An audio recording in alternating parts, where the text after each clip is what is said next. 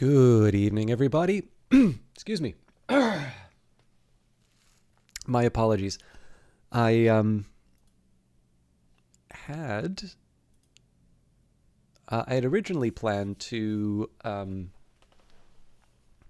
oh, Revive Snow gave me a shout out yesterday. That was very nice of them. Thank you, Revive Snow. If you happen to hear this, I suspect probably we'll just get a chance to chat in one or the other's channel.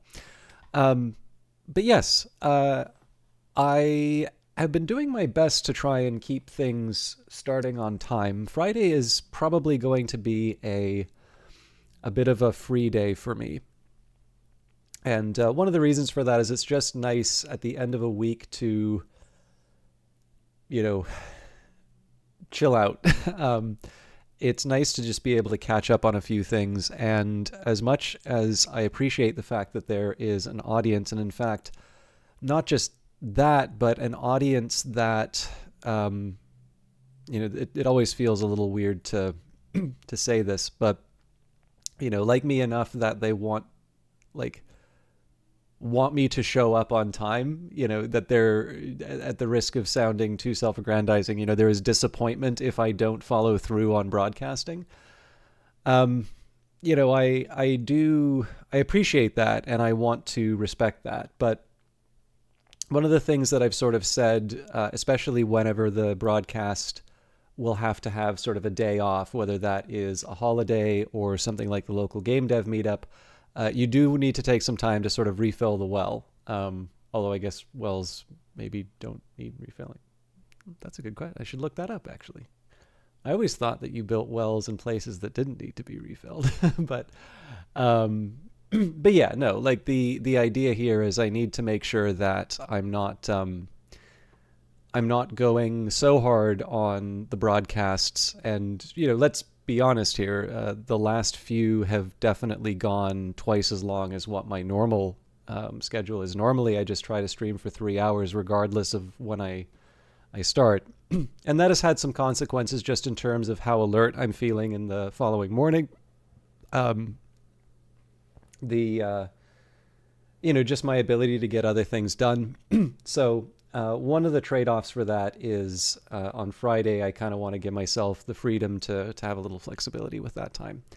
But with all of that in mind, I am very grateful that you are hearing these words, and I hope to put on a good show for you. So let's open up Book of Hours. One reason why I wanted to take some time before I open up Book of Hours for this chatting is I have got a big job going on in the background. I don't want to focus too much on this, but I do data work in games every once in a while. Usually unpaid, but that's also just because I'm reaching out to people who I don't necessarily think should be charged for this sort of stuff. Either they're doing something interesting and I want to show some support, or it's a smaller project and I want to be able to, throw some support behind it. In fact, this is one thing I'd like to say I owe a big thank you to Weather Factory for, because there are many things that I would do for them purely voluntarily, and they have actually, I don't think, insistent might be a little too strong of a word, but they have been, they've been pretty clear in terms of, the things that I will be paid for. And I appreciate it because in addition to the fact that all of my interactions with them have been purely positive, it is not always the case that people kind of go out of their way to support support my interests. I do undervalue what I do quite frequently, and very often I am willing to to do volunteer work for one reason or another. And I do appreciate that the how do I put it, the fact that excuse me, the fact that a company like Weather Factory is able and willing to to make sure that I'm seeing a little something for my time is something that I really appreciate. And one of the drawbacks is that I had some really nice luck when first interacting with some people about some of the various data projects that I do. And I think I was a little unlucky in the sense that it was actually such a positive response originally, because there, in some cases, it depends on the audience. So if it's my private stuff, it's usually safe. But when I do it and it winds up in public elsewhere, the reaction is usually very negative, and in a dispiriting way. There isn't actually one article that I thought I did very well, and I think it still is actually one of the more important things I've communicated. And some like names, like Ryan Clark was really nice about this, and he actually wound up talking about it on Clark Tank, which I thought was really nice. But the online response, like if you look at comments on that, they're actually very frequently quite negative. And again, from other names, of course, I wouldn't name those names because it's nicer to praise the positive. And often, I think it's sometimes, not to make this too too mopey, but like there is something of a correlation between the types of people who will put like "just be kind" in their in their Twitter bios, and then will be some of the more vicious commenters. There are very good reasons why that is, and it's really not worth going into those right now. But it can be quite dispiriting to experience something like that, because I will be mistaken on subjects for sure. And I used to say that I was quite a bit more thick-skinned and willing to engage with criticism than I do now. And it's largely because in the context of econ seminars, which are somewhat notorious for their very blunt, arguably aggressive style, and it's a style I don't like. I actually think we miss out on more good work for that dynamic than we gain from it. On the other hand, I do think people should defend their work, even if it's inconvenient to to confront a shortcoming of a paper. But the one thing I could always say is that for those, it was always about the work. And the thing I probably failed to appreciate about the internet is that very often you will be attacked for things you didn't say. And it's always frustrating to run into that situation where I actually, the most telling thing I got was in my day job, which has nothing to do with gaming. Most people actually think I'm wasting my time on the gaming stuff. And they looked at some of the responses to something that I did, which wasn't like, it's not the one that I think is one of my better articles, but it's something that I saw through to the end, even if it had a counterintuitive conclusion. And there was something to be said about how we usually go about these kinds of problems, and maybe it had a comment in terms of whether or not we should be relying on these kinds of measures. But a coworker actually looked at it and said, "Is like, but you did something really nice for them. Like, why are they reacting this way?" And it reminded me of that time when I showed a different coworker, The Darkest Dungeon, and they were utterly fascinated by it. They went out and bought it right away. And I said, "Oh, well, if you want, I can let you know when it goes on discount next." And he thought that was the weirdest idea. Like, he's like, I want to play this thing now. Like, what kind of a discount is it? Like I said, well, I go down like this. He says, well, like, the game's not that expensive. And of course, you and I talking now, obviously I do know that there are a number of people who watch the channel who don't have that kind of flexibility in terms of buying games. So obviously I'm speaking to a particular class of person. Like, I'm very much in a white collar job now. And I definitely can afford to pay full price for games. And that was not always true. So I do not begrudge people the situation where you really are caring about those discounts and it decides whether or not you get a new game. But again, it's just a really good example about how once you move outside of a particular group, things that seem perfectly normal or very standard, very very standard behaviors actually seem very weird to the outside. So that was always kind of an interesting response. Anyways, there is a reason why I'm going on this long digression, although at this point it's probably outlived its usefulness. That was a particularly discouraging run, and so I actually put a lot of the data stuff that I did to the side. It didn't mean that I stopped writing, and it didn't mean that I stopped doing some kind of analysis in terms of gaming, but actually going out and looking for data and trying to do the sorts of analysis that I think is underdone in terms of gaming, and to share that publicly. I've actually kind of rolled back from that for quite some time. But anyways, I had a little bit of an itch for it, and I don't know if I'll publish this or not. I will definitely show it at the local game dev meetup, but I've been collecting an interesting data set. And again, it's just another one of these things where I've sat and I've thought about this sort of thing a lot, and I've always just assumed that somebody had done this research, and nobody has. And it actually really seems to indicate that nobody's even thought to do this, just based on kind of the way that this thing is talked about. And yet I actually think it would communicate some very interesting things about gaming.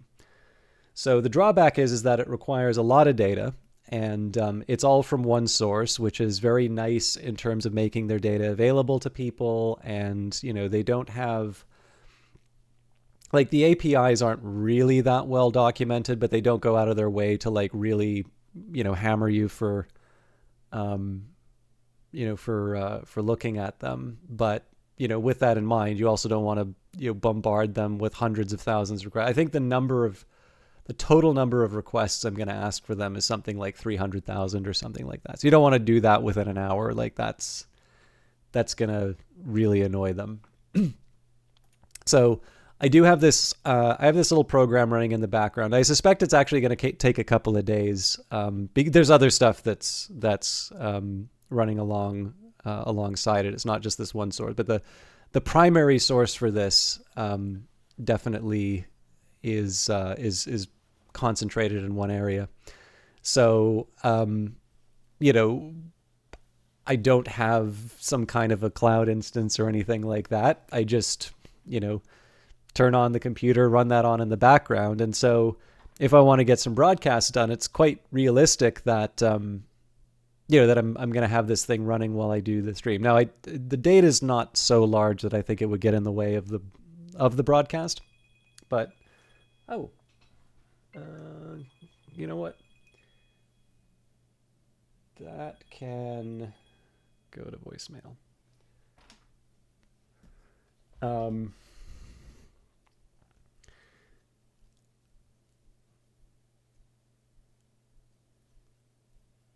But yeah, anyway, sorry. The thing is that, again, because it's a big job and it's running its whole thing. I wanted to make sure that, one, that didn't interrupt the broadcast, but number two, I didn't want the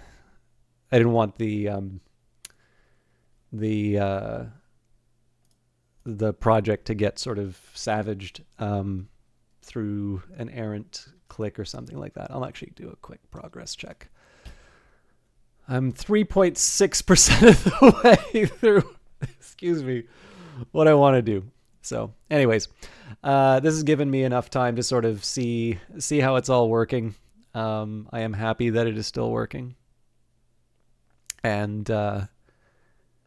we are ready for some Book of Hours. My apologies to those of you that don't like the preamble at the start, but that is my way. All right, books are the memory which does not die, inscribed in 5 languages over the gate of Hush House. Go quietly. Book of Hours is a forgiving sort of game. If you're worried you might be stuck, there's usually another way. Nearly Logical, good to see you. I hope you're doing well.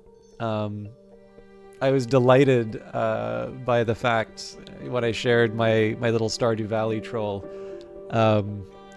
that you mentioned, oh, by the way, I work in tech. I don't think I have a video of that, but I think in my highlights there's a clip of the other time that I started Stardew Valley, and it was interrupted, quote unquote. Anyways, very good to see you. So we are continuing on with the stream. Yep, that was November 1st, so we can just hit continue and we should be good. If you think you've hit a dead end, try something else. There's always a way forward, although it may take you a different direction than planned. I'm sure, yeah, so the biggest thing here is that, again, like, the documentation isn't all that great, so I'm probably being overly cautious in terms of just the time that I'm putting between. The majority of the time that this thing is going to take is just the sleep, command that I put in. But I'd much prefer that than suddenly, like, being faced with some brick wall of, like, all right, you're a dick and we're never letting you, we're never letting you work with this again. So, but yeah, no, I'm eager. Like, the problem is that I've actually got a very similar data set before, and I lost it when something happened to one of my virtual machines. So I was a little miffed about that. But that's life, right? I'll get over it. So if I want to keep working with it, I will. I'm gonna have to rebuild it, and better for me to do that now. Ignoring it's not gonna get me access. All right, let me catch up. The third-party ETL was your first 2 years of your working life. I actually had a couple of job offers, which were like, this is the big challenge that I have, which is I would be the last person to say that I should be working in a proper tech kind of job. I know enough Python to sort of get my way through, through my econometrics. I am aware of certain concepts. So I think we talked about these examples on Wednesday. Like, in Python, I know what abstract-based classes are, and I know why someone, making a framework, or maybe somebody coming from something like C# might want to use those, because, like, to me, the way I made sense of those is basically say, okay, they're interfaces, right? I'll just call them that. And like there's just little things that you pick up over time, however you find them. But yeah, the thing is, like, for the day-to-day of, like, actually getting job done, like, so the ETL stuff, I feel like I could do it as part of the job, even if it was something really like gnarly, and I feel like, if nothing else, that is something I could rise to the occasion for. But it's the problem with jobs like that are not necessarily that I feel like there's a worry in terms of competence, but more it's more the fact that whenever there's, like, that analytical part that's just waiting there and not being done, or at the very least not being done by me, I find it very easy to get restless in positions like that.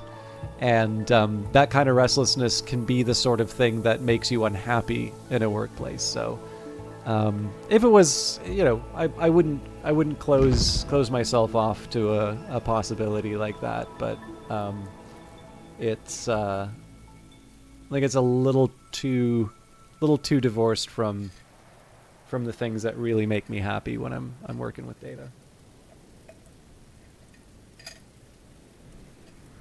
Honestly, my favorite place to be is working with weird questions where people say you can't analyze that, there's no data for it. Because very often you find something that allows you to answer a very similar question to what you're looking for. And then, of course, everybody talks about how obvious it was what you did afterwards. But those are my favorites. All right, let's decide what we want to do with today. I guess we haven't figured. We don't know the weather yet, but it would seem to me the most obvious answer here is to read Towards a Fundamental Aesthetic, 2nd edition, or The Refinements of Light. Julian Cosley had never wanted or expected to write a 2nd edition of his masterwork. So we can get the Newman on top of whatever skills are inside of it. Now, as far as the mysteries of the house are concerned, I think this is it in terms of what I can what I can find through sort of my usual activities. This means two things for the playthrough. So number one, I'm going to try and make a determination in the journal. Two, complete whatever books I have. But three, as far as elements of the soul are concerned, there's, I think, two things that I want to do. One of those is to start checking out the different items that I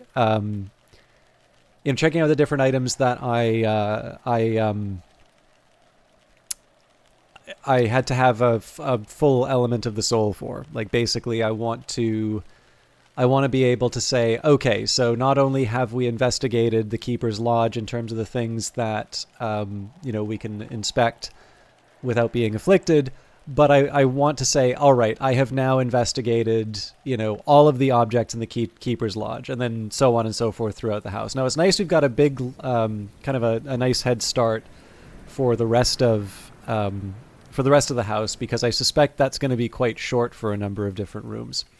A more difficult challenge I'm going to run into are the consumables. So, for instance, something like Caterin Hero Second Flush Assam or the Shadowless Silk. Well, something like the Shadowless Silk, as far as I can tell, I don't actually make that. I can't make that for myself. So would I be willing to dissect the Shadowless Silk in the name of science? Is there something that I might be able to replace it with, let's say? And, the part of that's an aesthetics thing. Like, so I don't necessarily want the Keeper's Lodge to look quite bare. It is rather nice to have some plants in there. But on the other hand, maybe I want to find something out about the different, the different items that are in the house. So, I'll make some decisions. One thing that I think will probably be likely is, as I kind of take a look through the different rooms, if I find a duplicate of something, let's say, maybe at that point I say, okay, well, maybe we can replace, the plant in room A, and maybe we can move that over into room B. That'll kind of be how I handle that. I would also like to tend to my tortoise, the Hungry Relic.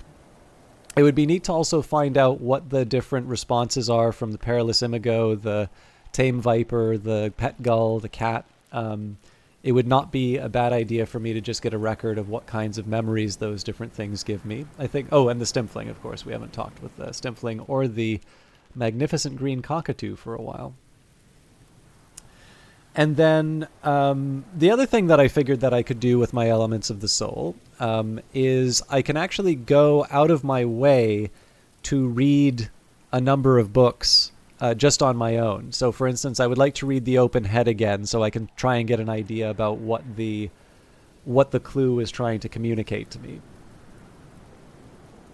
And that's a little preferable to trying to level up the different skills, because the skills are going to be driven by things that maybe I'm like, if I need to get a sky, let's say, I'm less likely to read something like Apollo and Marsyas, because Reverend Timothy might give me a storm memory.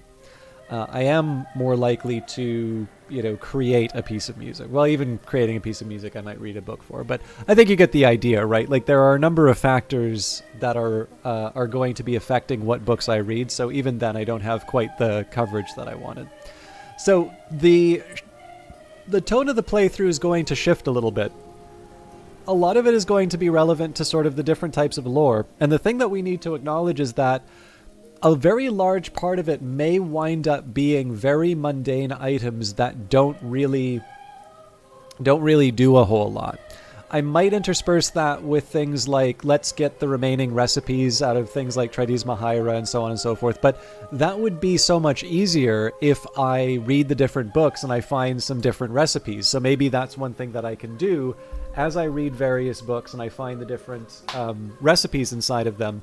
I can say, okay, we're going to take a second and we're going to follow the cookbook as we read it. That might be one way that I can make sure that I take care of both. I will jump at whatever opportunity I can to buy books.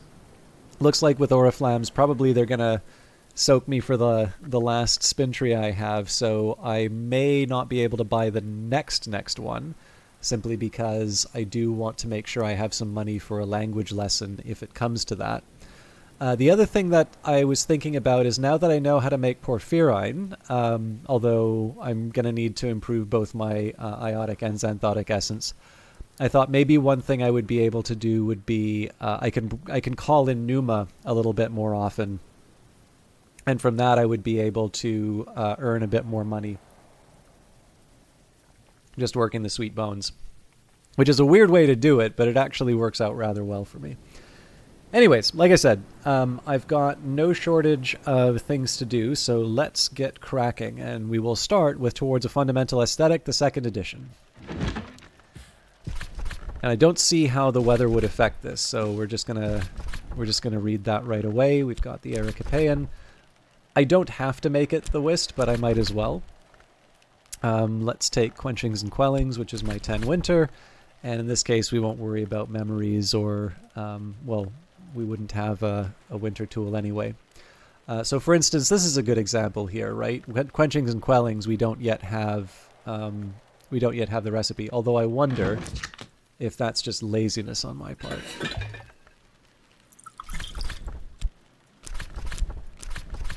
Nope.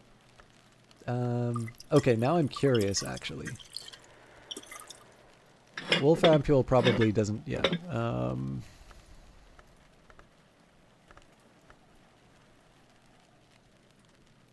I can't see that helping.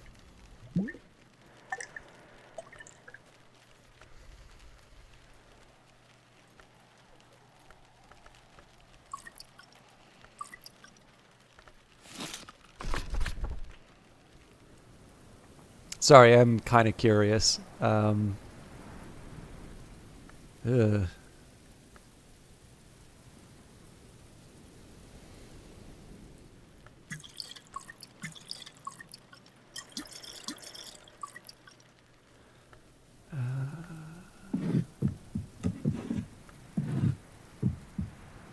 Ava's Locks? That would be an odd one, but... Nope. Yeah, that's 13, so I need something more.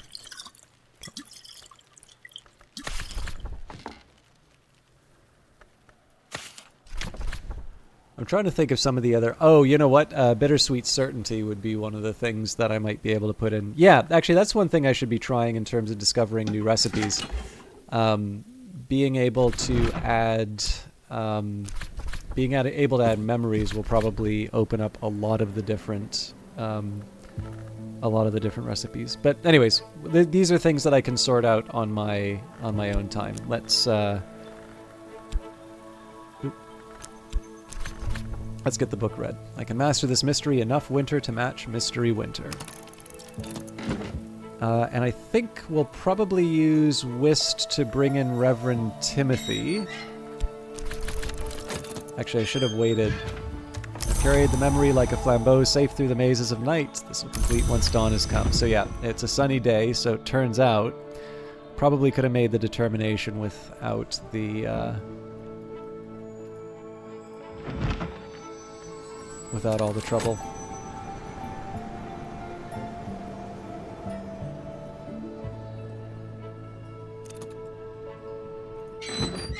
Reverend Timothy always jumps at the offer of my company. Reverend Timothy, rector of Brandkrug, ordained by the Church of the Unconquered Sun, a learned man blessed in the tally, the gate, and the light. Reverend Timothy is always, always happy to chat. Add an element of the soul to enhance Reverend Timothy's effectiveness for the day, or just talk. So we are going to take what we've got, move gingerly while the pain lasts. The wound is visible, the pain is not. And at Collar's desk, we're going to try and make a determination. So we start with the Faust, we'll add the ink, we will add Auroral Contemplations, the sun. That brings us up to 20, so make a determination. Glorious origin. Our first sparks of self descended from the light above the world, which we call the glory. Without the glory, we would be beasts in darkness, and the gifts of our past illuminate our future, which is eternity. Add Moth and Lantern to your journal replaces any other origin determination. Adding determinations to your journal makes it first possible, then easier to write a matching history. So the other thing that I want to do here... How are you doing, Tempmine? I'm actually going to start making some notes privately for myself about the different determinations, because it seems to me like there's a different determination for each aspect. That's at least how I would make sense of what we've seen so far. We know there was a moth one when I gave it 20 moth, so if there's another connection, I'll be the first to admit I was wrong and change accordingly, but the best that I can tell based on what I've seen here would be we should be making some guesses based off of the aspect. So lantern, origin from glory.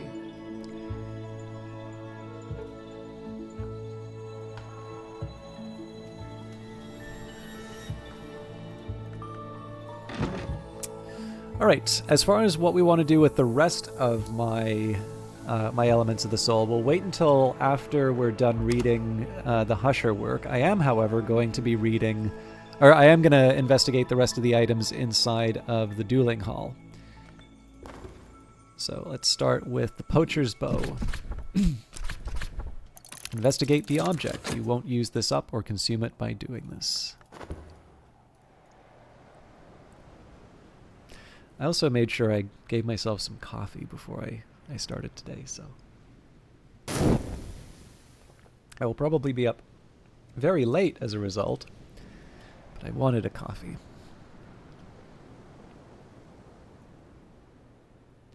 So there's not a whole lot that we're expecting from Reverend Timothy right now. He might wind up giving me some memories which I can use to find out about the determinations, but I'll leave that for later. So the Poacher's Bow, a very practical weapon. Supple Cornish Ash, or supple once. It hasn't been used in years. It'd probably snap in two.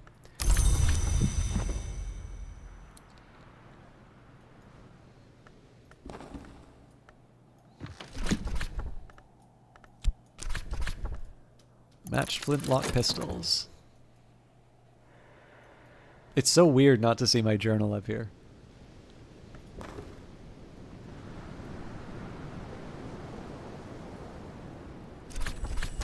I don't need to listen to everything Reverend Timothy says. He doesn't really even expect me to, but I am often glad when I do.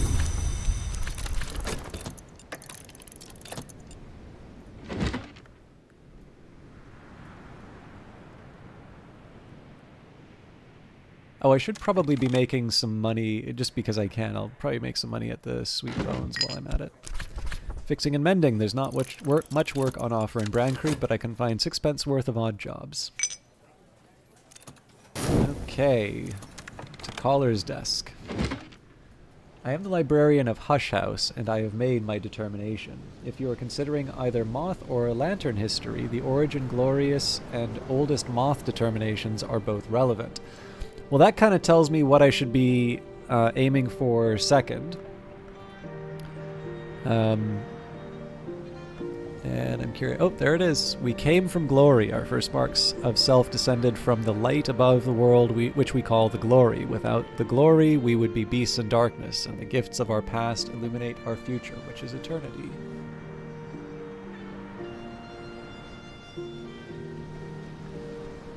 And I do notice here that we have some moth now, too.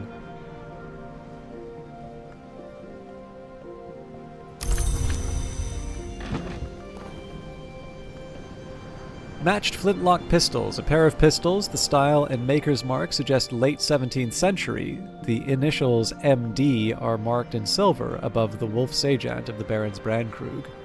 There is a story that Musgrave de Wolf died in a secret duel with a Welsh visitor. There is nothing to suggest this is true, or that these pistols were ever used in a duel, but the date might match, and one might speculate.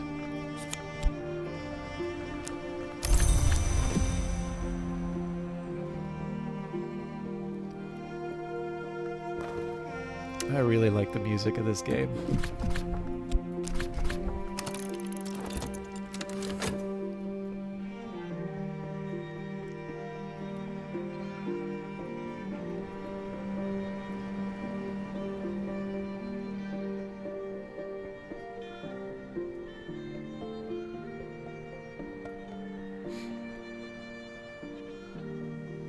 So I have a few things that I'll be finishing first. We'll take care of Reverend Timothy, we'll take care of the investigation, and then we'll read Solomon's book.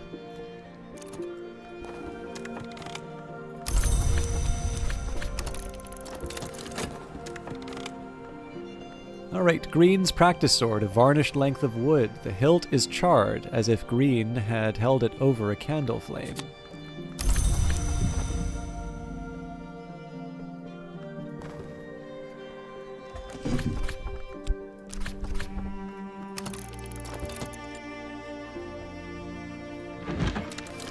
Towards a Fundamental Aesthetic, 2nd edition, or The Refinements of Light. Julian Cosley had never wanted or expected to write a 2nd edition of his masterwork. This book houses a Newman, a truth so powerful it can perhaps believe itself.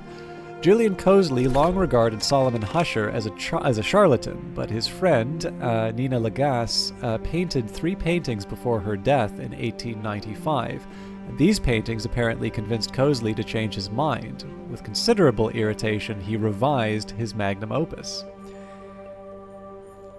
The perfect hegemony of the hours is perhaps eternal. Cosley had always championed history rather than eternity, the exceptions, limitations, contradictions of freedom, but Husher's and Lagasse's work convinced him to believe in the paradox of the eternal ending, a means in which perfection might be reconciled with freedom. He's not happy about it.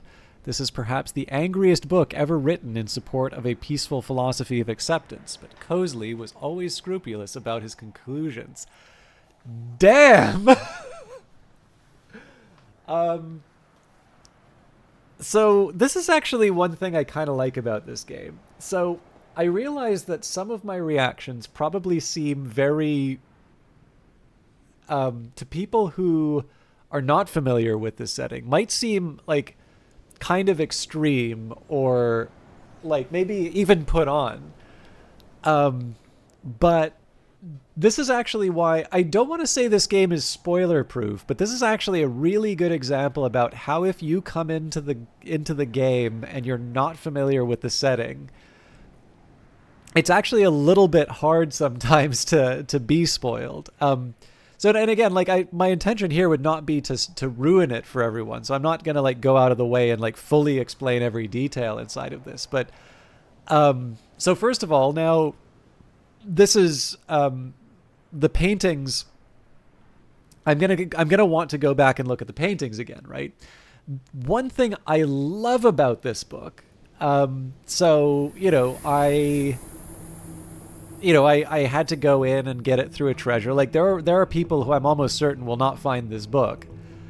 But what's so interesting, right? If you're just trying to win this game, right? If you're just like, okay, I found a Newman, yeah, we'll write it in the book and go. You've gone Towards a Fundamental Aesthetic Volume 1. There's no indication whatsoever that this is Volume 2. And you have this sort of... you have this kind of build-up about a few different things. You have this idea, you've got the dichotomy between the birds and the worms and sort of the representation of these factions through Julian Cosley and Solomon Husher, these two people who have been talked about since the very beginning of the setting, the Secret Histories. The fact that they once got along and then now they're rivals. And there's little hints, right? So remember that there was the stain on the footstool from Husher when he spilled his tea, finding out that Cosley had apologized. And it's like, oh, that's a little weird. And so now we find why. That it turns out there is a 2nd edition, a completely different perspective from the original text, and it says something completely different from what we were expecting before. That is a really, really cool build-up. And again, it's one of these things where, in one sense, everything was kind of this is one of the things I really love. Everything was kind of inevitably moving towards this, I suppose. We were seeing all of the individual components by going through the house, and yet I would never in a million years have suggested this is where it goes. I'm like, oh, cool, 2nd edition. I wonder what I'm going to find inside of this one. And I was not expecting that. So, like, finding the Newman books and reading them is just this really exciting conclusion to this journey that you've taken through the book, and particularly the journey that you've taken through reading the text and interacting with the different items. If you haven't bothered to read the text, then it's a lot less exciting. But now I'm curious about what Newman comes out of this. So let me just read that again so I can savor it. Towards a Fundamental Aesthetic, 2nd edition, or The Refinements of Light, Julian Cosley had never wanted or expected to write a 2nd edition of his masterwork. Julian Cosley long regarded Solomon Husher as a charlatan, but his friend Nina Lagasse painted 3 paintings before her death in 1895, and these paintings apparently convinced Cosley to change his mind. Wait a minute. When did Husher drink his preparation? 1838. Okay, so Solomon Husher would take this every night without fail before sleep to close his ears to the sound of the waves. But on the 9th of January, 1838, a heavy snow fell on Hush House when the other residents dug themselves out. Husher was nowhere to be found. He had left a resignation letter and an undrunk measure of his preparation. Julian Cosley long regarded Solomon Husher as a charlatan, but his friend Nina... Wait a minute. So the apology came...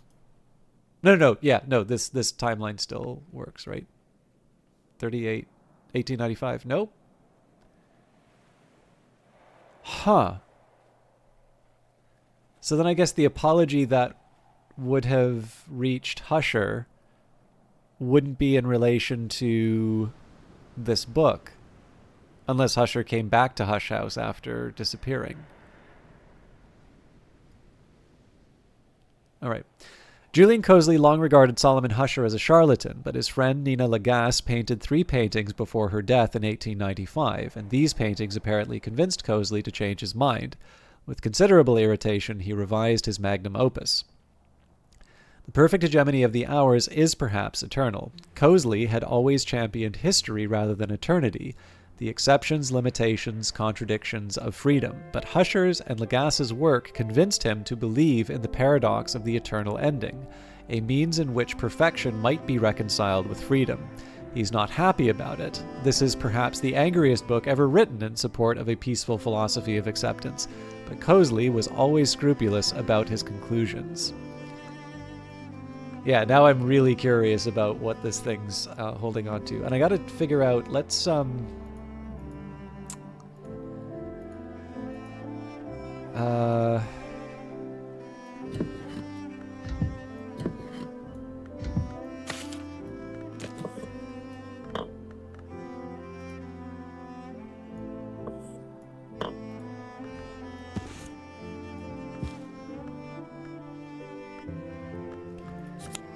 All right, so there's sights and sensations. I believe we're already at the top level for that.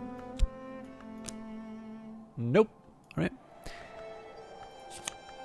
And Newman, a final understanding. Eternity and history cannot be reconciled. Freedom cannot be perfection, not unless we understand the paradox of the eternal ending. And only in certain histories is that paradox possible. Any librarian can use this to establish a history and complete the game, but the magnate can use it to win a particular history. I do like those footsteps on this note. I think, without knowing anything else, I think this would be the ending I would want to try for the magnate.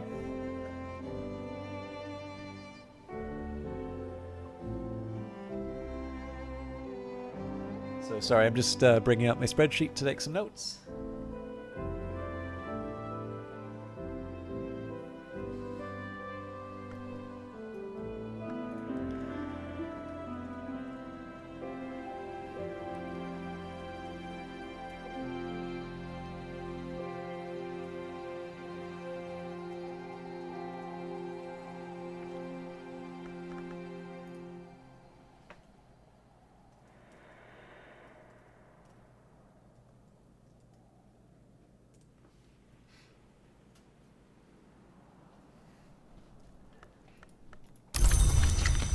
Okay.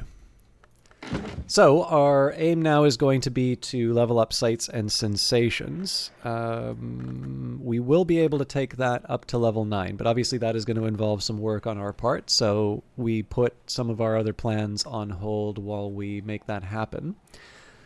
Now, I want to try something. So let's take the Pale Desk. We will take the Newman. We will take Sacre Lemay. Do I not have a 10 Sky?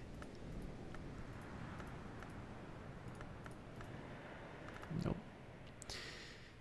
Sacre Lemay it is then.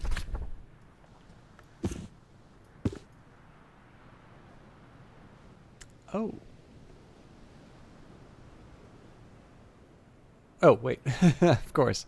It's the ink that pushes that over the edge.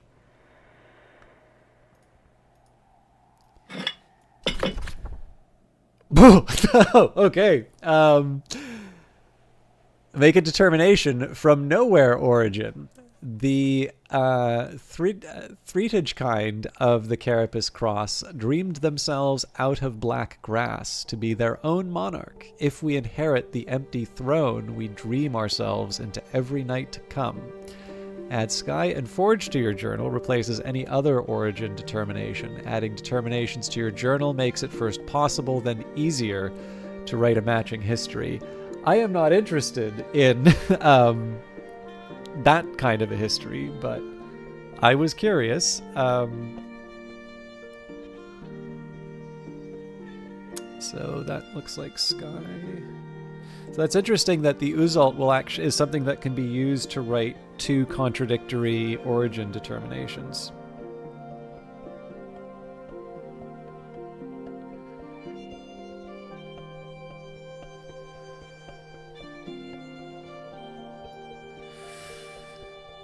Okay.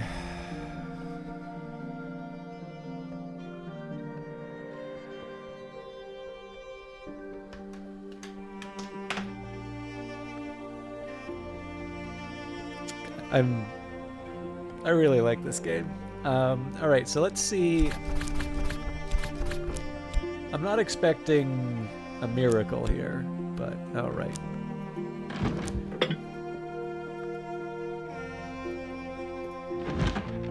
No, we would want Natan's desk.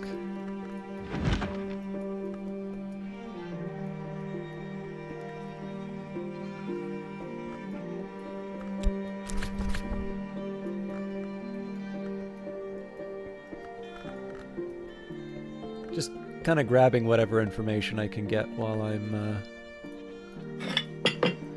can. I think preliminal meter was my best rose. Oh, make a determination. Speech the key. And interestingly enough, that is not knock. Language is the key. It was language that opened the doors of the Mansis. Without language, we could have had no peace. Without language, we would still be beasts, worms, mud. Adds Rose and Sky to your journal replaces any other speech determination. Adding determinations to your journal makes it first possible, then easier to write a matching history. Okay, so...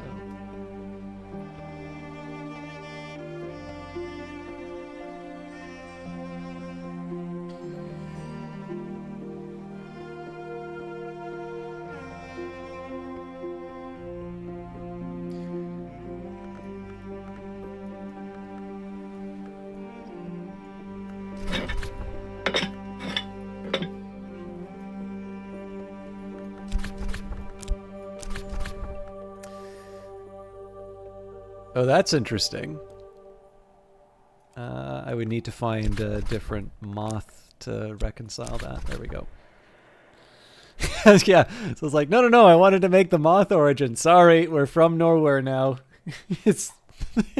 the librarian made a typo. Well, I guess it's not a typo if you write, but the librarian made a mistake writing it down. And actually, then again, there is the, what was it? It was the Sinner's Bible, the one that had "Thou shalt commit adultery." So, there's got to be room for that in the Secret Histories setting. Okay, so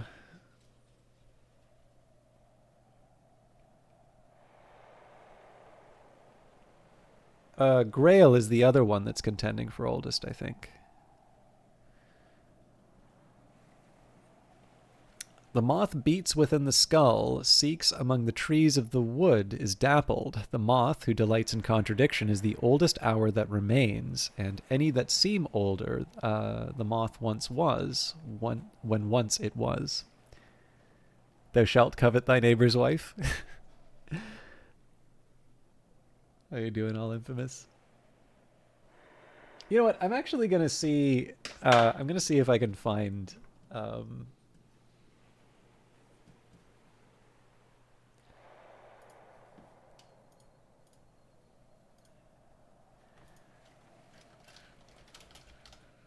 It's the Wicked Bible, the 1631. Okay.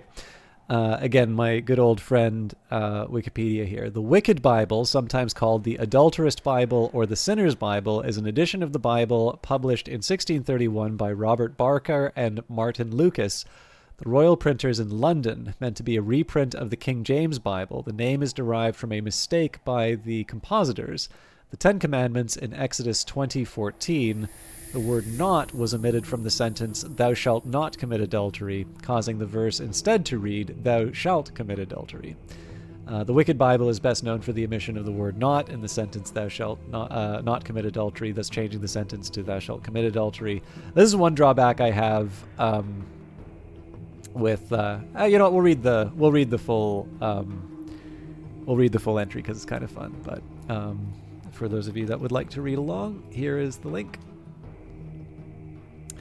The Wicked Bible is but yeah, my one complaint about Wikipedia is it does sometimes repeat itself a bit. The Wicked Bible is best known for the omission of the word not in the sentence, thou shalt not commit adultery, thus changing the sentence into thou shalt commit adultery. The 1886 reports of cases in the courts of Star Chamber and High Commission, which gives the Bodleian Library manuscript Rawlinson a 128 as its source, lists this as one of the two grossest errors among drivers of other faults.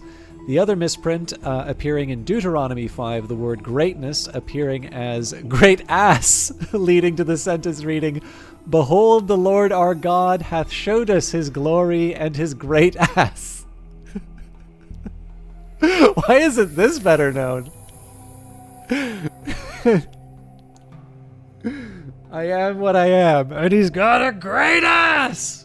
For fans of Heat. How you doing, Sweeps the Pillow Clean? I am so sorry that you have to hear this. I assure you we're talking about the literary world. For those of you not familiar with Sweeps the Pillow Clean, you're here for the spicy exegesis. But Sweeps was doing Stardew Valley most recently, and of course we had Nearly Logical in there as well, but Sweeps does a number of really wonderful things that I know all of you like from here. We've got great funds for Book of Hours. We've got reading streams, including some Edgar Allan Poe and others, but no Lovecraft, I believe is the one requirement. And I would just say, like, you just hang out a little while in Sweep Stream and you can see that this is an educated, very fun broadcaster. Actually, I did not appreciate that every once in a while you'll be treated to show tunes as well. So I would say a stream of many talents, or streamer of many talents. I think the stream is just the platform. But in any case, a very, very strong recommendation here for Sweeps the Pillow Clean, not just because they have been hosting the channel. That's always nice. But absolutely someone who I take the time to watch. And that is kind of hard to get my attention on Twitch lately, just because I have been reflecting on the amount of time I spend staring at screens as opposed to doing other things. But I can assure you that Sweeps is a wonderful broadcaster, does lots of interesting things, and more importantly, does things that I know people generally want to see more of from me. So it's one of the ones where I've actually felt a very clear alignment between what I know people like and what is on offer there. So there's lots of places to hear Lovecraft. I can leave them off the list for a host of reasons, but Overplay is the most notable reason. Absolutely. I know sometimes there's a there's a bit of a wish for things like fan service, but I think there's also the difficulty that isn't always recognized, that what a viewer will sometimes have in mind is, I like game X, I like streamer Y, therefore, game X and streamer Y will be the best thing ever. And the thing is that you may enjoy someone's entertainment. That doesn't actually give you a strong indication about what their interests are. I know some people who are known for being broadcasters for a particular game, and they don't like that game anymore because they keep broadcasting it. And so in many ways, recommendations could actually be negatively correlated with what a streamer likes in some cases. So I completely appreciate where you're coming from on the Lovecraft thing. But yes, Christopher's Nook. I'm finally starting to use some of them. I've been hitting some of the Newman, and man, there is some wild stuff in there. I can't remember if you've beaten Book of Hours yet, or if you've read Towards a Fundamental Aesthetic. If not, I will keep that under my hat. But I got something that I was pretty. You haven't beaten it. I am well behind. Okay, yeah. Once you start reading some of the text with Newman, they drop some bombs. there is some really, really interesting stuff. If you are into this world, they build up to things that you can't expect beautifully in this game. There's just little hints here and there. There are names that may not necessarily mean a whole lot when you first see them. Maybe you're like inspecting a piece of furniture and something like that, and then you'll read a text and you're like, what? No. The Serpent Knot Tablet and the Red Skull. Oh yeah, the Sun Disfigured and the Serpent. Yeah, Serpent Knot, Serpent Root. Yeah, I'm curious. We will get back to the Wicked Bible, but Serpent Root. There you have it. Sorry, when I saw Serpent Knot, I'm like, is this a Nock text? Did I? And then I think the one you were talking about was the Sun Disfigured. The one made of human skin.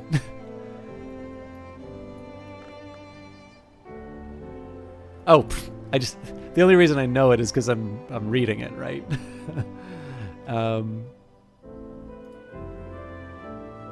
Oh, and sorry, I was wrong. It wasn't Christopher's Nook. It was Allopoly's Nook. Christopher Allopoly, poet, painter, archivist, ruiner of seances. I still don't know the story about that one. I do want to know, though.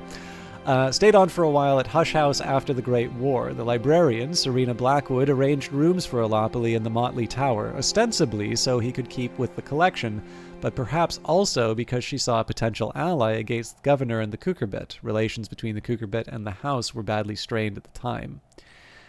But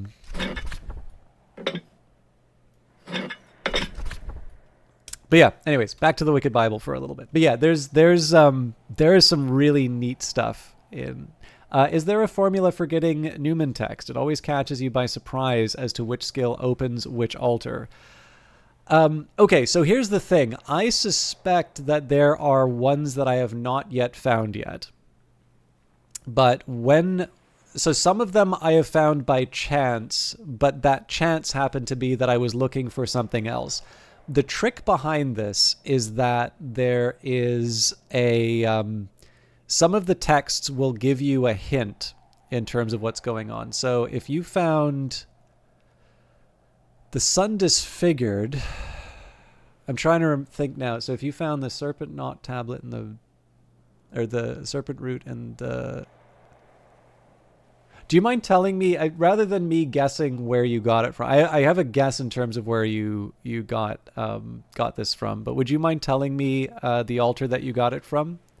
I'm like 99% sure, but I would rather you tell me and not wind up unlocking. I mean, I'm happy to tell you, but I think you want to figure this out for yourself. So, because I already have those texts, I know I can't get. But yeah, there is. It's not a brute force thing that you have to do, but Hill and Hollow. Aha. Yes. Okay. So the altar of the Sisterhood of the, or well, I can't. Um, we're talking about this one. Yeah, no, it's I know this is it's the Sisterhood of the Knot. It's the triple knot is the only way I remember it. Because of the Malachite, the Malachite, the horned axe, and the Grail. Okay, so here's the trick. For me, I use Tridisma Hira. So you've actually confirmed something that I suspected, because I found a text which specifically said an altar of the Sisterhood of the Knot and Tridisma Hira would open this up. And then I found a later text which said Hill and Hollow, and something kind of similar like that. And I later tried Hill and Hollow, and it wouldn't open something up. So there it is revealed in certain texts. There, I can actually let you know the one that I'm trying to figure out for myself if you are interested. But yeah, I mean, sometimes you'll discover these things by accident. And I actually think that's kind of exciting too. Okay, so when I read the Open Head, and I may not actually have figured this out yet, the Open Head refers to a figure who almost certainly is the Colonel going into a room that is lit entirely by candlelight and opening up his chest and taking a book out. Now, that to me is a giant neon sign saying, if you want to unlock a treasure of the house, do something related to the Colonel and a candlelit room.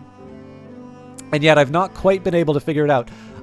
When searching for that, I found something different. And I believe I actually read a text that suggested to me that I probably accidentally found something else. And like I said, I think that's actually kind of neat, because it's completely sensible, right? Like, you can imagine being in a place like this, spending so much time and interacting with it, that you notice something. Maybe you stumble on a discovery in the house. So I don't necessarily think it's bad to sort of naturally find something like that. But yeah, I mean, if you want to go in and like try every combination in every workspace, you absolutely can.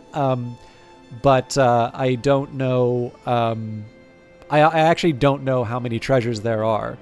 So I have a very strong feeling that the Open Head, has a secret about where to find at least one treasure. The one drawback is, because I haven't been taking notes of which books have those notes. It's one reason I've been cycling through all of my texts, because I want to try and be able to find. I want to be able to try and find, those kinds of clues, and reading and rereading is a good way of doing it. Yeah. I mean, I'm not going to begrudge anyone the approach that they feel works best for them.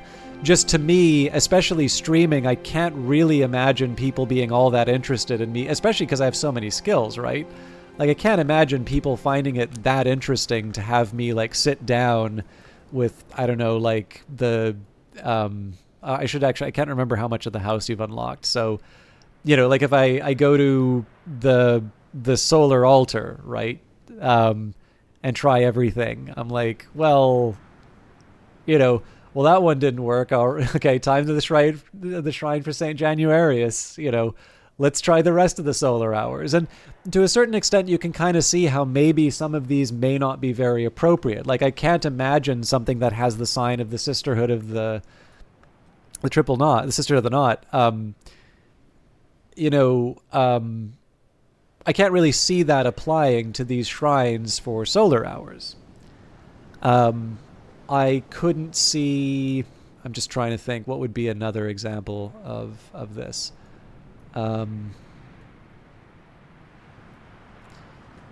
The cocoon here, right? Like, if you haven't seen the cocoon, I won't spend too much time elsewhere.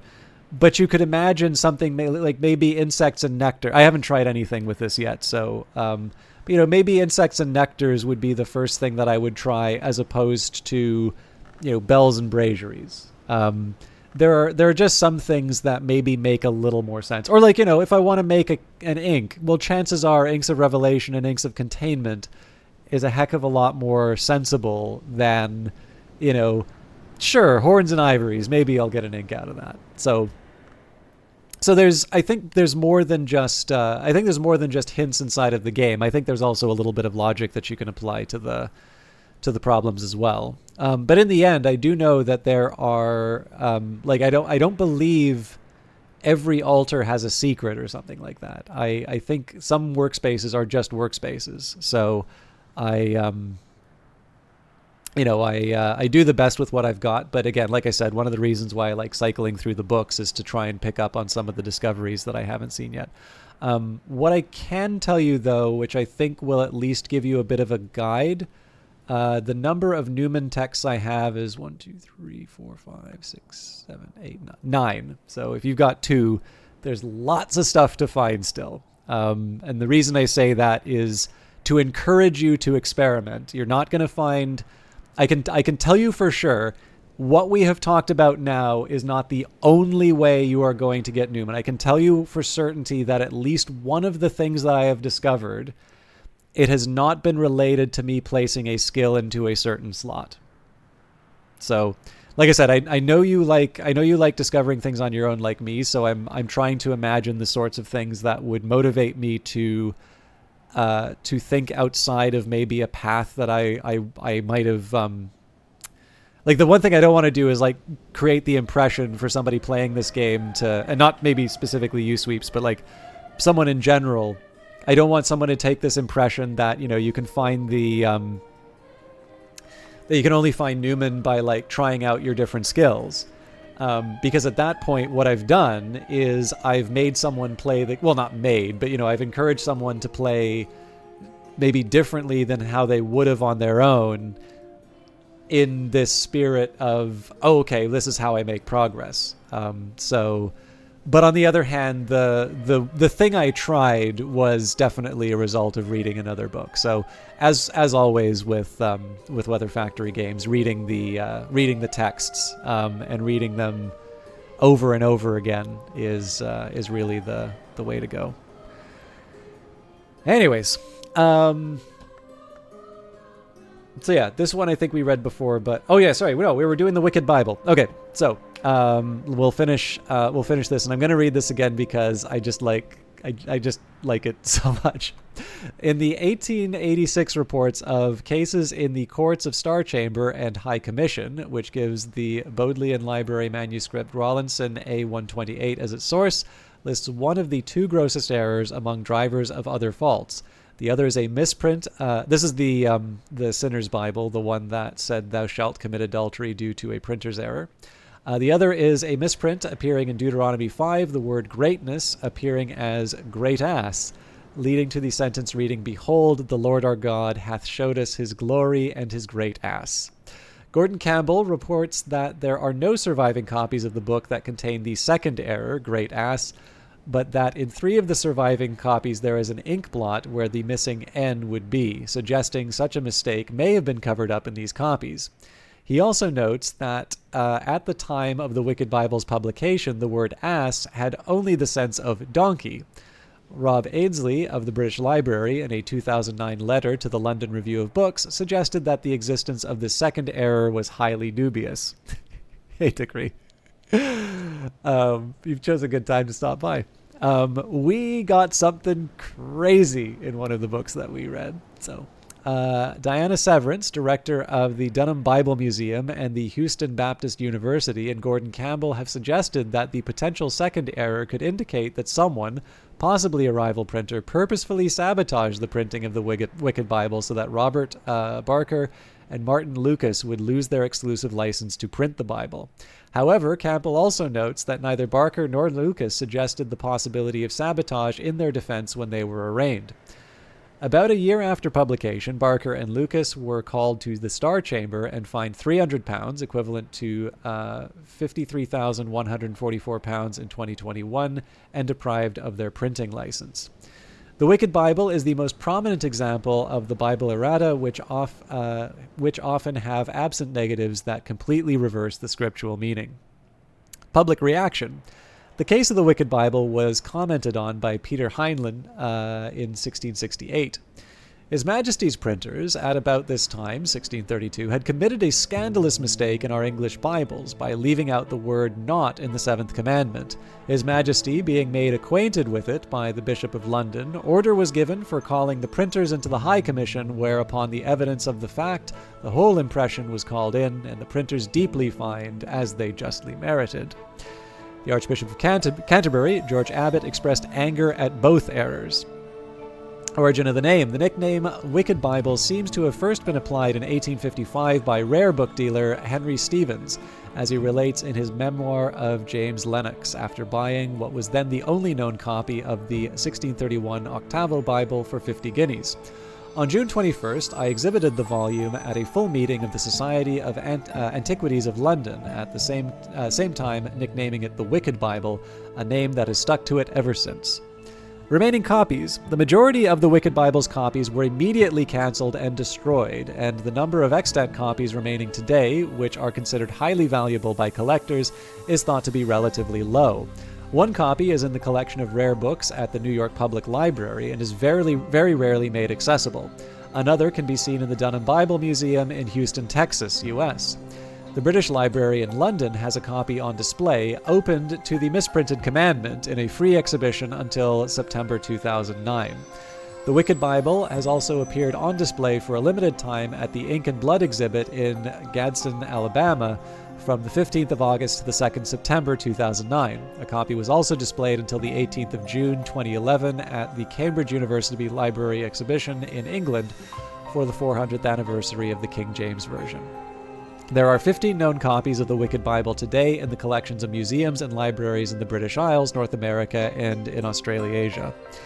Britain, 7 copies. The British Library, University of Glasgow Library, University of Leicester, David Wilson Library, Cambridge University Library, University of Oxford, the Bodleian Library, University of Manchester, the John Rylands Library, and the Library of York Minster.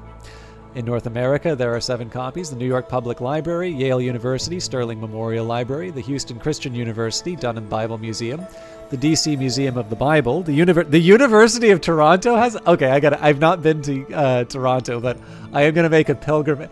If I go to Toronto, it may not be on display, but you better believe I am going to do my best to make a pilgrimage just for you, Chad. University of Toronto, Thomas Fisher Rare Book Library, the Lilly Library, Indiana University Bloomington, and Princeton University Library, the Special Collections. And New Zealand has 1 copy, the University of Canterbury, owned by the Phil and Louise Donathorne Family Trust. A number of copies also exist in private collections. In 2008, a copy of the Wicked Bible went up for sale online, priced at $89,500. A second copy was put up for sale from the same website, which was priced at $99,500 as of 2015. Well, thanks Trudeau for the inflation. Both copies were sold for around the asking price. In 2014, William Scheid donated his library of rare books and manuscripts to Princeton University with a copy of the Wicked Bible among its holdings. In 2015, one of the remaining Bible copies was put on auction by Bonhams and sold for £31,250. In 2016, a copy of the Wicked Bible was put on auction by Sotheby's and sold for $46,500. Ooh, the value's going down. In 2018, the same copy of the Wicked Bible was put on auction again at Sotheby's and sold for $56,250. It's up again. Okay, I have an idea now. So now I need to come up with like a sin index to see the price of copies of the Wicked Bible. But it's not I don't think it's a liquid enough market that we would accurately measure the price of sin. Okay, actually, sorry, I've totally abandoned Book of Hours at this point. There is a site, and this is a site that's been going on for decades. I believe it's called Rapture Ready, and it actually has an index for events that are happening in the world as like a likelihood of us living in the end times. So it's like a stock ticker or a price index for like the end time. And it's the same guy has been running this. Like the whole premise of this site for him is that this site will remain after the, so he's one of those like he's one of the believers that there's, you know, everybody's going to be, the faithful are going to be taken up before the end time, the tribulation and such. So the idea for that site is one, you know, prior to the events on that Bible book that's like riffing off of all the heavy metal covers, you know, he's just documenting the, you know, the likelihood and the signs. But apparently the intention of that site is that after the rapture, people will find that site and be given instructions in terms of what to do and what to expect coming up. So I suppose my work's already been done for me in terms of measuring a sin index. Now I kind of want to know if that site's still running. Anyways, I bet you all weren't expecting this when you signed up for Book of Hours today. So the reason why we read the Wicked Bible is I had this absolutely impish idea that the librarian might be a little sloppy in their penmanship. And we had the original thing that I wanted to do was put Sacrolamea in, thinking that it would give me moth, but instead it says, make a determination from nowhere origin. The three-edged kind of the Carapace cross dreamed themselves out of black glass to be their own monarch. If we inherit the empty throne, we dream ourselves into every night to come, when in fact what I was trying to do was make a determination, moth the oldest. The moth beats within the skull, seeks among the trees of the wood, is dappled. The moth who delights in contradiction is the oldest hour that remains. Any that seem older, the moth once was, when once it was. And presumably this will be contrasted with the Grail. So let me just write this down. I do actually have some things that I want to get out of this. So adds moth and lantern to your journal, replaces any other oldest determination. Adding determinations to your journal makes it first possible, then easier to write a matching history. So we've got... So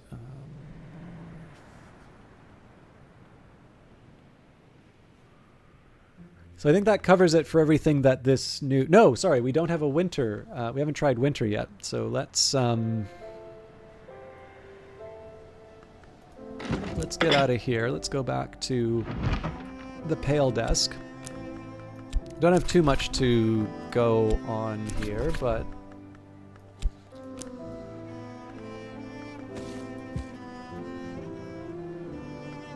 Millicat, there we go. Flowers, okay. Oh yeah, wait, the first flower would make sense.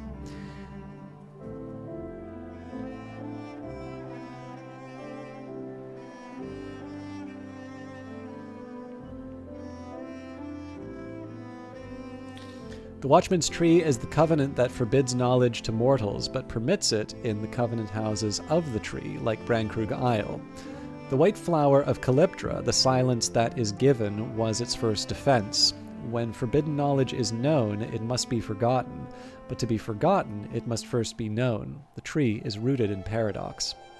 Adds winter and edge to your journal, replaces any other first flower determination. Adding determinations to your journal makes it first possible, then easier to write a matching history. I roughly remember the red one. But I'm gonna set that aside and we'll properly record it down when the time comes. Okay. So I don't think it would hurt for me to maybe just take a quick look at some of the other determinations I might be able to do. I do have a number of memories that I can play around with here. So let's try adding the cheerful ditty, the health. I don't have like complete freedom because I have a limited number of elements of the soul, but it seems to me like this is a good time for me to learn a little bit. Oh, Horned Axe is the oldest.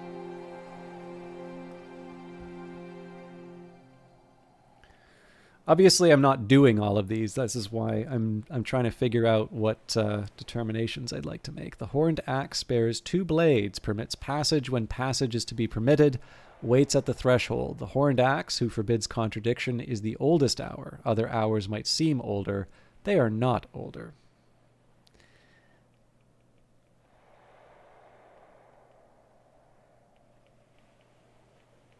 So I don't really see myself doing this one because I already want to do Moth Oldest.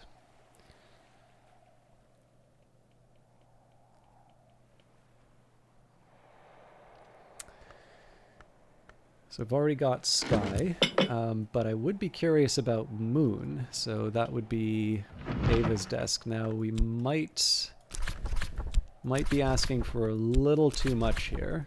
13, nope, we just have enough.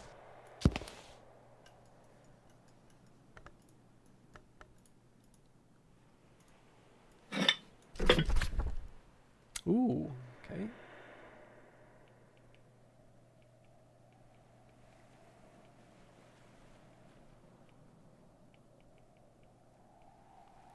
The Watchman's Tree is the covenant that forbids knowledge to mortals, but permits it in covenant houses of the Isle, like Brandkrug Isle. The Black Flower of Calyptra, the Night Unwounded, is its first defense. Forbidden knowledge must not be spoken, must not be written, must not be known. The tree is rooted in night. That's interesting. So we contrast that with white and red, and it talks about paradox. How you doing, Digi Inferno? This one doesn't talk about paradox. The Watchman's Tree is the covenant that forbids knowledge to mortals, but permits it in the covenant houses of the tree, like Brandkrug Isle. The Black Flower of Calyptra, the Night Unwounded, was its first defense.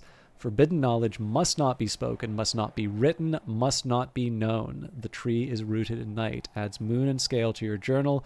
Replaces any other first flower determination. Adding determinations to your journal makes it possible and easier to write a matching history. Okay.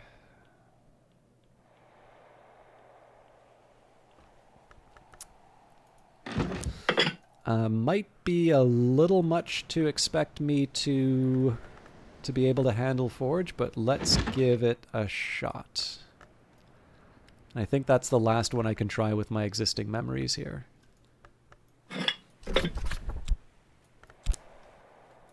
Well, that was short-lived. Yeah, I need my shop back to really make that happen. But let's see what we can do at the Vagabond desk. The Vagabond desk doesn't have Forge. What am I doing? Who else had Forge? I keep forgetting it was Nock that was the Forge one. Nona's desk, I would be shocked if it was.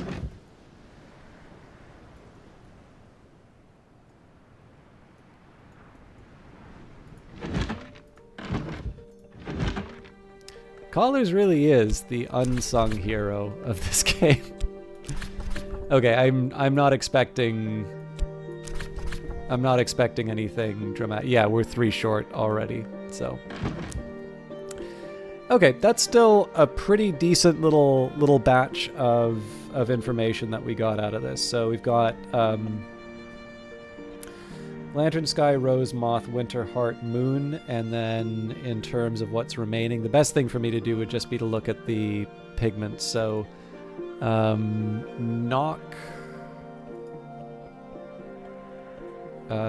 Edge, Scale, Forge. Actually, we can do this here.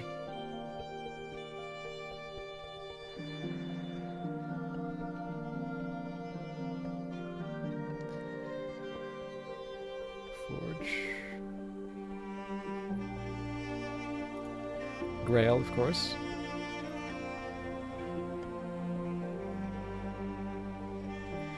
Okay, I'm just going to double check that I've got that right. So you've got Lantern, Sky, Moth, Nock, Moon, Rose,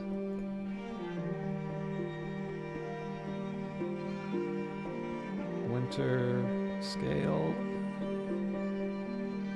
Edge,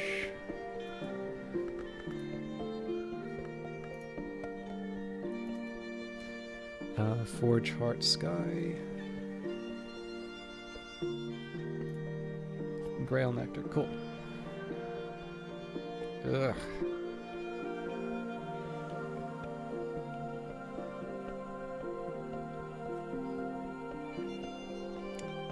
That's going to be a little side mission for me in terms of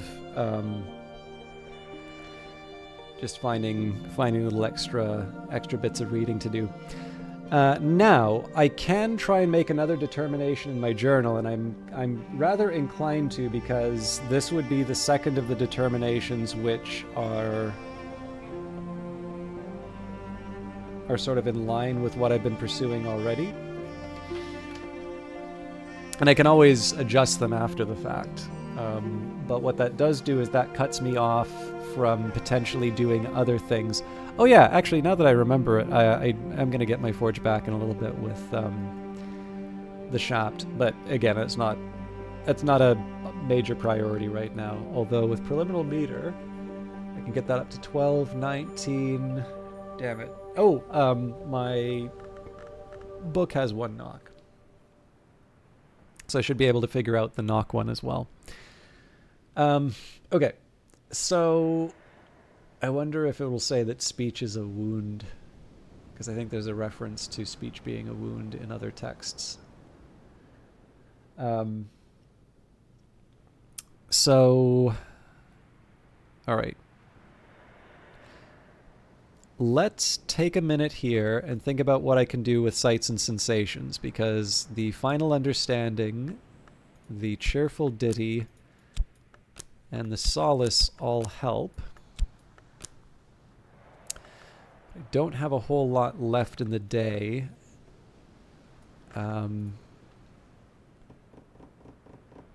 Well, talking with Reverend Timothy is going to... Okay, well, one way or the other, I'm going to need to sort out the books that will give me what I need from Sights and Sensations. So please just give me a quick minute here, and I'm going to write this down so that we can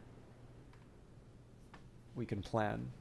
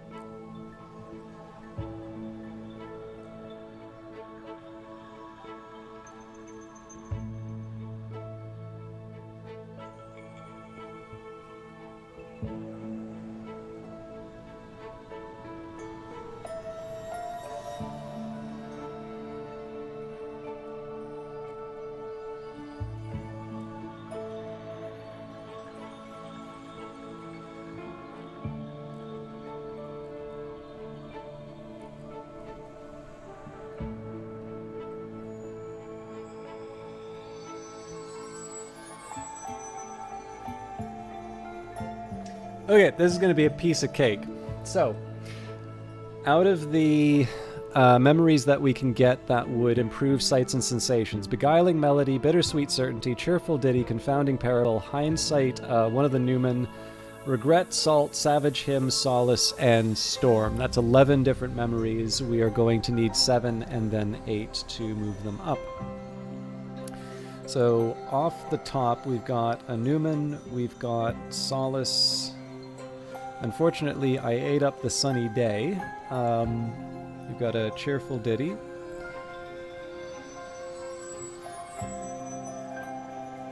And we need 7, so basically I need 4 more. Now, the nice thing here is that when I get my...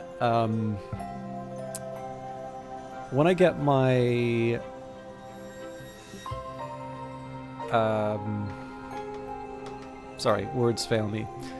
when I get my Faust back, I'm actually going to be able to make a Bittersweet Certainty, a Confounding Parable, and a Savage Hymn at minimum from the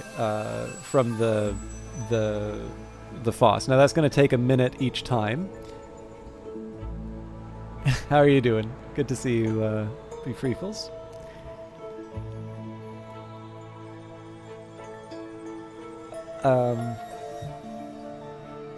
Although I'm not, when you say just popping by to say get it, or popping by to say dash get it, I'm not 100% sure I get it. But thank you for stopping by nonetheless. So, I've probably got...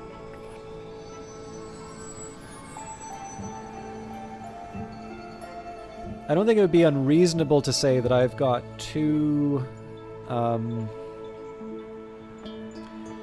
I've got 2 acts with my Faust available. Yeah, so between 2 acts with my Faust and then 2 acts with the Health and the Tryst, we should be able to level up Sights and Sensations without any difficulty, which means I should be renewing the Faust or the Whist at this point. The good news, though, is I can actually keep the Health and the Tryst in reserve, because if I...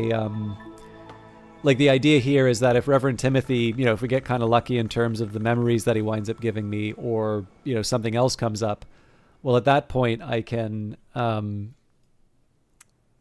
you know, I can just use these for other things, such as, let's say, making a determination. So, we'll finish fixing and mending.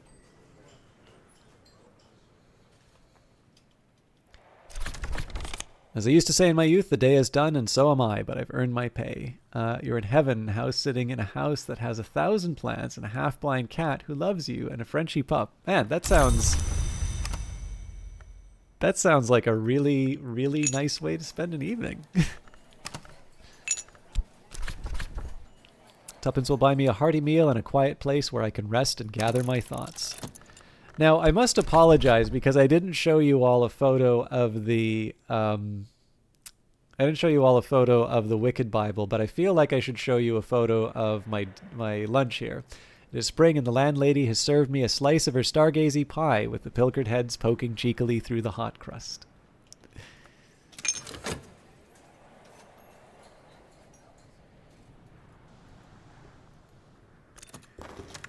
Okay, the Red Drake Shield, painted leather, riveted to heavy iron. This is clearly a reproduction or facsimile, perhaps from the mid-19th century, but it is heavy and durable. The leather is strongly textured, with small scales arranged in a diamond pattern. So we'll get on the making sad things. So Snow Stories should let me make the Bittersweet Certainty. Find chilly insight with the memory of snow.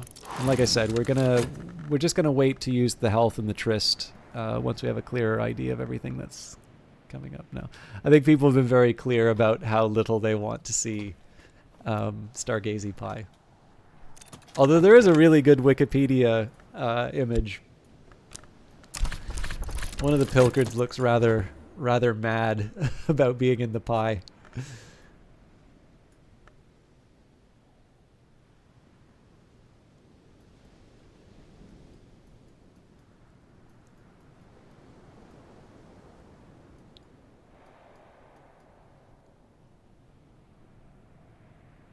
I think I have a Discord I actually want to share that in to see the reaction. Not mine, don't worry.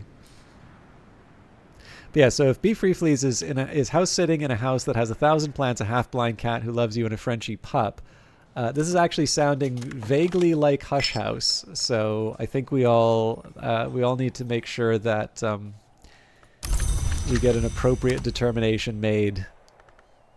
100 plants. Okay, 100 plants is still good. I'm trying to think whether or not it makes sense. I think we will try and renew... Yeah, I do see some value in trying to renew an element of the soul here. So it is spring, and the landlady has served me a slice of her stargazy pie with the pilchard heads poking cheekily through the hot crust. I pretty much have what I need here, but the hope will be that I can still make the determination before the day is done. There is an interesting bookshelf. Any interesting books? Storm Memory. Cool. I don't need to listen to everything that Reverend Timothy says. He doesn't really even expect me to, but I'm often glad when I do. So I might actually be able to free up some elements of the soul here. So we've got the Newman, the Cheerful Ditty, the Solace, the Storm. So that's 4. We'll have 5 in a second. 6. Yes, I can use the Tryst to make a determination. So we will go to Natan's desk.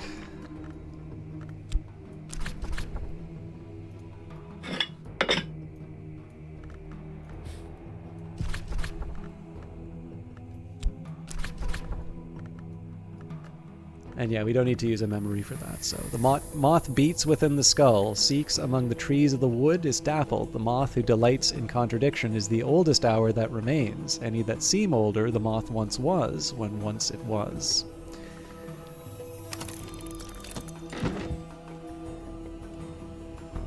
Nothing you can mention freely, but sure. All right. So you really are house sitting in Hush House. All right, what have we got here? So we've got 1, 2, 3, 4, 5. What do I want next?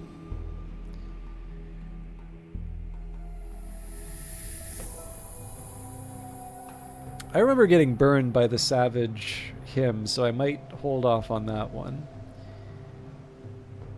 Beguiling Melody, maybe? I gotta remember how to make it.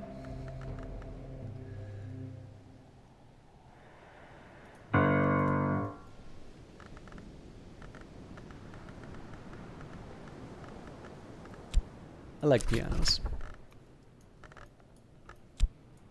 This one's short, though, on Sky. Oh, wait.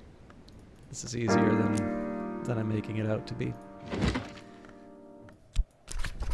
So the Mazarine Fife will take me through. On the musical note, I did see the short film Whiplash. Oh, is the Wistful Air also?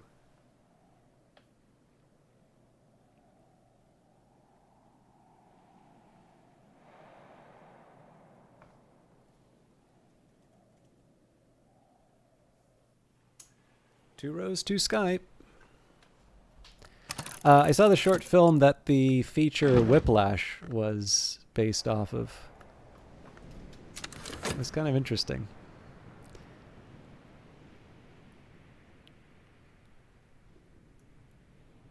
So the idea here is, as always, we hit the make your choices sound, and then we kind of decide how things are looking. So I need to keep the FOST aside for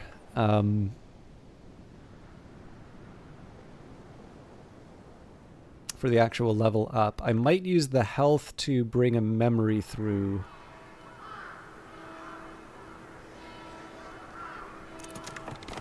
Okay, the intuition doesn't do too much for me. So got 1, 2, 3, 4, 5, 6. Oh, I'm actually one short.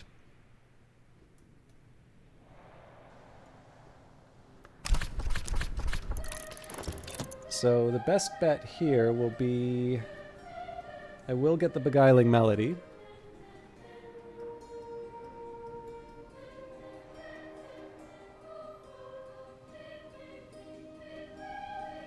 Skeleton Songs will do the trick for that.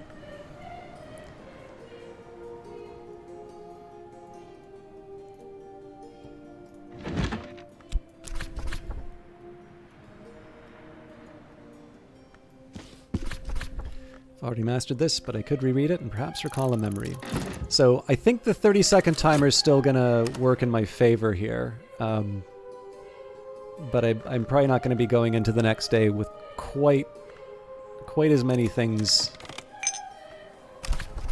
Oh, well, there you have it.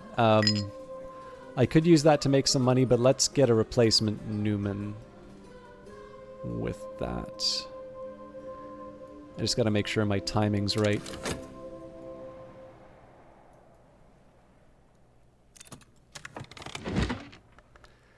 I'm the librarian of Hush House, and I have made my determination. If you're considering either a moth or lantern history, the origin, glorious, and oldest moth determinations are both relevant.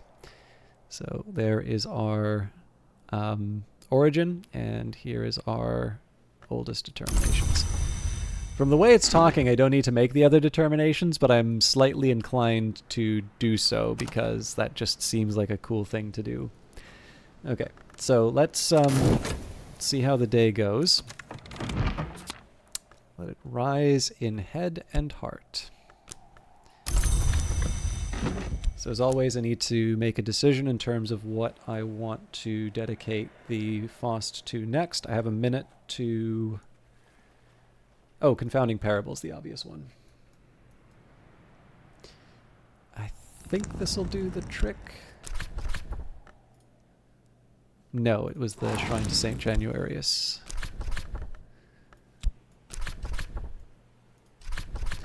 Meditate on the space between sounds to recall a subtle memory. So, and again, just remembering 1, 2, 3, 4, 5, 6. If I want my... Wait, 1, 2, 3, 4, 5, 6. Okay, so the 7th comes from the shrine. The whist we'll use to get the Newman. And then we hope we get lucky with Reverend Timothy.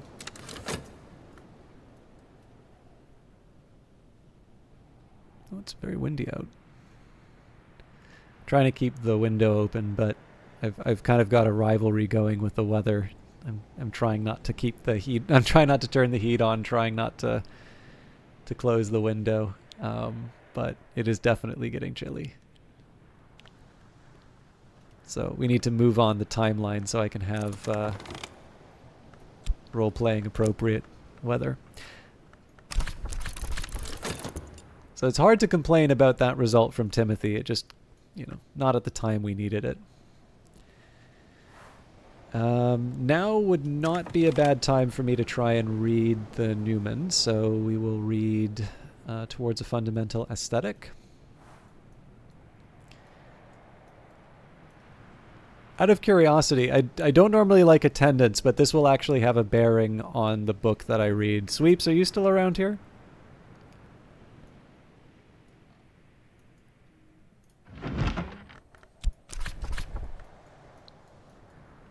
I might make the cautious choice one way or the other, but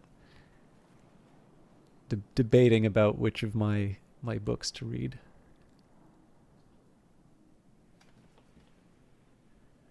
This is also just going to give me a chance to take a peek at my... Okay, cool. Does anybody want to see something cool, but like late game that I found? Or would everybody like that to remain a surprise for later? Anybody have any feelings about that?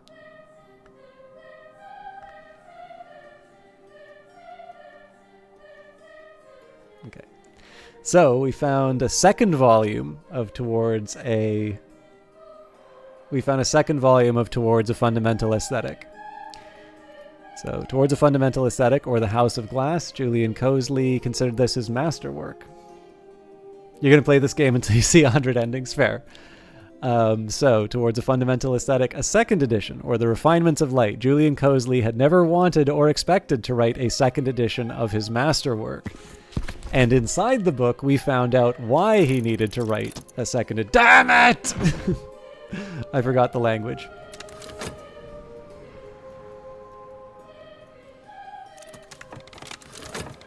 So that might cost me the whist for the next day, unfortunately, but...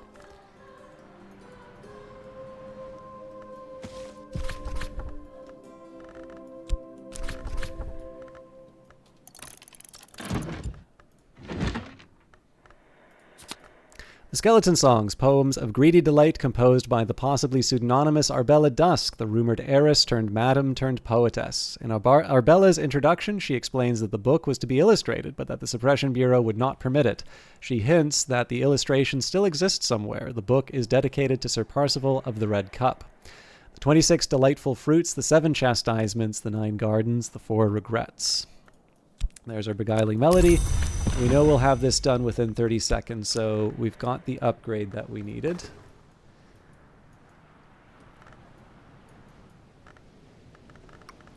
Where'd you go?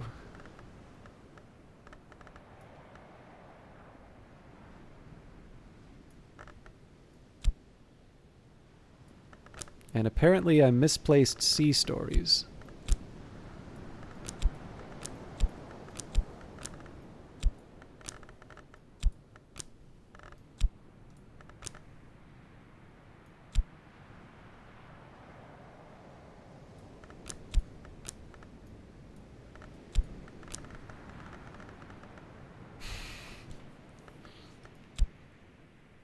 What?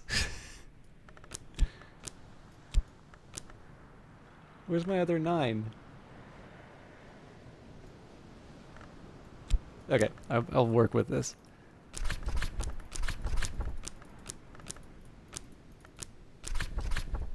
At last, I approach mastery. So I have a little bit of my work cut out for me tomorrow to get the...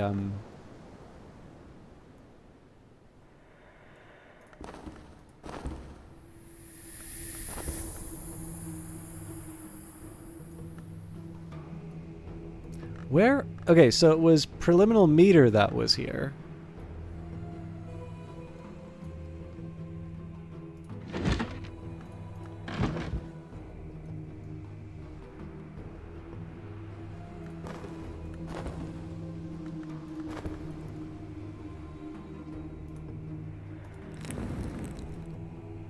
Oh, that's funny. Okay, so I misjudged, but that's fine because I can actually take this into the next morning. So it all kind of turns out in the end. Like I said, the leveling up sights and sensations should be a piece of cake. I'm not at all fussed about it. I am a little disappointed that I'm not making more progress on reading various texts because that will help me find more secrets in the house. But I think this is a good use of my time still, so... It fits fairly tidily in the mind as long as you turn it sideways. The moth, the grail, and the egg on hatching all tell different stories of the world's beginning. One of those stories is the oldest, but it may not be the first. Abbas Nona. Alright, so let's tuck this away into bed. Dream on a memory. Now that night has fallen, I can rest and perhaps dream on the day's doings.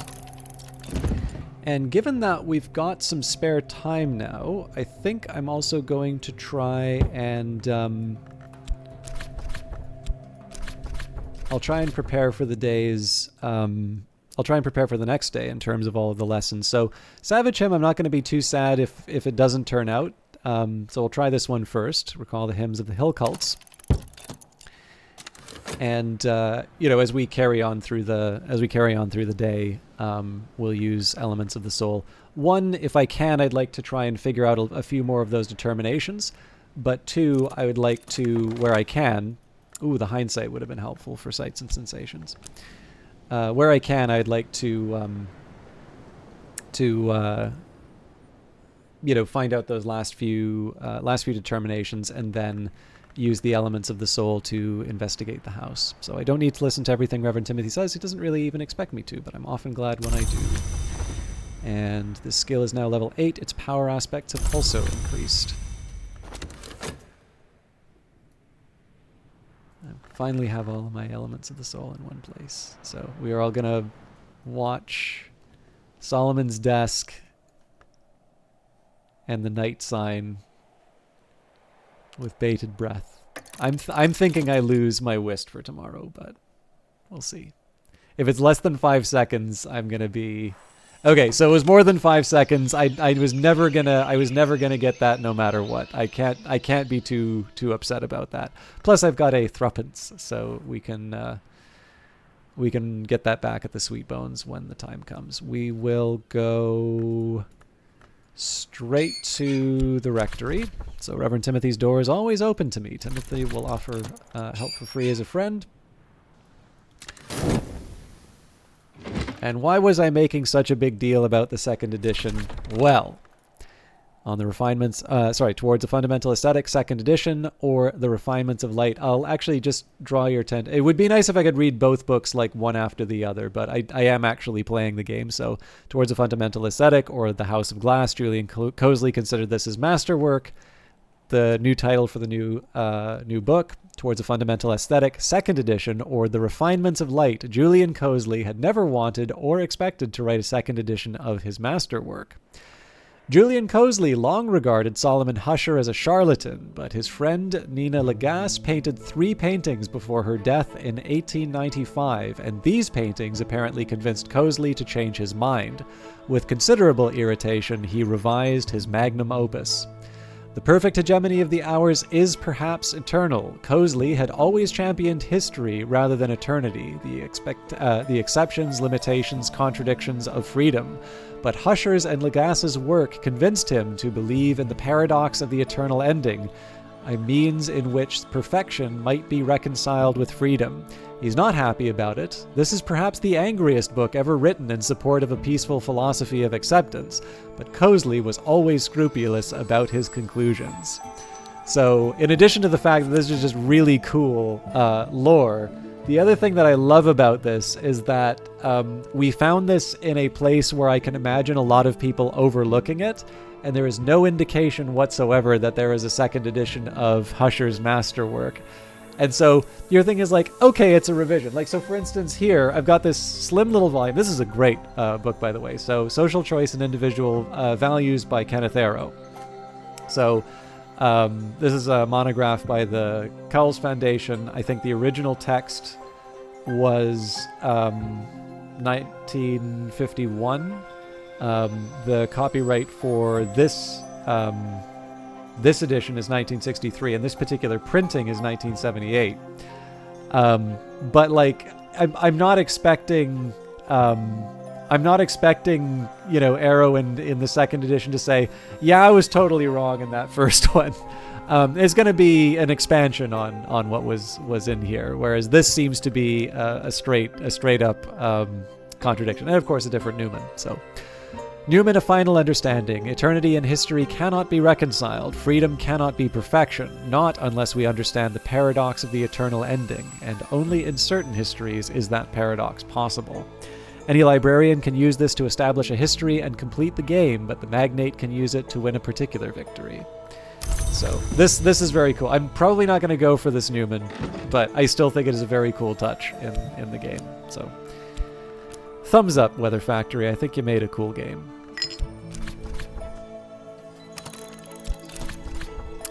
It is spring, and the landlady has served me a slice of her stargazy pie with the pilchard heads poking cheekily through the hot crust. Ah, yes, Stickery. I wasn't even thinking that this might be one that unlocks a special ending for you. Well, I suppose now you have a goal.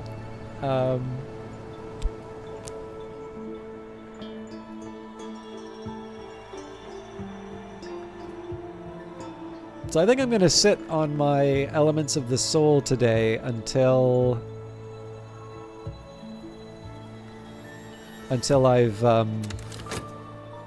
I know exactly how many memories I'm working with. Again, we don't have anything else to do with the Elements of the Soul once we level up Sights and Sensations.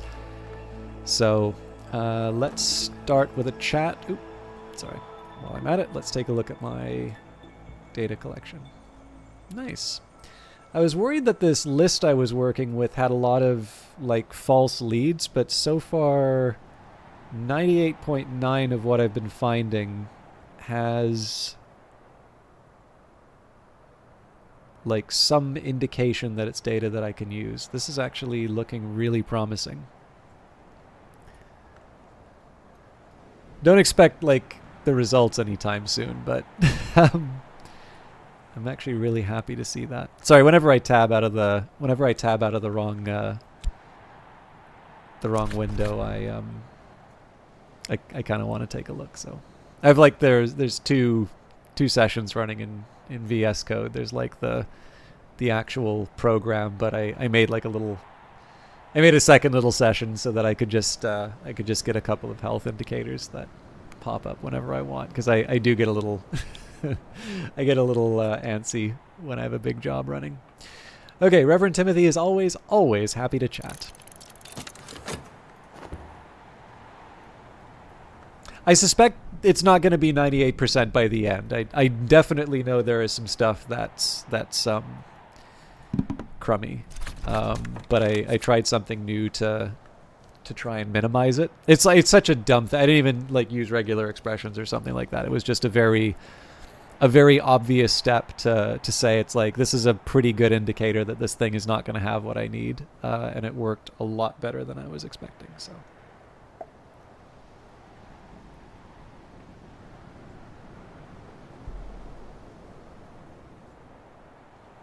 okay, so the Savage Hymn was useful, harsh on the tongue. I think we just keep going for things like the Bittersweet Certainty first. I've carried the memory like a flambeau safe through the mazes of night. This will complete once dawn has come. Okay. So we will get our Bittersweet Certainty from the Snow Stories, concentrate nocturnal resonances with a careful sigil.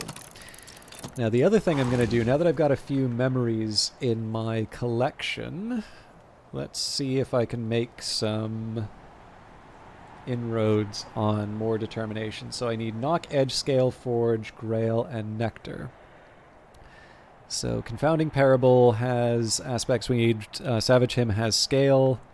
Yeah, so it's really just the Savage Hymn that helps us right now, but it may still be useful. This is going to be one of the harder ones because health only has one scale right now. But we do have 10 for Horns and Ivories, so I may still get lucky. Oh, that's right, and the Shapt was going to take me over the edge too, so yeah, we just have what we need for the Savage Hymn. So, terminate Shell Origin. The Carapace Cross are a hybrid race, and once we were the Carapace Cross. From the Seglas kind, we inherited what we now call language. We long for what we were, and history, too, is hybrid. Okay.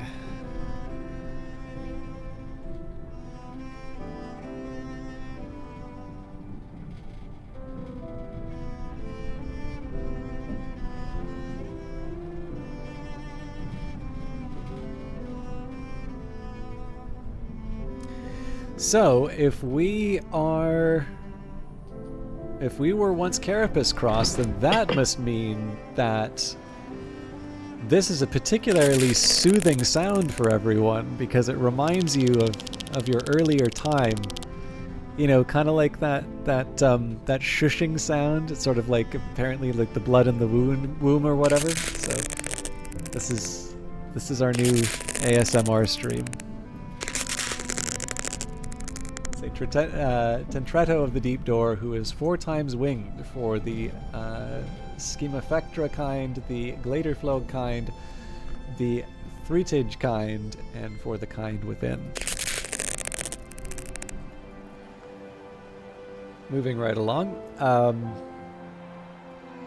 I may be able to get away with a knock one as well. Not at that desk, I won't.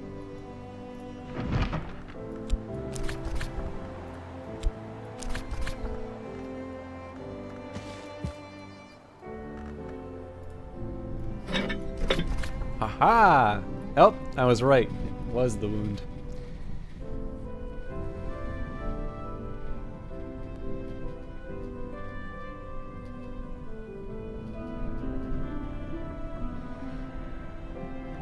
Language is a scar. It was language that tore open the Mansis. Without language, we could have had no wars. Without language, we would still be fire, sky, earth.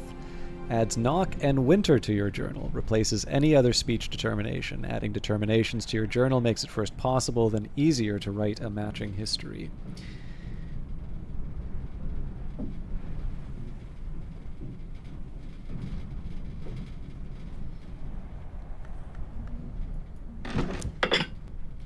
Okay.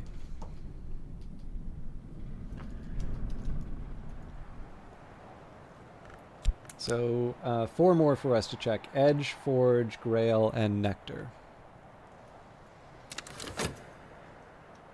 This is one of the benefits of keeping the elements of the soul set aside. It would be kind of nice to go and, you know, do things like ransack the gull colony and such, but I'd much rather have the freedom to sort of figure out stuff, and then, you know, if I wait till summer or if I wait till winter to investigate the rest of the house, that's fine. Again, there's no rush in this game. I don't need to listen to everything Reverend Timothy says. He doesn't even really expect me to, but I'm often glad when I do. I think I'm still going to be 1 short on the forge here, but this is absolutely worth trying. So, shout, foresight. No, actually, I think it was touch that had me short. So, we'll try. I'm not expecting miracles here, but... yeah, 1 short. Darn. A Newman will help, but that's a big ask. Reverend Timothy is always, always happy to chat.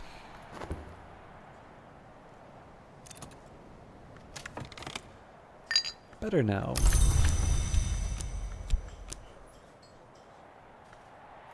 You know what? We'll recycle this one.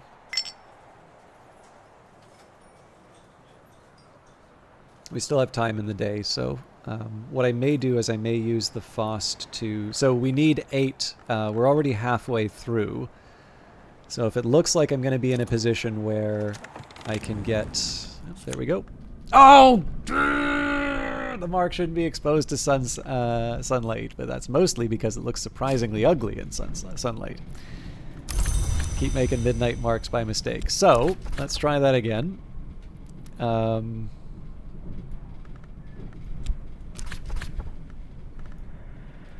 Wait, what am I trying to do? Wasn't preliminal meter. I've completely lost what I was trying to make. Well,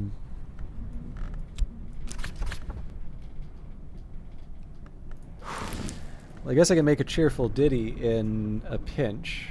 Oh, it was, right, Snow Stories.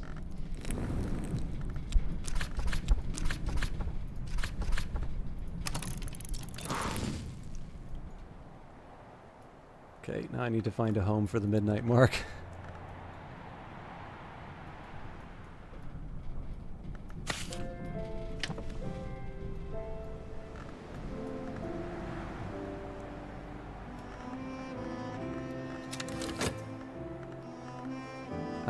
Actually, I am good to ransack the gull colony now. Steal eggs from the seabirds or find what the seabirds have stolen.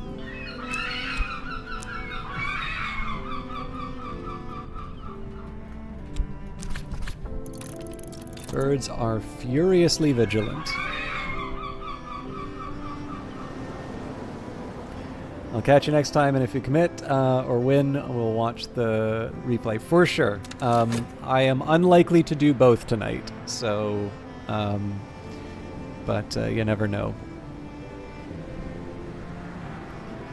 I'm still very much in information gathering mode. There is a side of me that would like to have all of the books in the game. At the very least, I would like to read what I have.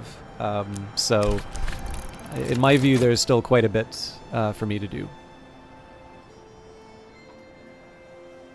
If nothing else, in terms of Newman, when I was giving the account to Sweeps, the Turquoise Hand is another book.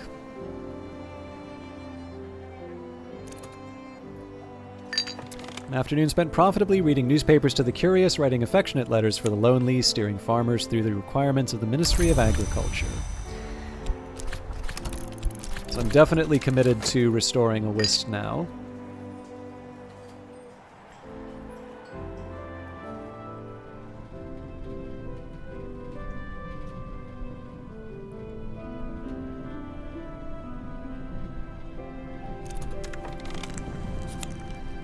hold on to it. Okay. Because I've gotten a little careless with my memories, let's just do a checklist here. So we've got a savage hymn, a confounding parable, Newman, bittersweet certainty. So beguiling melody or cheerful ditty shouldn't be next on the list. And I'll save myself the trouble and just use the Mazarine fife at the desk this time. Actually, that's not true. Drums and dances will give me a cheerful ditty. Conceive or recall a rousing, catchy tune. That's 1, 2, 3, 4, 5. 1, 2, 3, 4, 5. No. Oh, right, we've got the Gale. So we've got 6 of 8. So that means I need 2 more.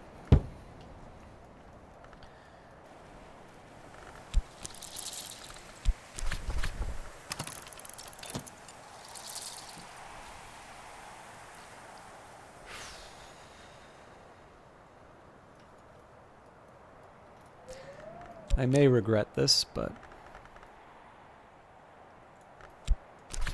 gather in spring, the gorse is bright on the land's nape.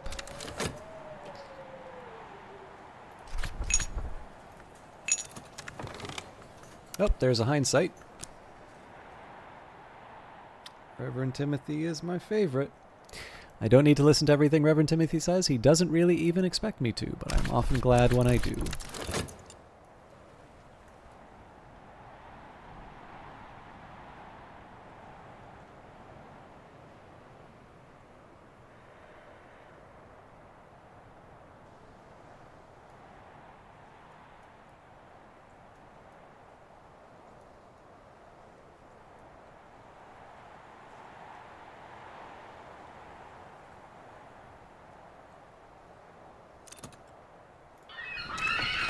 Scraps from the Isle's Edge. Alright.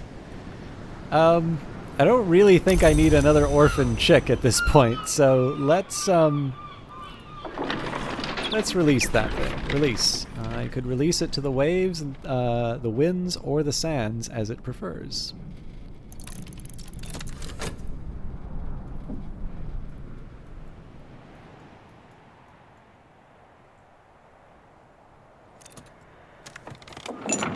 Better than that.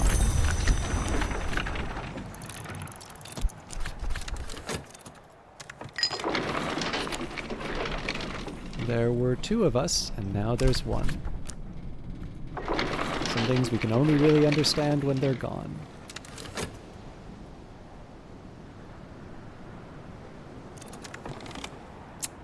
Okay, there's the impulse.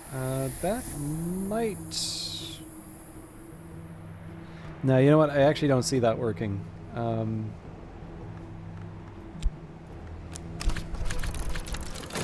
was thinking that I might be able to use that in some kind of a determination recipe, but pom-ti-pom-ti-pom pa-dum. So 1, 2, 3, 4, 5, 6, 7. Okay, so I just need 1 more, and we can actually just use the Faust for that. So this shouldn't be a problem. We'll go to the Pale Desk. This time we're going to use the Mazarine fife. We can add the Wistful Air. I'm just going to double check. Yeah, Wistful Air is free. So recall a sweet and sorrowful song. And just double checking. 1, 2, 3, 4, 5, 6, 7, 8 coming from the Wistful Air. And we need 8 to level up Sights and Sensations. That means the Shapt and... Sorry. The Shapt only, not the Wist, is available for use.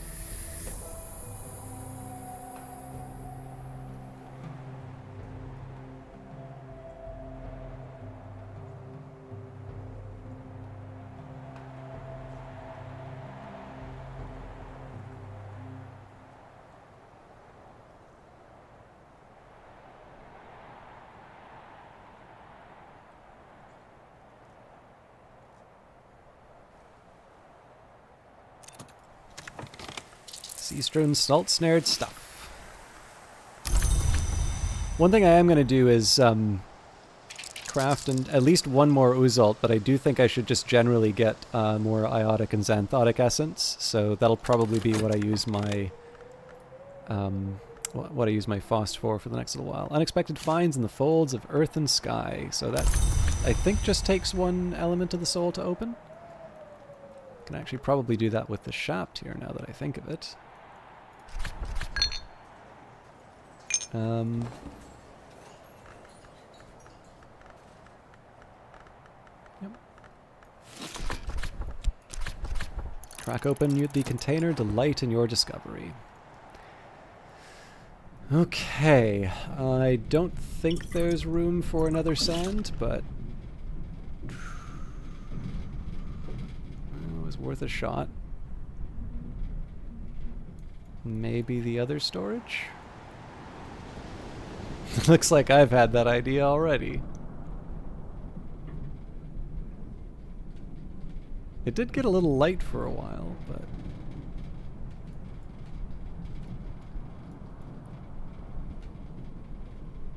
You're kidding me, it doesn't fit here either? Huh. Well, there we go. Sand isn't flammable, right?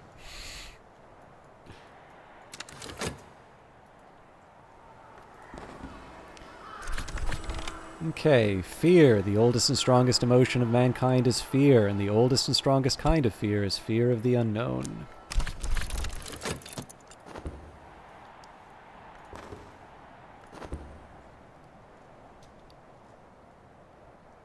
So this is normally the like smarten up and get your stuff done sign, but really we just wait 46 seconds and we'll be able to level up sights and sensations, and that should take us into spring. Could offer help with correspondence and arithmetic. There is no school in Brandkrug, and not everyone here knows their letters.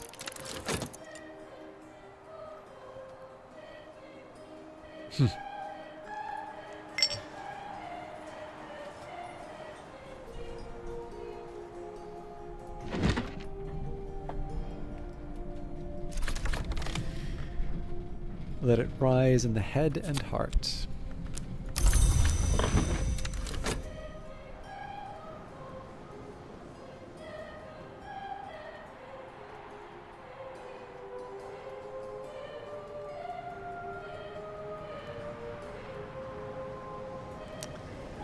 Well, if sand isn't flammable, then how do you explain... how do you explain this? I don't need to listen to everything that Reverend Timothy says. He doesn't even really expect me to, but I'm often glad when I do. So we can take one of this through Dream with us. No indication really as to which one is the most important, but we'll keep talking. Now, my Faust is wide open, but unless... Well, okay, actually, let's try and make some of the Xanthotic Essence or Iotic Essence. Xanthotic Essence needs a liquid. Okay, actually, that's a... This gives me an idea. Does the object management part of the game get overwhelming at times? Tough to say, Baron Snugs. I personally haven't felt very overwhelmed by it. A lot of the crowding that I'm getting here, well, number one, I'm a bit of a hoarder, but number two, for this playthrough, I've largely kept the house as I found it, right? So logically, you know, so the sand is stuff that I added because it'll accept glass in the foundry. Actually, the foundry's not a good example. Okay, well, actually, maybe the saw, right? So there's really no reason for the saw to be in the foundry any more than, you know, than any of the other rooms. And a little bit like managing the books, I kind of feel, so just like the books and the skills is about how you are arranging and organizing knowledge, I sort of feel like it's a crafting RPG, so I think the management of the various items is kind of following in a similar vein. What I tend to find for myself is that I usually wind up sort of making items as I go. So usually the storage here is just the fact that again, I'm building up large amounts of things and then never using them. So like it's weird that I've got 2 Swaddled Thunder just kind of sitting on the shelf because I happened to find out how to make that. And then you'll also notice there's like flowers everywhere, and that's just because I collected a whole bunch of flowers on the odd chance that I needed to use them. So I won't go so far as to say that the object management is overwhelming, but what I do think is true is I probably have a temperament that is very well suited to this game. So one thing that I tend to notice in terms of comments on YouTube is that there'll be a lot of people sort of asking, and like there are 2 different ways that people ask this question. Some people will ask this in an annoying, like, why aren't you playing the game as well as I do kind of way, which really puts me off. But a lot of people are asking just very earnest questions of, why aren't you doing this thing here? You obviously know how to do it. And I really hate disappointing people with the answer to this, because it's often the very same boring one, which is to say, well, there's just a lot of things to do in this game, and right now I'm sort of focused on doing X instead of Y. And I need to appreciate that for some people, that can be quite difficult. So in some games, you kind of want to do everything, whereas to me, like a lot of Book of Hours is about unlocking the various rooms and exploring the items, and particularly when you read certain things. So we were seeing this name on certain paintings. Which I couldn't pin down the name, and then I read the last book that I was able to get, and all of a sudden that name shows up, and now I want to go and check out those paintings again because it's gained a whole other significance for me now. So to me, being able to it kind of comes back to the idle game thing, right? Like where you have you'll do one set of activities, that'll be the most profitable, and then you get your upgrade, and then the upgrade winds up making a different activity more profitable, and in the end that's how those games stay interesting. So to me, I don't really have a big problem saying that now is going to be crafting time and now is going to be book time, and in the end I sort of feel that the object organization is just a little bit like the book organization. But again, because for this playthrough I have more hoardish tendencies, it is looking very crowded. But for the most part, I kind of know what I'm doing with it. So like you have to pick a general direction or have a list of projects that you want to accomplish during a session or day. Yeah, pretty much. So like for instance, now I've read like every single book in the house I've read except for the ones that are in languages I don't understand. So there's Deep Mandaic, to Kernvek and to Ramsund, and I'm probably not going to get those languages for a long time, so I've more or less accepted that there's going to be a branch of knowledge that I don't know. On the other hand, I do know that I have found some books that house Newman in different parts of the house, and I haven't necessarily solved all of those. So one big motivation for me is to reread the books to see if I could maybe find a few hints that I missed out on the first time. So that's one project. And because I haven't been really committing that many skills, or any skills for that matter, to the Tree of Wisdoms, there's the glass blowing and vessel crafting, but that's about it. I have fewer elements of the soul than what I would normally work with. The other thing that I've been working on, and this is kind of where the title of the stream comes from, I've got Fascinated Faust right now, so I'm able to sort of examine a few items in the house. But what I'd like to do when I have some free elements of the soul, basically catch up and look at some of the other items of furniture over time. It's not something that's like a huge rush. It's not something that I want to drop everything and do, but it would be nice for me to sort of follow up on that priority because I've kind of cleared the way for that sort of thing. And likewise, the Duelist's Hall. Once I get my upgrade for Sights and Sensations, again, I'll finish investigating everything in the Duelist's Hall. So to me, that's how I've kind of come to peace with the fact that there are lots of things to investigate and lots of different things to do. I've always just sort of taken the view that if I am banging my head on something, there is enough interesting stuff to do in the house that's probably a signal I should be looking for something else. And like I said, I completely understand why some people get a bit anxious about that, just because, you know, a lot of games that we play. In fact, a beginner guide would do wonders, and then a deep dive guide. Oh, that's interesting, because I did do a beginner guide for Cultist Simulator that was really popular. Well, for me, like, not, I don't want to suggest it's like a huge YouTube video. That's interesting to hear, actually, because I definitely felt like Book of Hours was a much friendlier game, but that's definitely something that I would be happy to do.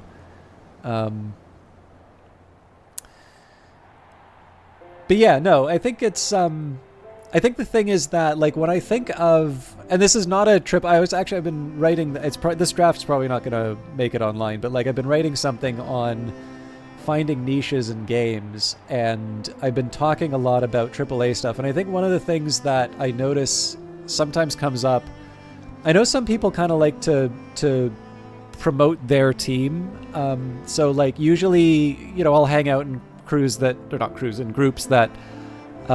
tend to be on the I like indie games side, which is great because like indie games are really fun.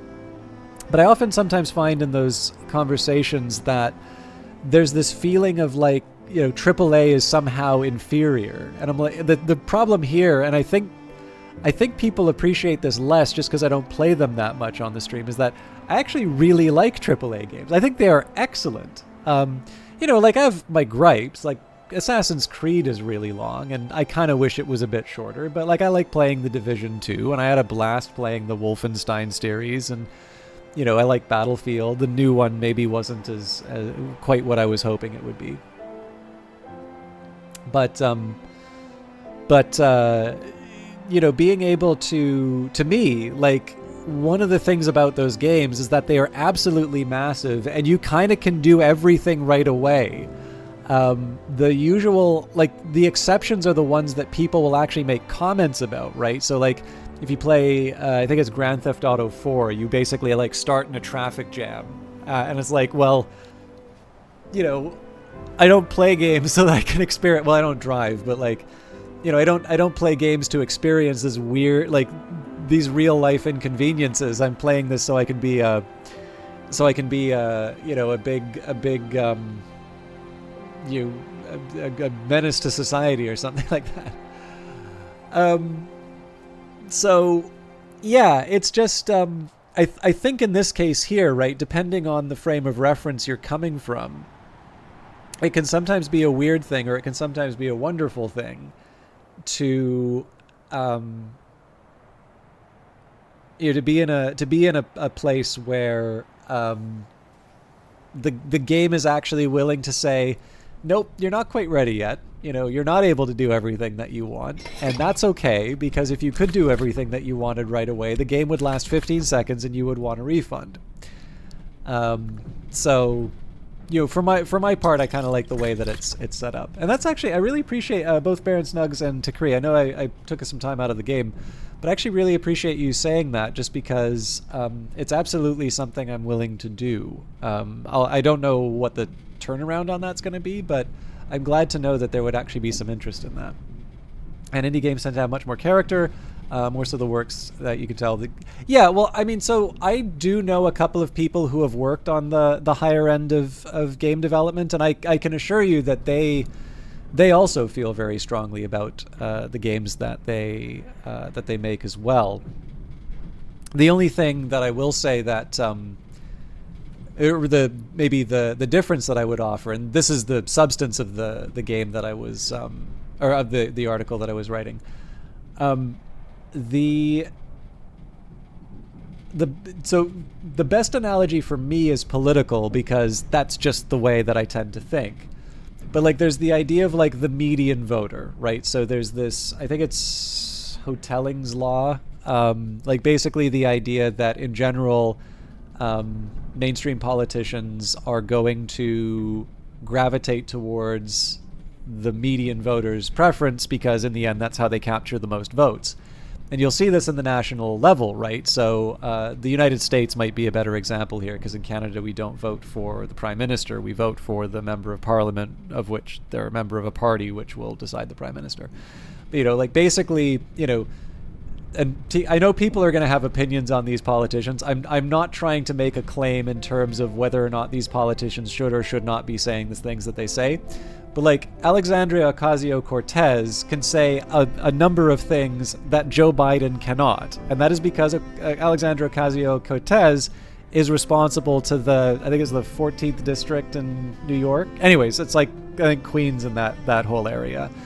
And, I think usually the runner-up in that district gets something like 20% of the vote.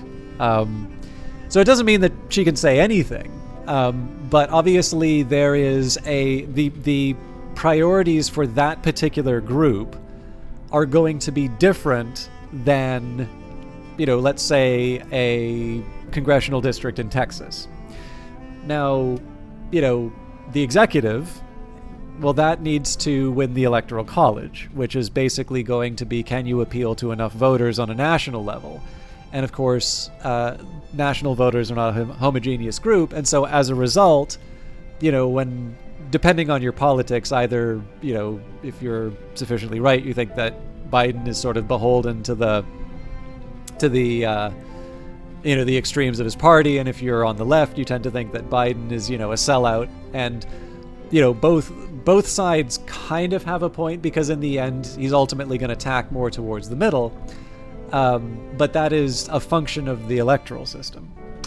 So, again, that's the thing that makes the most sense to me. Other people may prefer, other examples. Like Alexis Kennedy, the designer of this game, has a really good comparison of like the APC and Aliens and Newt. And like the APC is AAA and Newt is the indie game.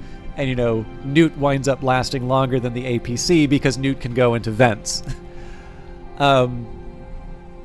So the big thing about this is that independent games have this nice advantage in the fact that we have this benefit of low-cost technologies. Like this game is made in Unity, for instance.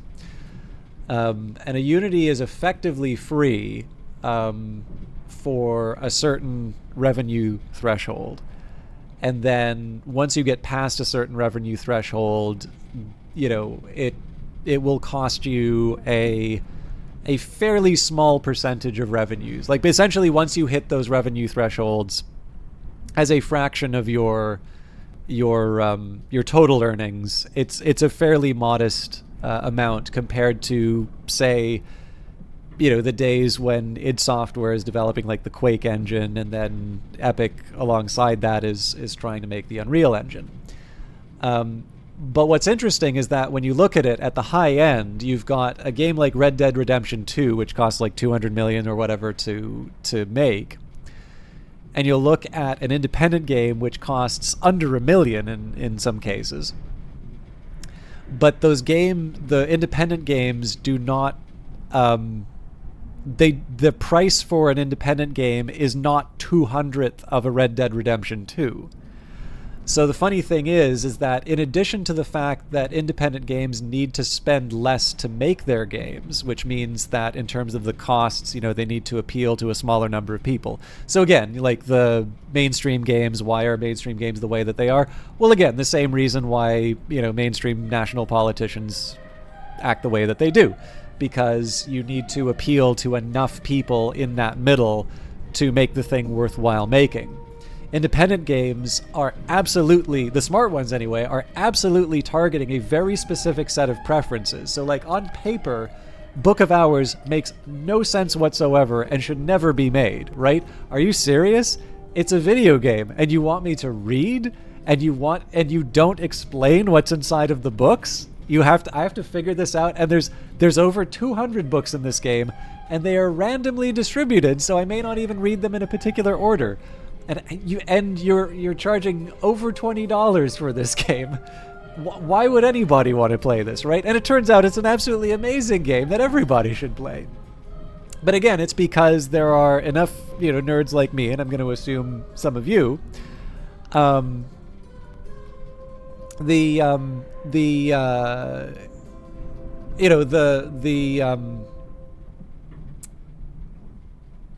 the successful ones at least are, are doing something rather specific in terms of identifying a segment of people who will likely want to purchase the game. And the thing that's neat about that, I think, actually, it looks like you might be anticipating this point, Baron Snugs. I need to appreciate there's a bit of a delay on the stream.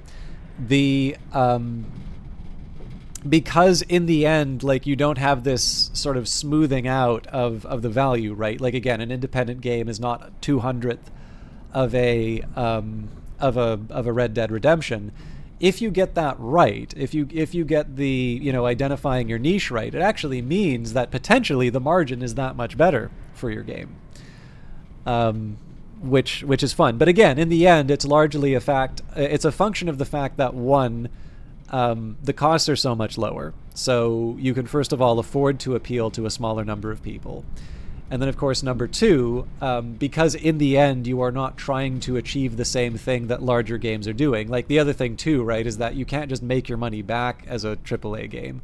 You need to make enough profit that, one, you can fund the next game, but number two, to have made it worthwhile for all those people who have invested in it, right? Because people who can invest millions of dollars into a project are not going to be happy if they can just make the same as what they would get if they left it in a bank account or treasuries or something like that.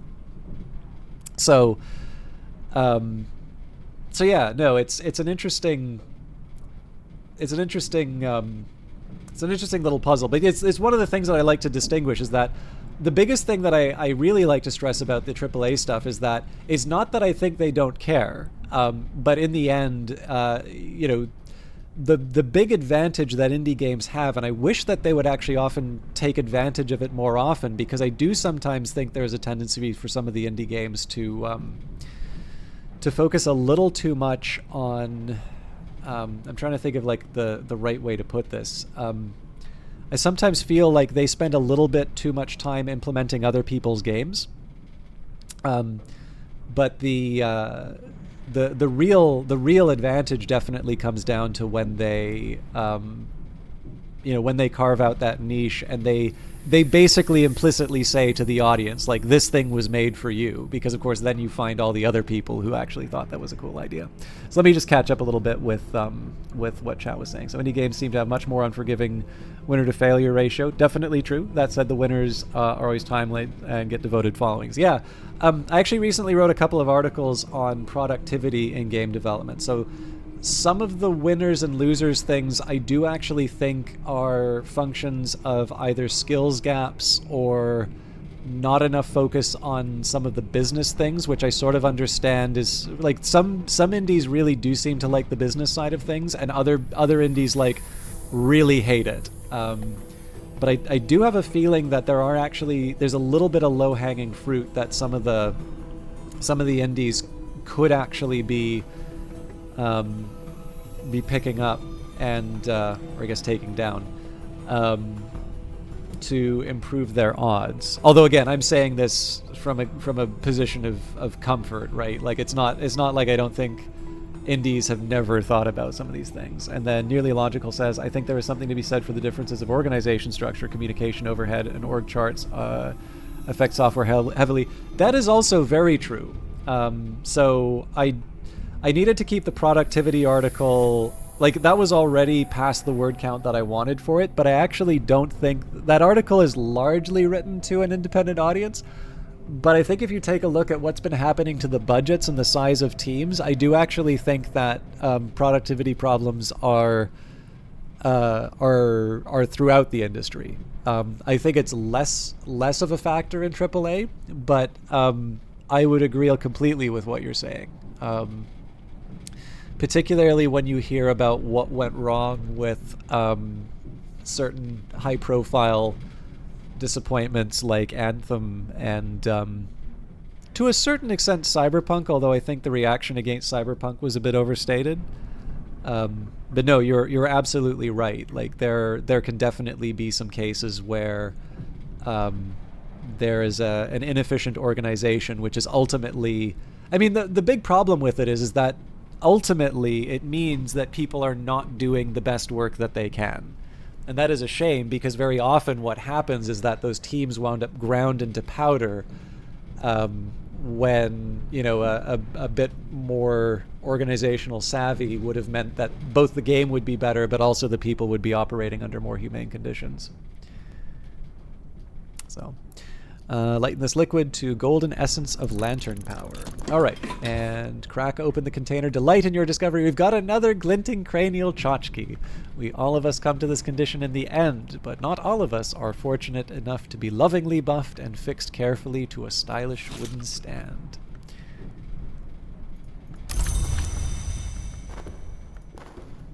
Okay, let's get my sights and sensations leveled up.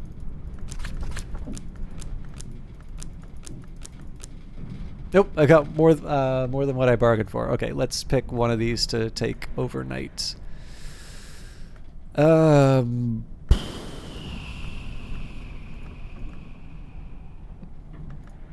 don't think I can take the regret with me.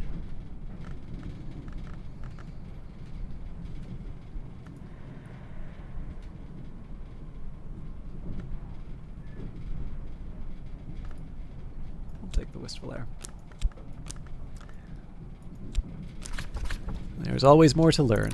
Okay, so may wind up buying something from Oriflammes in the next thing.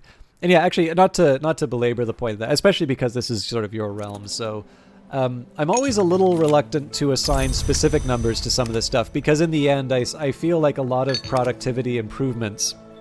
I'm kind of talking like total factor productivity here. It's like, so the really big example of this would be going from like like imagine you're a credit card company and like you go from paper records to digitized records. Yeah, that involves a capital expense, like you buy computers and stuff like that. But the actual benefit of that is, you know, many times over because essentially you have organized the office in a much more sensible way. Apparently, at least in Canada, we actually have a big backlog legally. And a large part of it is because so many of the processes are still, essentially they're still done on paper.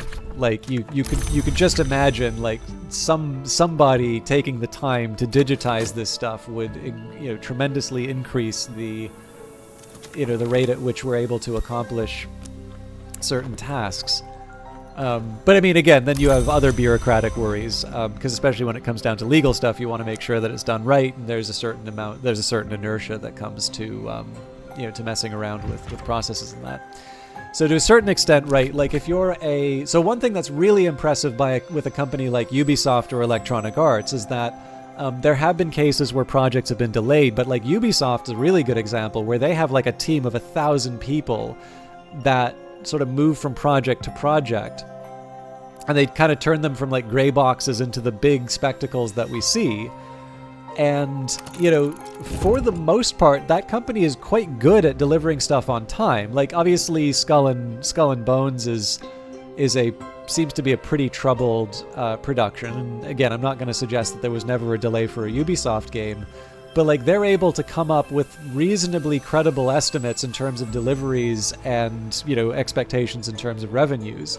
So to a certain extent, it's a very impressive machine. But on the other hand, like I don't play that many Ubisoft games. Although on the other hand, I do think they have a very clear idea about what a good game is. So I can recognize that it may not be for me, but that doesn't necessarily mean that it's bad. So, you know, again, I think to a certain extent, if somebody has a bright idea that's able to unlock the talent of, you know, 200 plus developers, there's tremendous benefits that come from that. But on the other hand, if like what you're doing is you're taking, you know, the most promising student out of let's say a game development program or like an animation program, and, you know, you're making their first year of work just making like individual apples to appear on like the fruit stands in the games or something like that. Like in that case, I get that they're not going to be doing, you know, their absolute best work straight out of school, but I'm going to guess that probably they can do more than that. And so in the end, it does represent a case where you could have gotten more value for the game had you come up with a better way of organizing the team. But it's hard to do, right? Like I'm certainly not going to suggest that I know something that that those people don't. It's kind of why people argue for capitalism, right? The person who figures that out gets all the rewards. So, all right, what's happening in the world beyond Brandkrug? What visitors will the season bring? I've carried the memory like a flambeau safe through the mazes of night. This will complete once dawn has come. So I'm pretty free for the day. I may want to make my Uzalt, and I may want to decide whose requests I satisfy, but it's looking like a pretty open day to me. Although I feel... Nope, I've got my list here. How big was Book of Hours and Cultist Simulator's dev team? It seems like that at least one bibliophile or library science doc on the staff with caliber of writing we see. So, this is one I can actually answer reasonably well. And you know what? I didn't do this earlier, so please forgive me. I am going to quit out of the game, but that's just because it lets me hit the authors button. Weather Factory is design, writing, and coding, Alexis Kennedy, art, production, and marketing, Lottie Bevan, and we salute our collaborators, additional coding, Roman Loskudov, Knights of Unity, FRGM, additional art by Adrian Degan, Clockwork Cuckoo, Catherine Unger, music by Maribeth Solomon and Brent Barkman for Mickey Mar Productions Limited, RIP Mickey Erb, and SFX by Soundcuts. And then, of course, a number of lovely people who gave Steam page localization and beta testers and other special thanks. Sulu and Chi are the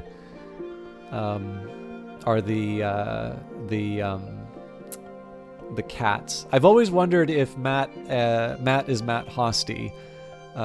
There's a few others in here that I know, but yeah. So I mean, Weather Factory is a two-person operation. They did hire a few more at some point, but essentially the game that you are seeing is the product of two primary workers with the input from collaborators. And I will note, incidentally, that the first two trailers, I believe, were done by Lottie Bevan, who taught herself video editing, taught herself Adobe Premiere and sort of the aesthetics of film trailers, let's say. And I think did a wonderful job with them. I believe the release trailer was work for hire, but yeah. So Alexis Kennedy, I believe, has been an English teacher and a database administrator, but was the founder of Fail Better Games and then Weather Factory. And Lottie Bevan has, I believe, a degree in English from Oxford. Worked for a mobile game company for a little while, and then went to Fail Better and then Weather Factory. So I would say probably at this point their primary experience might actually be game development for the both of them. But again, I'm not a full-on stalker. I know a bit about the team behind this, but not enough that I couldn't write like their full biography in the sense of like, from this date they went from it, but just from like interviews and things like that. My understanding is English teacher and or some kind of connection to English, and then some kind of database work. And the database work is actually really easy to know. If you look inside the files of Book of Hours, like they follow a very clear database structure. You could definitely like put this into Postgres or something like that and query all the different elements. All right, so again, I've got kind of the world's my oyster right now. So I got to decide exactly how I want to be spending this time. I don't think it would hurt to try reading some books. I would like to consider a few items as well. So maybe one of the things I'll do is I'll investigate some of the busts using the elements of the soul, and then I can use that Faust to craft some things that I want. And maybe from there From there, I can kind of decide how I take care of the rest of the time. But yeah, no, I would definitely say remarkably talented team, and I am a little sad that I think Book of Hours might be it for the Secret History setting for a while. Like, they'll do the DLC, obviously, but I don't think their next game is Secret History. I seem to remember reading something like that in the AMA. Although, who knows, right? Like, it's way too early to be talking about the next game. But I am very interested in seeing what they do next, because it's not just that this is like well written, but like if you think about it, there really isn't another game like Cultist Simulator or Book of Hours. Like, it's a genre on its own, and there may be imitators that come later, but to a certain extent, like, it's very difficult to point to. It's very difficult to point to the influences that went into this game. Like, it clearly isn't made in a vacuum, and yet it is clear that it's a very original way of looking at games and what they can be, and I think those qualities are very likely something that will continue on as long as they keep making games. So I'm going to drop some water just so that I can renew elements of the soul if need be. Lower the bucket creaking into the dark. I also think there is some sense in pillaging the Gaul colony again. So these are brand new sights and sensations for that. The sea rolls below. So there is a question as to whether or not it's worth talking with Reverend Timothy. I might as well. I mean, that does leave me short on elements of the soul, but I do have some ideas about... Or no, not today, because we will wind up talking with a... We'll wind up talking with a guest, actually, so I'll leave that be. But I am going to stop by the Sweet Bones. Could offer help with correspondence and arithmetic. There's no school in Brandkrug, and not everyone here knows their letters. So again, this is just because I can, run in and pop out at on short notice. And I did say that I was going to consider the busts. So we're going to start with the busts in this room, and then I am actually going to double check all the entries in the niches. So for starters, Abbot Geoffrey. It was Abbot Geoffrey who gave Natan of Regensburg sanctuary here and decreed the building of the Barber's Tower where Natan and his family could dwell. In 15th century England, only a determined and well-respected abbot could have persuaded the brothers to shelter a Jewish physician. Investigate this object. So one of the reasons for this as well is I believe we are trying to find out what Geoffrey's secret was. Okay, with Keeper level lanterns, Xanthotic Essence is the precursor to the Great Ink Uzalt. I think I actually kept that in the alchemy room, so I could try and make another Xanthotic Essence if I was so inclined, but let's maybe see if I can make the Iotic now.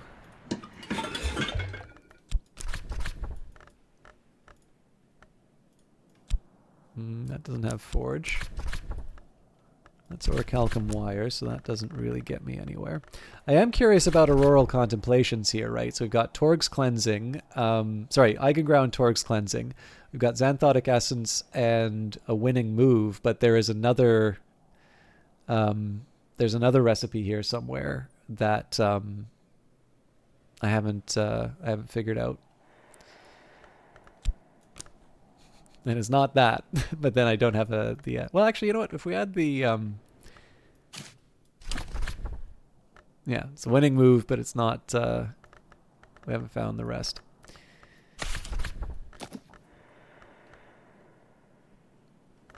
Well, could try adding a liquid, although I'm not. I would be surprised if the liquid was the thing that I needed. Yeah. I'm trying to think of some other things that I would be able to throw in here. Fuel, maybe? Okay. Gem or glass might do the trick.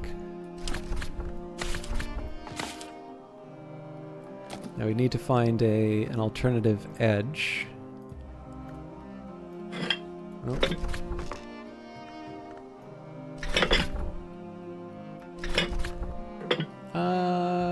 dry ink should do the trick, though.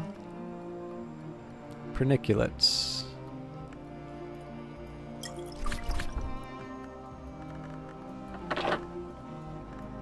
Glass would be another option, so sand will work with that. Okay. Well, if it's a tool, I'm not gonna... Well, music would be one that I haven't covered with the old wound. But we could do that with the wistful air. Nope. Marks wouldn't...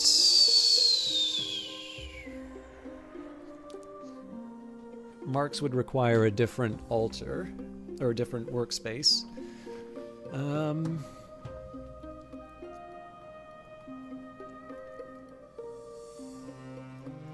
This is one of these cases where, under normal circumstances, I would want to get it from a book, but I just had a chance to investigate a few things here. Alright, let's just leave that be. So yeah, I basically need to make something with my Faust. Yeah, I think I'm still going to try and go for the Xanthotic Essence. So I'd be surprised if Disciplines of the Hammer did it. Yeah. A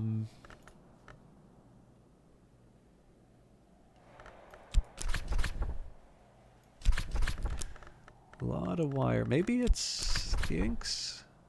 Microvitreous? Nope.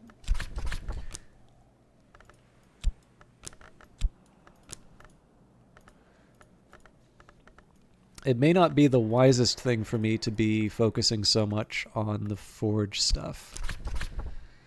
Oh, there we go. A lot of lantern will give me Xanthotic Essence, but... Oh, actually, Pyroglyphics gives me both Xanthotic and Iotic. Neat. It's just so low.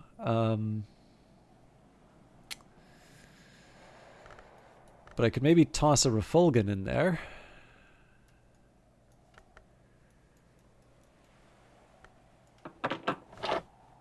Nope.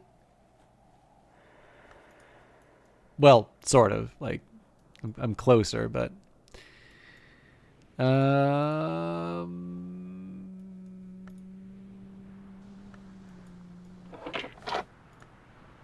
It's material, not a liquid. Okay.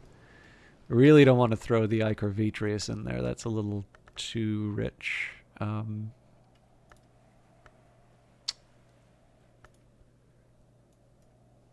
Mind you, the other fuel... So, used to be that the Trumpeter's Lily would be something I could toss in there. I don't think I have a lot of lantern liquids I want to give up, because I could give up the tea, but I... Well, actually, do I have another coffee sitting around? I think I already used that one up. Oh, no, there we go. Alright. Condense this liquid to a golden essence of lantern power. And actually, I might be able to get away with chucking a history plant, maybe? That's 2 lantern.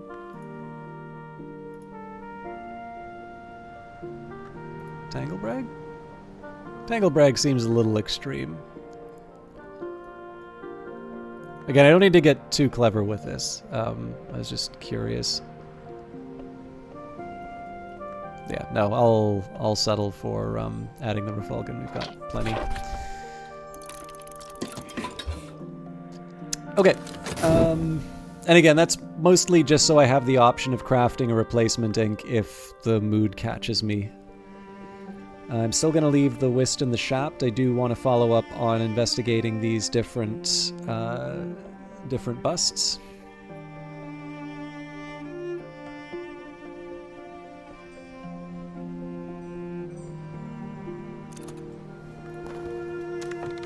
Alright, this bust was carved from hazelwood. The night before Natan's arrival at the Isle, Abbot Geoffrey recorded a certain prophetic dream.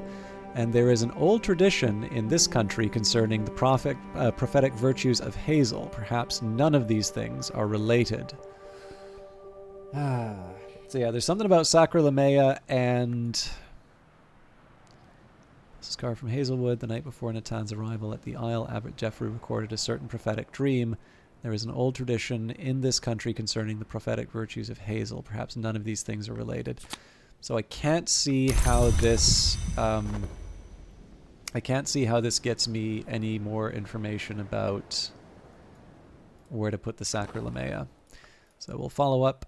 Sister, priestess, oracle, queen. A very old image from the dawn period with a simple inscription.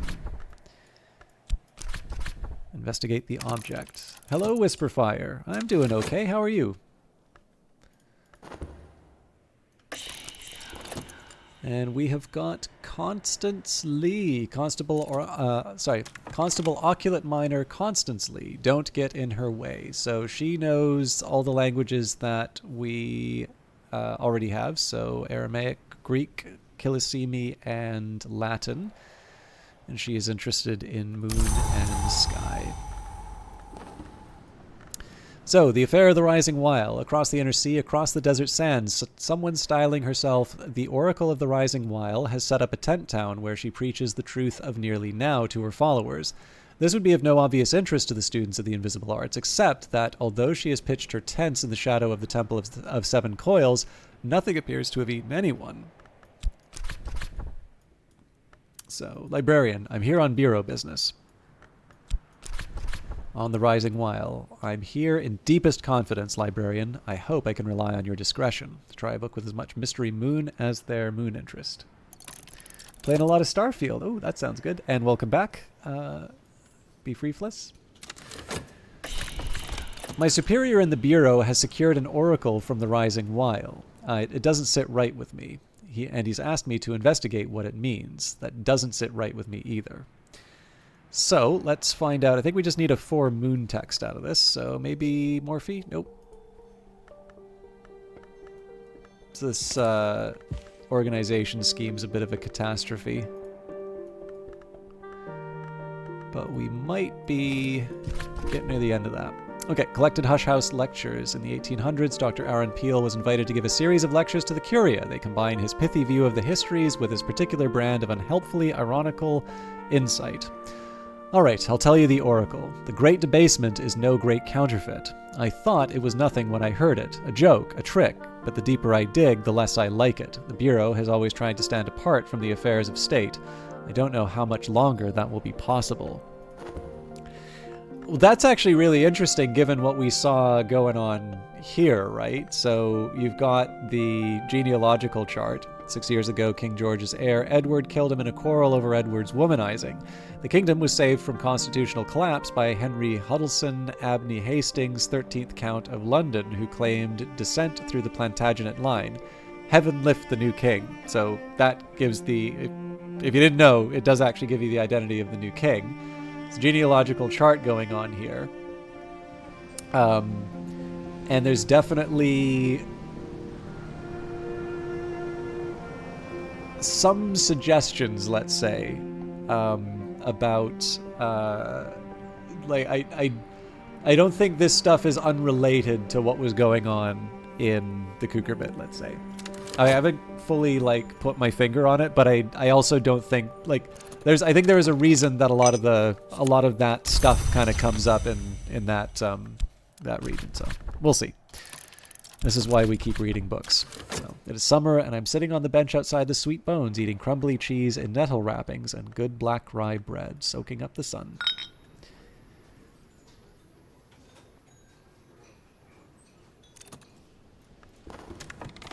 Okay, sister. Before priestess, oracle, queen, a very old image from the dawn period with a simple inscription. Before the Suppression Bureau, before the Curia of the Isle, before the DeWolfs, before the church, the Sisters of the Knot were here. Almost 100 generations have lived and died since this thing was shaped. Okay, on to Abbot Thomas.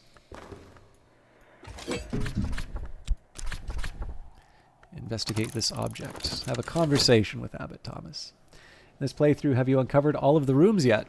Yep. Everybody loves it when I go and check out the altar of Saint Tentretto. A little water splashes on the stones of the well to nourish the mosses there.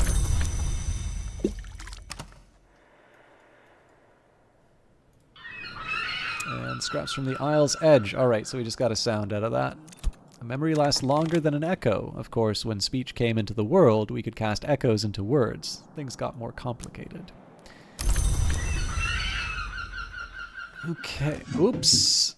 Let's read that again.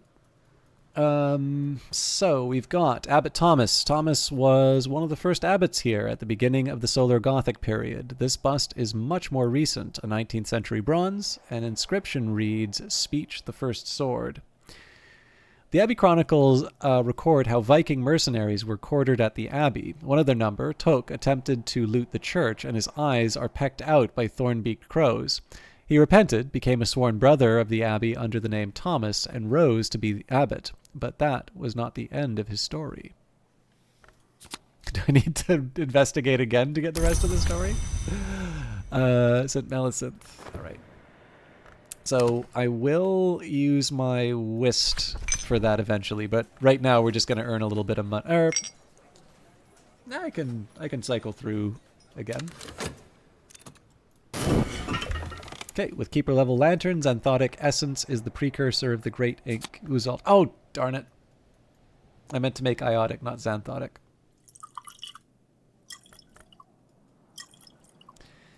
That was a bit of a blunder, but I will get over it.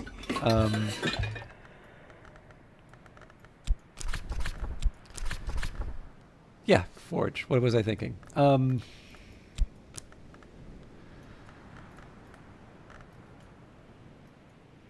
don't think I have any forge flowers, to be honest. Guess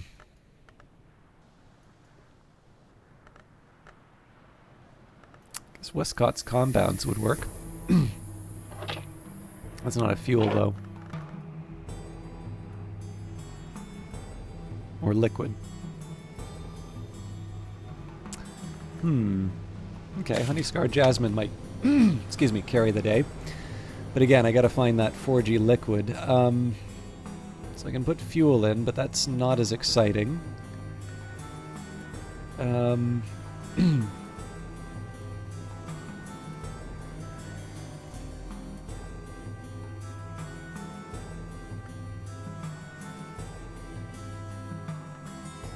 Strathcoin whiskey. No, Roscragan.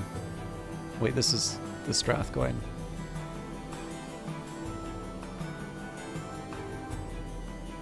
Huh.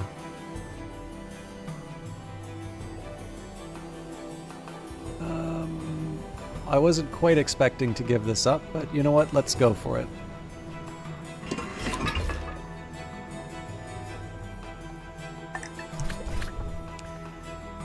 Pour out.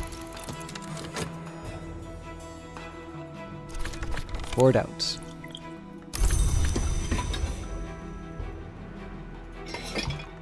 This isn't exactly how I wanted to be using the Foss today, but I have an opportunity, so I might as well take it.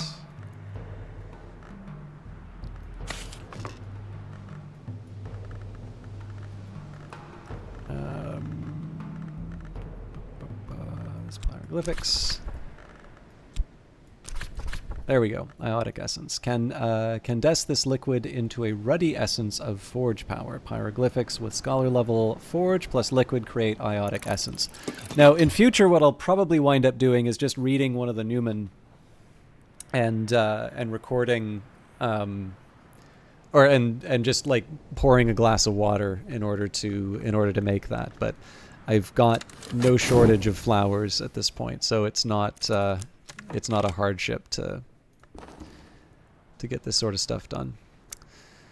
Okay. Bronze Spintria. MCO Lee, concerned at her superior's request for her to research an oracle given by the Rising Weil, began to suspect that a great counterfeit played some part in the affairs of the realm. So, for instance, one of the things I'm thinking of here when it talks about the great counterfeit, this could, of course, be referring to the legitimacy of this claim.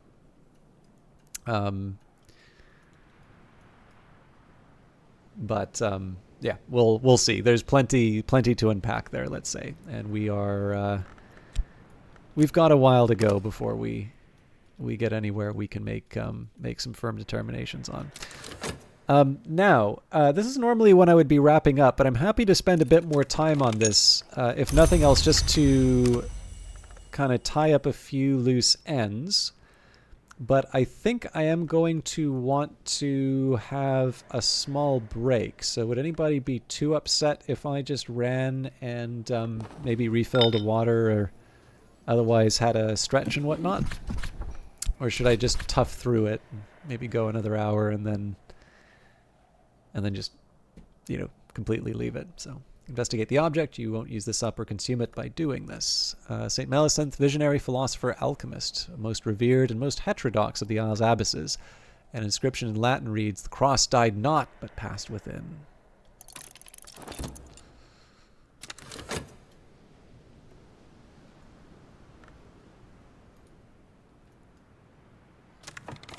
All right. I'm making an executive decision. Ooh. I hit another milestone on this project. I think I'm going to take a little break. For yourselves, I would encourage you, especially if you've been watching since the start, but really, at any point, now would not be a bad time to get up, have a stretch, otherwise take care of yourselves. I'm going to refill my water. I'm going to just get a few things done. And then we will be back for a bit more Book of Hours. Not quite sure how late I'm going to go tonight. It'll probably be related to how cold I feel. But yeah, I could use a warm drink, and I actually have a little bit of dinner left over. I'm sure it'll be very cold now, but yeah, we'll be back in a little bit. Enjoy some ads so we can let the pre-rolls go away, and then we'll be back. See you in a little bit.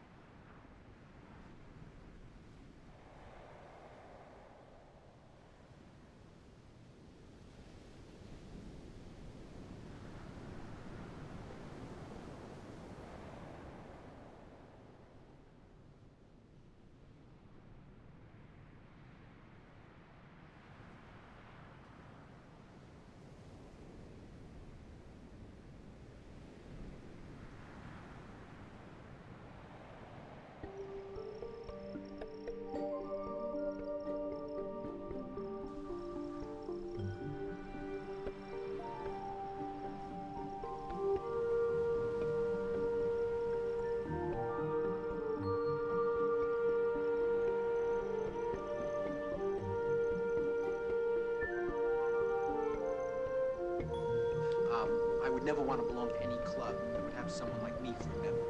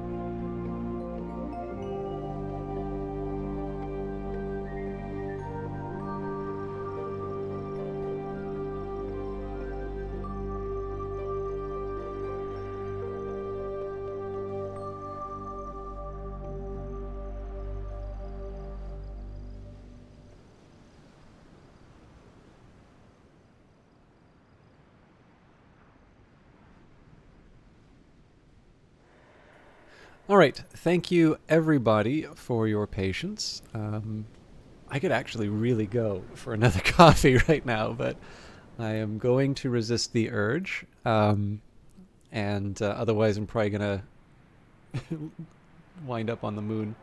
Oh, Clock Q, I don't know if you are in the chat or not, but thank you very much for your support on Twitter and also for your work translating the game. So I know occasionally I get to I occasionally get to see signs of life from you.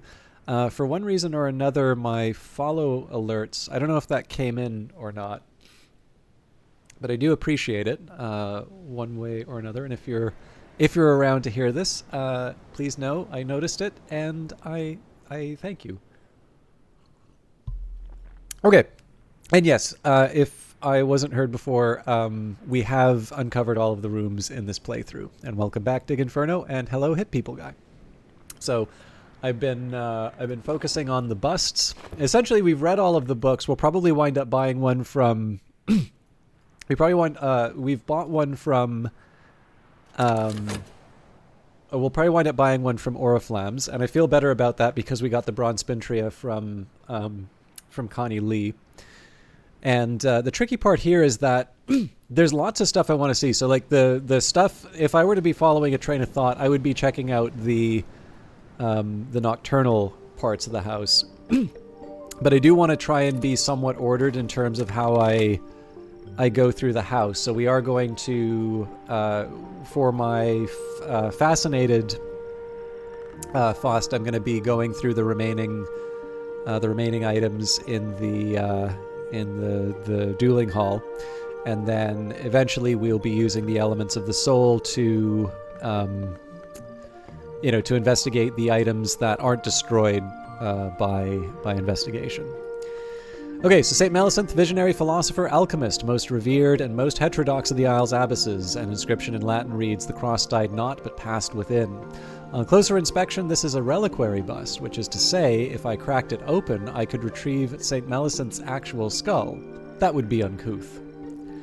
I feel like that line is added in here specifically so that people don't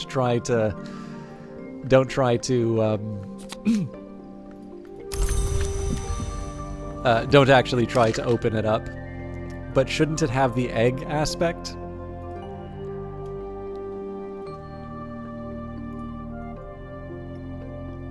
Oh, actually, that would be a fun little clue if it had the egg aspect. But then I suspect there's supposed to be something that I can do with the cranial tchotchke with its egg. Oh, hang on. Right, yeah, no, eggs are not a... Yeah, never mind.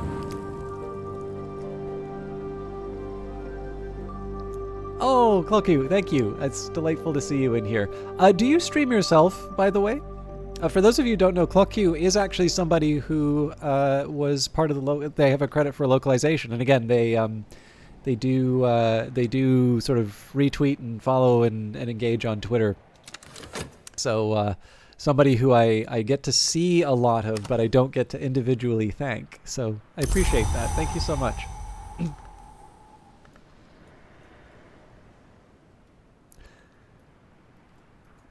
All right, what are we going to do?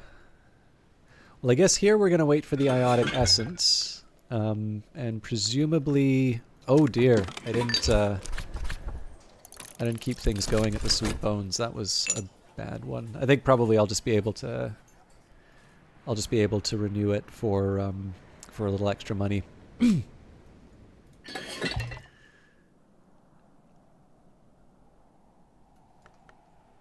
I will confess, I feel a little rudderless in terms of how I'm going to be using the Elements of the Soul, but that's just because I don't quite want to go on a full rereading campaign quite yet. But I also sort of know there are things I should be doing, so I may change my mind a couple of times around. Okay, with Keeper level 4, Iotic Essence is the precursor to the great ink called Orpiment Exultant. With Keeper level Lantern, it can become Xanthotic Essence instead. With Keeper level Lantern, it can become Xanthotic Essence instead?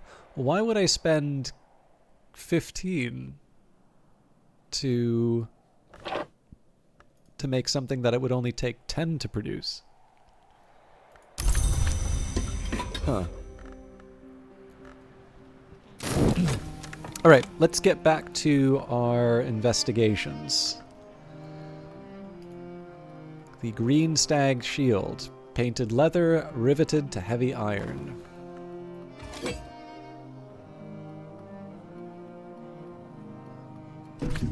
Maybe. I mean, again, the one lesson that I think is true, like, for everything in a Weather Factory game is most of the time when I say the words, why would someone ever do this? I am really just setting myself up for a few streams later or a few play sessions later where I run into the exact situation under which I'm really happy that is available to me. So yeah, no, it's definitely like, but yeah, it's just, I don't know, like it's one of these things where,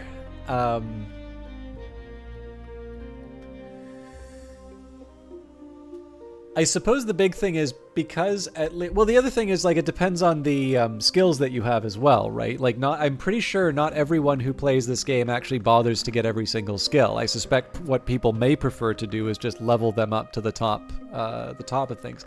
It's very clear that I haven't even I've not gone down the full list of capabilities that I have with these various skills. That's another thing that I should be looking into. So there are actually a number of cases that I can come up with, but again, my reactions are usually going to be on my current playthrough where I sort of take certain things for granted. Although it does sometimes come to sometimes comes to bite me when I do the YouTube series, because I'm expecting that I have things that I don't actually have. But that's life. That's what I get for playing multiple playthroughs at once. Okay, so the Green Stag Shield. This is clearly a reproduction or facsimile, but perhaps from the mid-19th century. But it's heavy and durable. The leather is fine-grained and subtle, and may in fact be deer hide. Okay, I'm not expecting to learn anything too dramatic out of the out of the items in here. Maybe we'll find out that this is actually lion hide. But this is more about completeness rather than expecting shattering truths.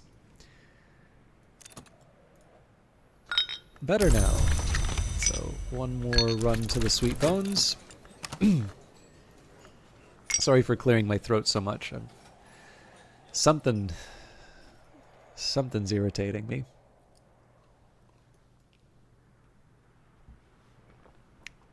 I will confess, I feel a little bad that I'm just keeping this I'm keeping the. Oh yeah, actually, I don't think I said it. But Kree, you'll be pleased to know that I have nice thick wool socks, and I did finally. I was not using my blanket for a while because I was using it to keep dust off of something, but I decided for the purposes of a stream, I would reclaim my blanket.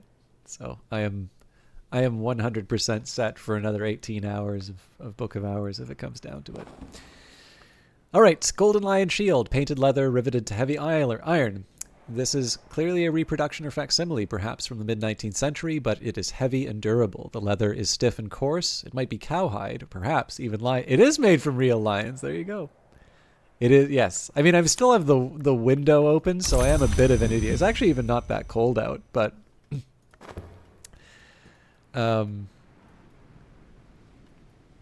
it does sure feel cozy. All right, I think it was the hunter's bow, and then we are set for that display.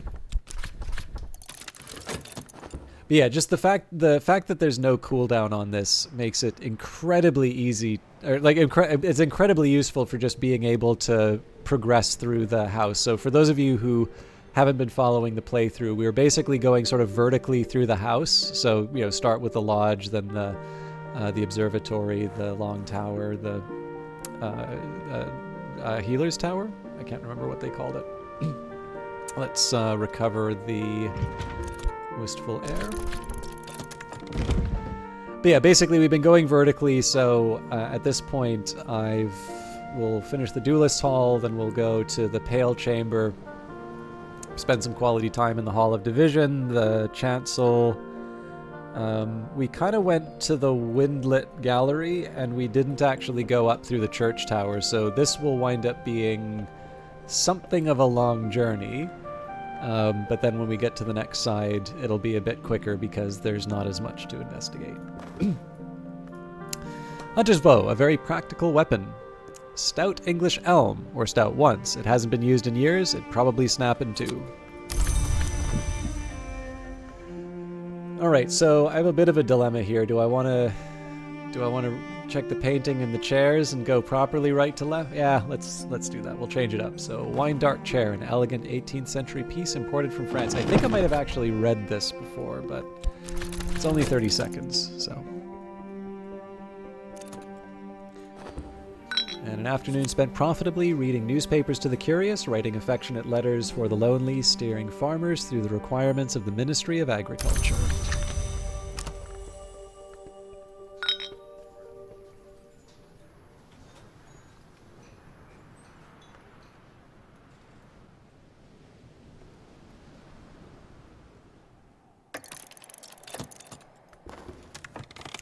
There were 12 of the. Yes, we did read this. There were 12 of these, but Gravenius Van Loren had most of them broken up and burnt the week after his arrival. Bad memories was all that he would say. So the first threshold, a horned double axe, stands alone in a sandy desert.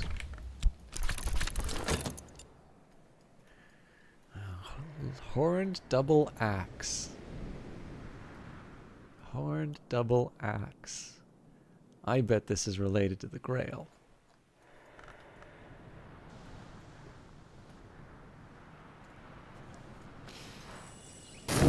Memories fade, assistance departs, but the soul is refreshed. So we'll see what the weather is.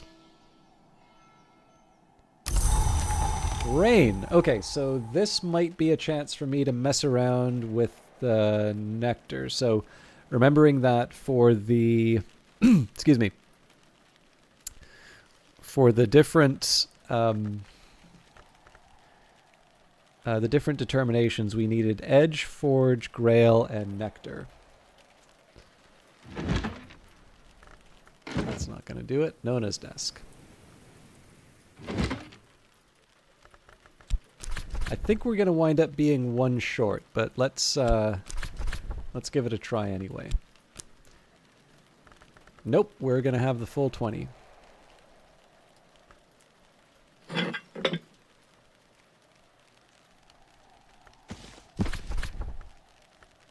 Make a determination of the root's origin. Okay, so most of these are ones that I've immediately eliminated from the possibilities for myself.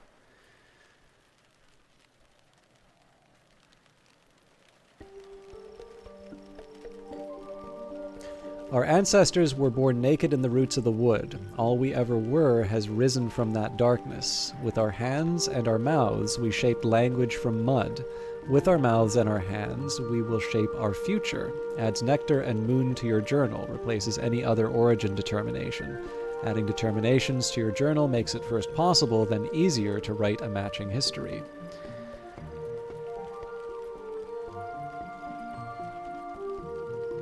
So 3 more left, Edge, Forge, and Grail. Now the unfortunate truth is that for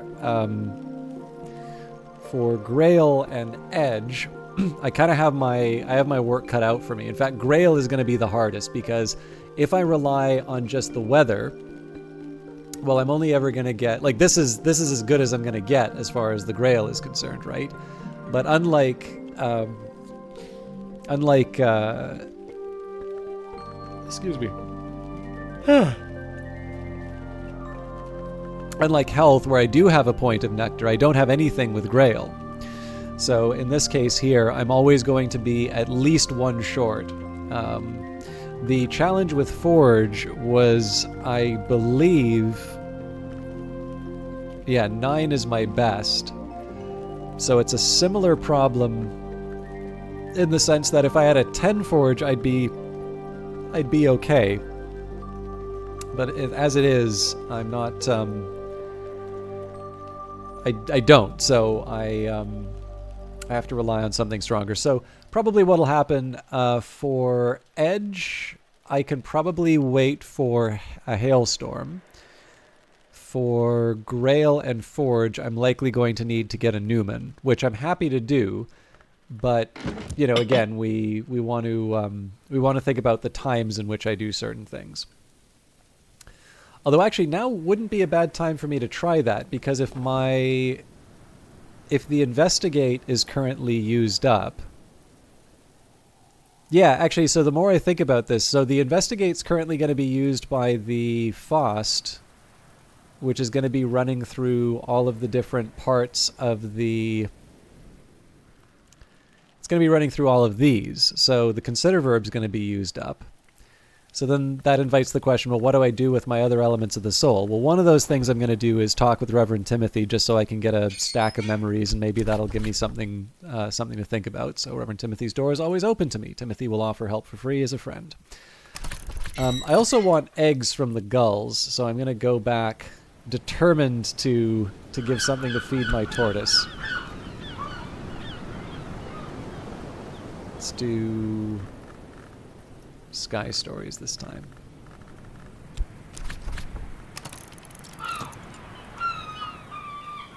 Yeah, I've got a fascination hit people guy, but I mean, I've been keeping this for a while. It's I can heal it whenever I want. It's very convenient for being able to examine all of the... Oh, you mean the old wound here? Ah, gotcha. Yeah, the wound is visible, the pain is not. Can't even remember why I wanted to get that. I think it was just because it was a persistent memory. Okay, where was I?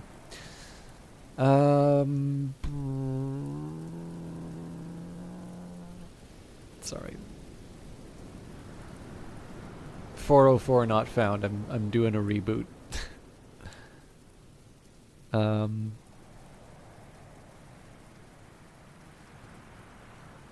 So I can use health for gardening. In fact, I believe I used a honey scar jasmine, which should be a summer plant.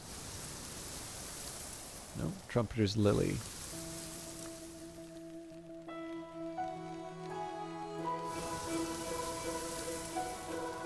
Am I going nuts? Honey scar jasmine in autumn. My bad. Although maybe I can try and get some honey from the bees.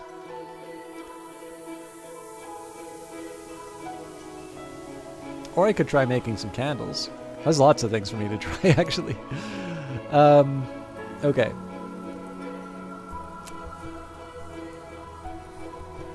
This is a very nice song. Would a game notepad or a spreadsheet help? So I believe there is actually... I believe there are plans to add note-keeping tools inside of the game. I have a spreadsheet that I'm consulting already. There is a. I also have like a handwritten. So there are handwritten notes that I keep, which are generally more about specific plot points or like lore bits that I'm interested in. Whereas the memories and things like that are something I keep in a spreadsheet.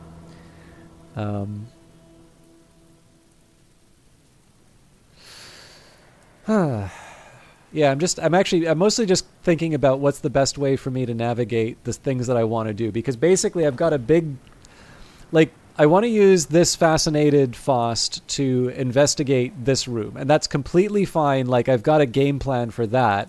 But if I'm using up this consider verb, then I can't use that consider verb to do things like investigate the different busts here, which I would like to do, but maybe isn't a high priority right now. So what it kind of comes down to is, what are some of the other things that I can do with my time that I would still consider to be good uses of my time? And that's kind of up in the air right now. So one thing I will do, I'll make a bit of money in the Sweet Bones, mostly because I can. I could offer help in correspondence with correspondence and arithmetic. There's no school in Brandkrug, and not everyone here knows their letters. For the talk, we'll wind up talking with Reverend Timothy.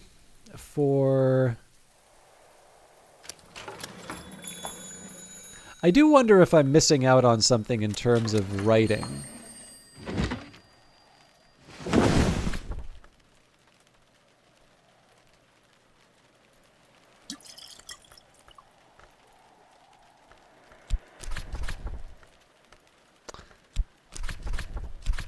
But yeah, the problem here is that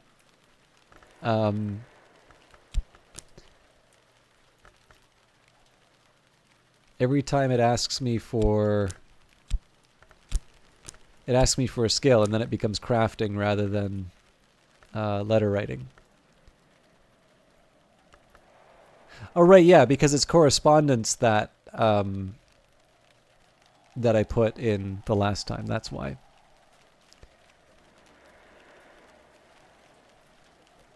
You definitely can hit people, guys. So I've got my Amberflecked journal, which I am the Twiceborn librarian of Hush House, and this is the journal in which I will keep my remaining memories. The Twiceborn's third choice might be life as the librarian, or it might be something more radical, but you can complete the game by recording any history. You might wish to begin your studies with the Illumination Wisdom. So in addition to all the other things that we've gained, I have made two determinations. One, we came from glory. Our first sparks of self descended from the light above the world we call the glory. Without the glory, we would be beasts in darkness, and the gifts of our past illuminate our future, which is eternity. And Moth the oldest, the moth beats within the skull, seeks among the trees of the wood, is dappled. The moth who delights in contradiction is the oldest hour that remains. Any that seem older, the moth once was, when once it was. And the other, so you can't include contradictory determinations. You have to pick. So far we've found origin from glory, origin from nowhere, shell origin, and roots origin. In terms of oldest, there's competition between Moth, the Horned Axe, and I'm guessing the Grail would be the third one, but we don't know that for sure. There is Speech the Key, and then I made a guess which turned out to be correct, Speech the Wound. Now those two, Moth will be relevant.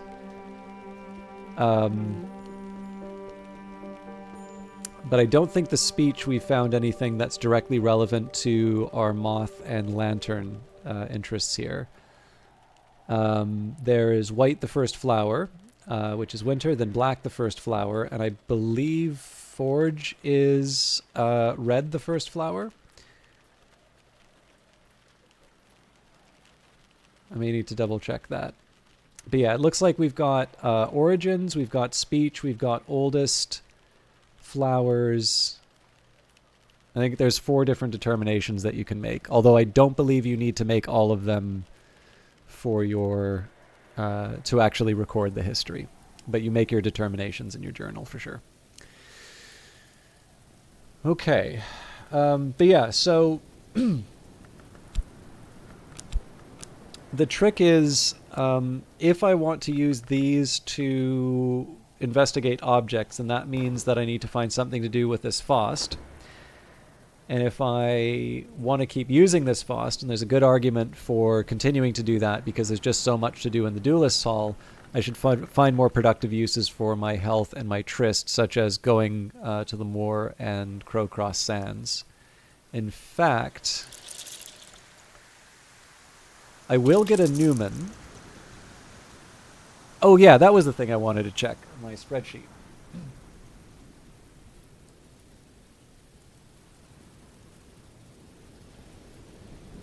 If I could find something with a forge, the best option for me would be a forge edge and grail Newman, and I think I've got something that gives me 2 of those, but not all 3.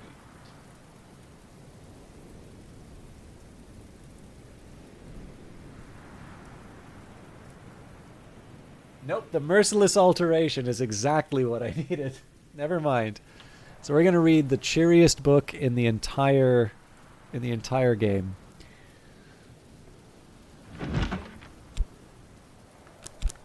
Oh, but that's going to take up the... All right, I'm going to wait till I get the whisk back.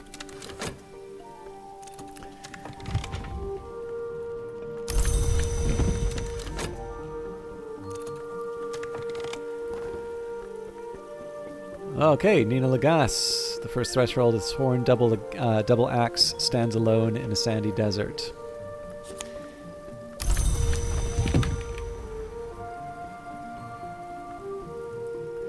Onto the dappled practice sword.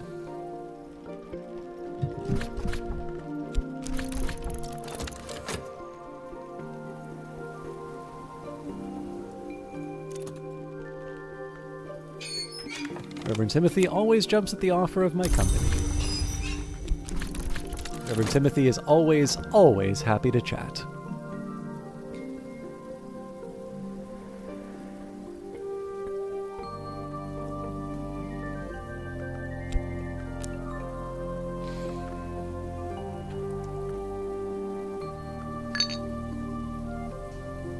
This is going to take me about a minute and a half. I need to finish this, and then I need to recover one of the whist. The wood is poplar. The hilt is marked with blackthorn and holly, the leaf-shaped wooden sword of considerable age. Oh, it's sound. I wasn't expecting that. All right. We'll take the sentry's bow next.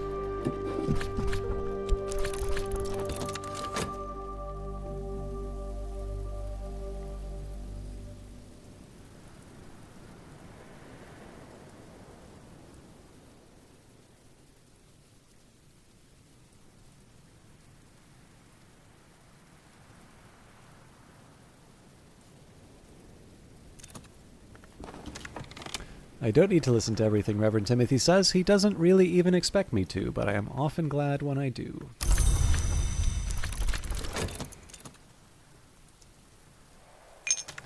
An afternoon spent profitably reading newspapers to the curious, writing affectionate letters to the lonely, steering farmers through the requirements of the Ministry of Agriculture. So my tendency to go to the Sweet Bones just to like make money for no other end sometimes creates inconveniences like this. The thing that's really nice about it, though, is that a 6-pence buys me 3 runs to the Sweet Bones. So even just doing it once during the day gives me a little flexibility. Like I said, the 7-pound note and a crown kind of tells me I really don't need to be worrying about money right now. But it's just kind of nice to have if I've got some spare change kicking around. It's just a little easier. All right, have you found topics other than the soaked journal to feed them during the attempt to get their help for the day? When it says topic, I haven't found anything to toss it when they're at their home base. So you mean like when you're talking to someone like, so like I think I get what you're saying. Like if I use my Schapt, Whist, or Faust in the study with Reverend Timothy, and when you're taking the 10 seconds to load them in, there's a thing that you can talk about. Okay. So I believe the only thing you can talk to them about is the Drowned Book. So I think the purpose of that is specifically to allow you to dry out your book. What I don't think many people understand is if you want, you can actually dry out your book at the Sweet Bones as well. You don't need to. You don't actually need to do that at your friend's place. Although generally it makes sense to do it there because that's like one of the first places you go. But I believe, as far as I can tell, it is only the Drown book that you can use. But there's actually a way we can verify that the next time I bring in Reverend Timothy. So we'll confirm it. Okay, Sentry's Bow, a fearsome weapon. Good Welsh yew once, now it's rotting from the inside out.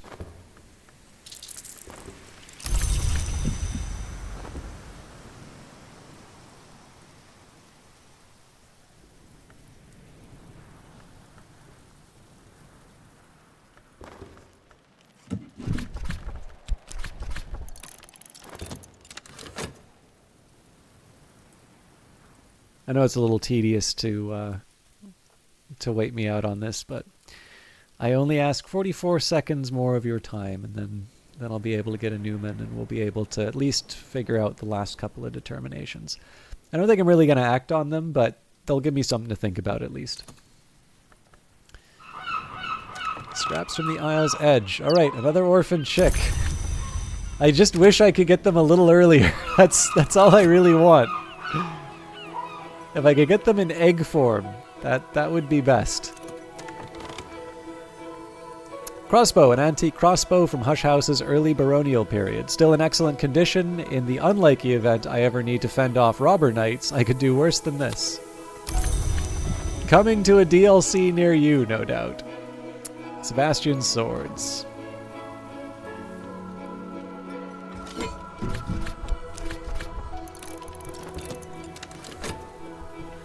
Thanks for streaming this. I've been struggling a bit with your own game, but it's more too tired to think after work, so having someone to watch who talks so smooth is nice. I really appreciate you saying that, Hit People Guy. I mean, I know my style isn't for everyone, but I do... First of all, I really do like the game, and I really do like spending time in the game. So to me, a chance to just be able to hang out with people and enjoy some of the little details that, you know, maybe you'll miss on a run where, you know, like the thing is there's a lot of cool stuff to do in this game, so I don't blame people for wanting to, you know, to get to that and to see what's going on, but sometimes it's possible to miss out on some fun stuff as well.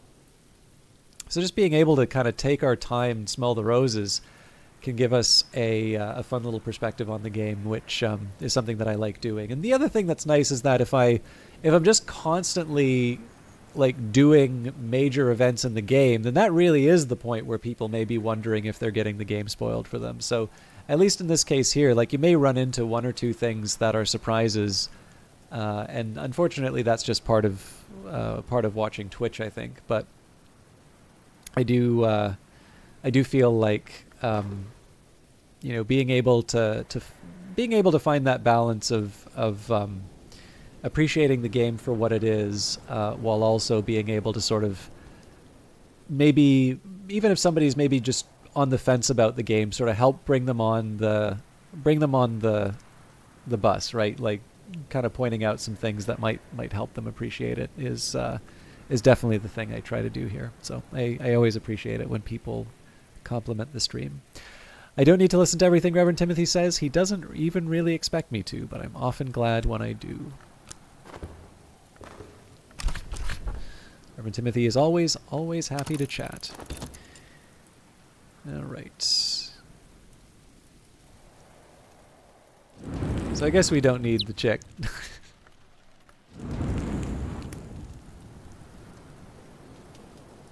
Yeah, exactly. Although again, I mean, if anybody wants to speedrun it, or they want to, you know, if they want to come to Book of Hours on their own terms, like if they want to rush through it, that is absolutely their business. Just for me, there's just too many interesting things that are not obvious in the game to really want to gobble it all down at once. So if you raise it, can it make you an egg? Well, I suspect I can get eggs from Tuppence and Terrence, but I'm slightly worried that they're going to want to eat some eggs. So I want to make sure that I at least have an egg to work with before I before I commit to farming with Tuppence and Terrence. Okay, we're gonna read a charming book, the sort of thing that you want to read before bed. A Child's Treasury of Golden Afternoons. A book of Hyksos lullabies. Once upon a time, a very bad man encoded very bad secrets into the charming illustrations of a book of charming stories. Wake the pictures, and you will see. Sebastian swords matching 18th century cutlasses. The initials SD are engraved on the blade near the hilt. The hilt is bone, the guard is brass, decorated rather racily with nymphs pursued by satyrs.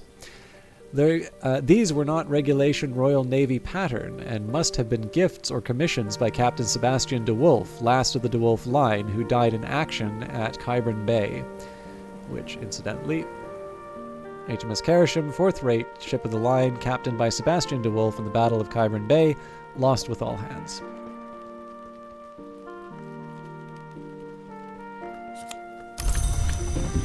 Wake the Pictures just means that it's a pop-up book. You just open it up and you get to see nightmares that no human can comprehend.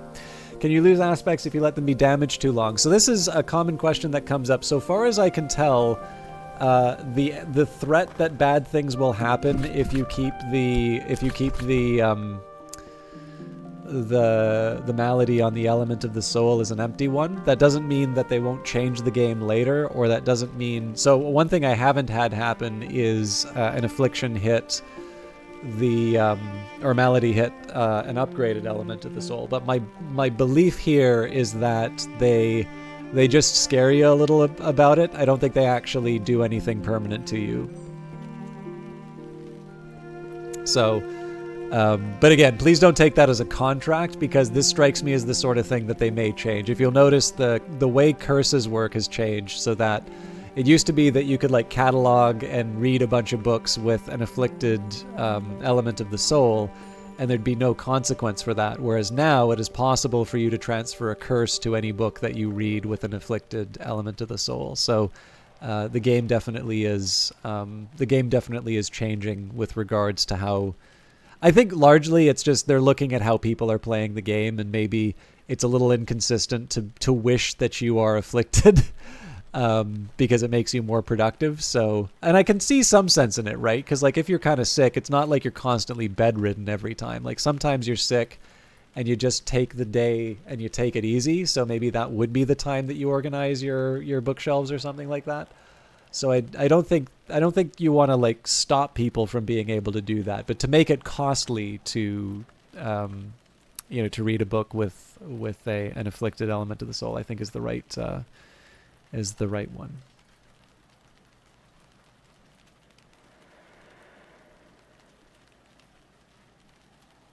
Yeah. I mean, it can go both ways for sure. All right, red practice sword, a leaf-shaped wooden sword of considerable age. By the way, whoever was talking about me having like a big, a big cork board with the pins and the yarn, that's just my green role playing.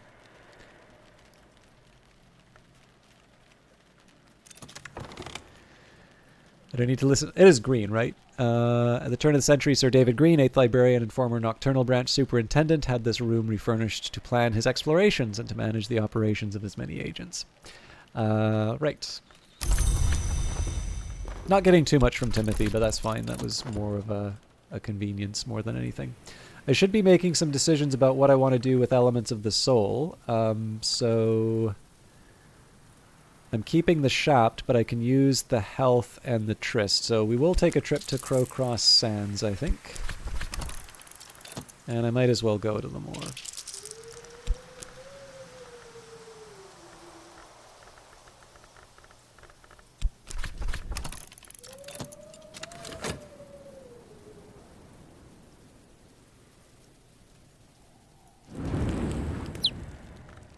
Make dinner. Make dinner. Neat. The wood is birch. The hilt is marked with red ochre. And it has a nice scent.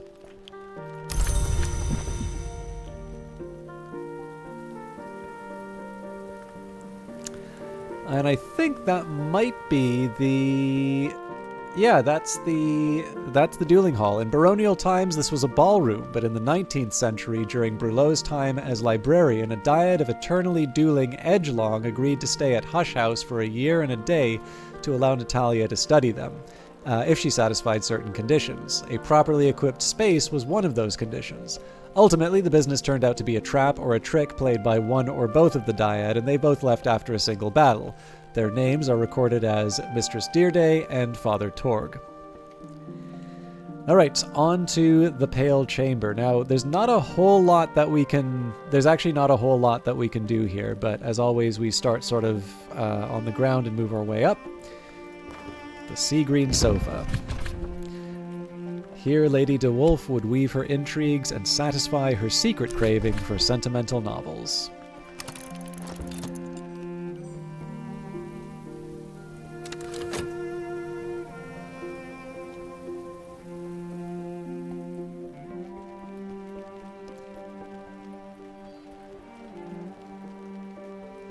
Can't be a librarian without a fondness for books. I guess technically, do the dwarves count as librarians? I guess they're just barons, or baroness in this case, but we can count it.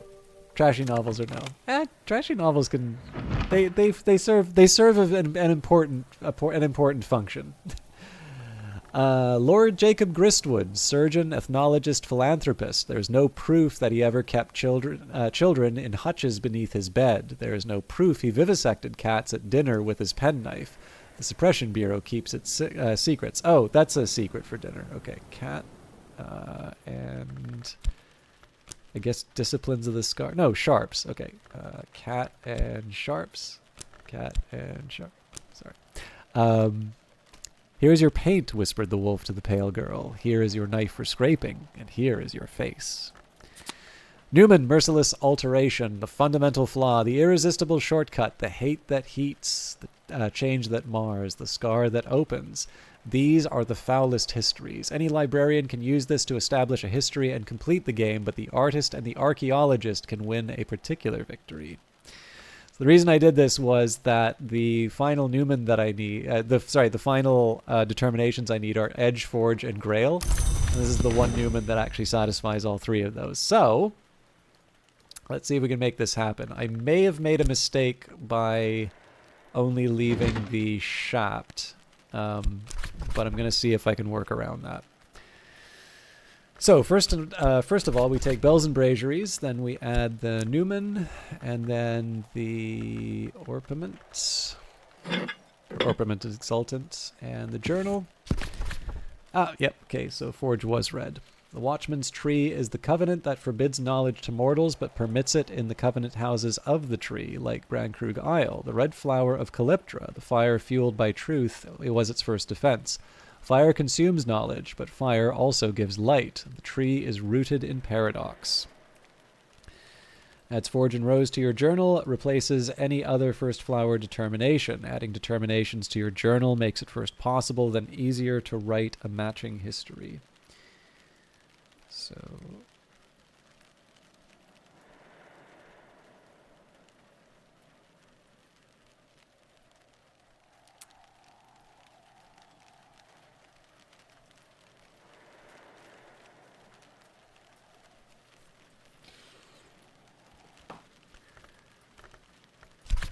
So the tricky question here is,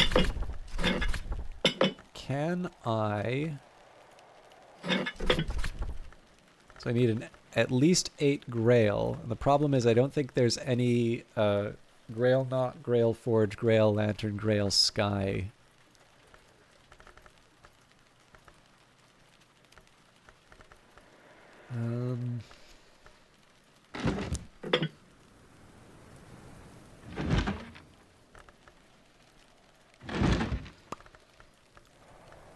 Well, this will at least work for the edge, so we can add Sickle and Eclipse. I can never remember the edge one. Nillikant. Speech the sword.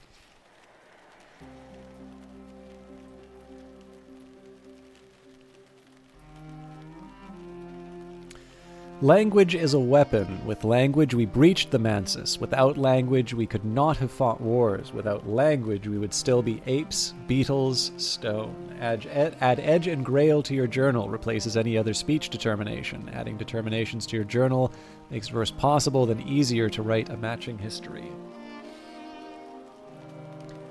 Okay.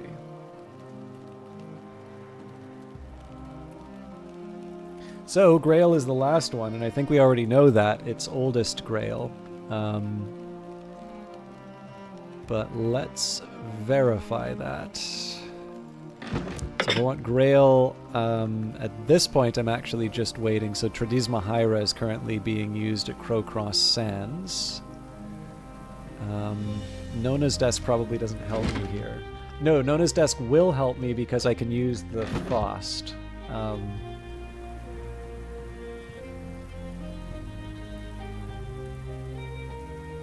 Okay. Sorry, I'm just planning out my next... this might work. Let's see if I can get away with it. 14, yep. So I don't even need to worry about waiting for the Faust. This one I remember, Marquette. Oh, sorry, Maricat. They get determination, Grail oldest. This, we know we're not using this one. So the red Grail gives life, the Grail takes life. The Grail is not sated. The Grail, who disdains contradiction, is the oldest hour that persists. Any that seem older are subsumed eventually in the Grail's tides. Adds Grail and Nectar to your journal, replaces any other oldest determination. Adding determinations to your journal makes it first possible, then easier to write a matching history. Okay.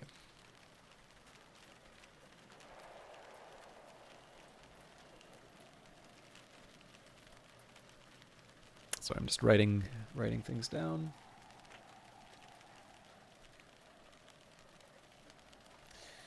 So, just in terms of a summary, Lantern is origin from glory, Sky is origin from nowhere, Rose, speech the key, Moth oldest, Winter, white the first flower, Heart, horned axe the oldest, Moon, black the first flower, Knock, speech the wound, Edge, speech the sword, Scale, shell origin, Forge, red first flower, Grail, Grail oldest, and Nectar, roots origin. So the ones that I can realistically consider, and I don't see how any of these would necessarily help me write the history that I'm looking for. But we could pick Rose, Winter, Moon, Knock, Edge, and Forge, because those do not contradict my current commitments of Origin from Glory and Moth oldest. So basically I can pick the first flower and I can pick speech if I want to write more determinations. But that would just be to show off, basically. There's no practical benefit to me doing that. And actually, one thing that I can do, just so I can narrow this down. So if it's Rose...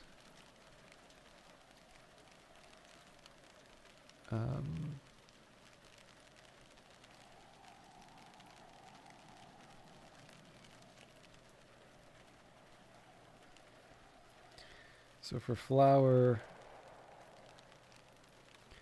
it's Winter, Moon, Forge, white the first flower, black the first flower, red the first flower. Speech is Rose, Knock, Edge.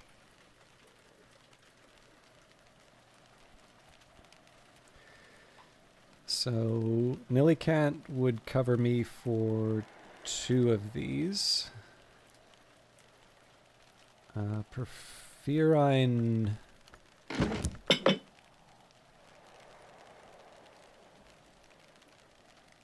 Knockrose Moon. That actually covers me for 3. There's another reason for me to want Porphyryne. And then Orpiment Exultant. Okay, so there may actually be some argument for me to make the Orpiment Exultant, so I have a backup.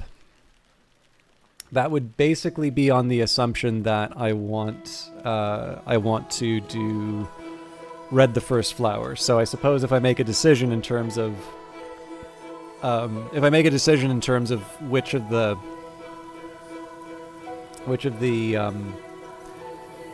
determinations I want to make, I could make inks accordingly, but I don't need to worry about that right now. I wonder, I think it'll give me a hint in terms of committing the Newman, so I think it was something to the effect of I need 25 of the aspect. We should be able to... The next page, I could add something to this journal if I could lay my hands on a suitable ink. I am mildly curious if I just toss any old ink. A determination... Yeah. To record a new history, you will need an ink of power, one of the great secrets known as Numina, which usually dwell on the most hallowed books, and 25 points of a power aspect. This is easier if you made it at least 1 and preferably 2 suitable determinations. Okay. So it turns out I didn't need to use the Incastum Terminale in that case. So if I were to take the Uzalt, just for example, when the librarian of Hush House determines their answer to one of the great mysteries, the Hours themselves might pay attention. To record a new history, you will need an ink of power, one of the great secrets known as Numina, which usually dwell in the most hallowed books, and 25 points of a power aspect. This is easier if you've made at least 1 and preferably 2 suitable determinations. So this is where this actually gets kind of interesting, right? Because for the sake of the argument, we add the... Oh, no, actually that's pretty easy. So Faust and the Newman would be sufficient in this case. Faust would give me 2 to bring me up to 20, and then a Newman with 5 Lantern would bring me up there, which is kind of interesting actually, because in this case here, this is essentially saying that I would not be able to if I'm reading this correctly, there is no way that the Twiceborn would be able to do the Merciless Alteration without... Let me think this through. Well, I guess the Merciless Alteration would be a Forge one, wouldn't it?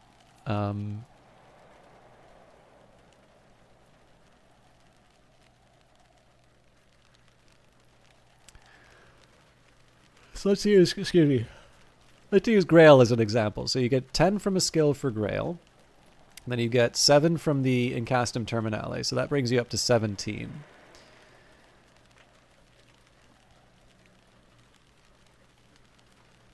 So that would give you 23 on its own. Nope, that still works actually. Okay, no, this is actually, they're pretty clever in terms of how they figured this out. So yeah, the way that would work. So let's just say for the sake of the argument that I wanted to I'll actually work this out because this is a fun little puzzle and I think it's a nice little example in terms of how this game's designed. So let's just say I wanted to do something completely ridiculous. And this is hopefully for those of you who maybe feel that the game is being a bit unfair and like you've hit a block. This will hopefully give you some motivation to realize that there's always a way through. So let's say that I played a session where I categorically refused to commit any skills, and I start as the Twiceborn, which means that I will get Faust and I will get Shapt, and then there's a way that I can get Whist, and I suppose if I commit my journal I could get Tryst, but let's even say that I don't go that far. Let's actually just say that I start with Faust and Shapt and my health, and that is it. Like, I never get any other elements of the soul. So if I did that, So we'll take Tridesma Hyra as an example here. So we start with 10 Grail there. And well, let's say for the sake of the argument that we wanted to do Merciless Alteration because we thought that sounded really cool. So in that case, we have to add the Newman. So that already gives us 5 Grail. Okay, so that's 15 for us to work with. We also know that we're going to need to use an Incastum Terminale, and in that case, the Maricat gives us 7. Okay. So that brings us up to 22, if I'm not mistaken. Okay. But from there... Oh, did I get this wrong? Oh, interesting. Okay, so maybe you can't... Maybe you do actually need to commit one thing. So if you make 2 determinations... Well, what does my journal look like? Yeah, 2 Lantern, 2 Moth. Okay. So that actually brings you up to 24. So turns out I would in fact need... I would need an element of the soul that... I would in fact need one element of the soul to... That's weird though, because normally they do give you a path all the way through. So there might be something I'm missing here. The book itself gives me a knock, but if I wanted to go for Merciless Alteration, that wouldn't help.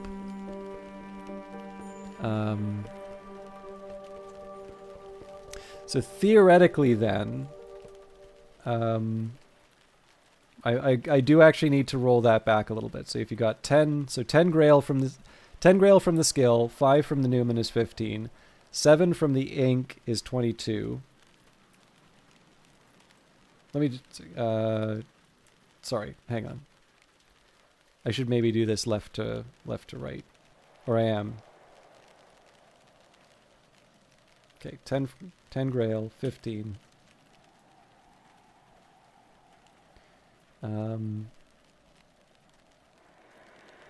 17 with the book and 2 determinations.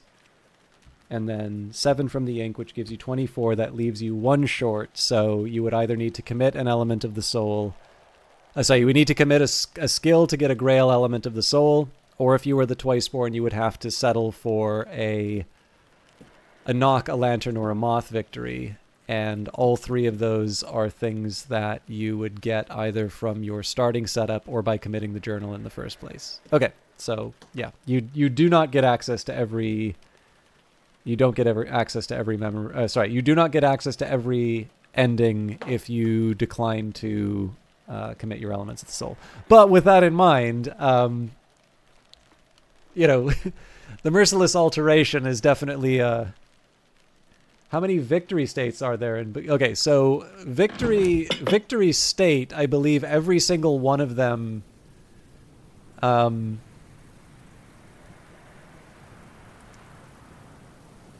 You know, to be honest, I actually don't think I've...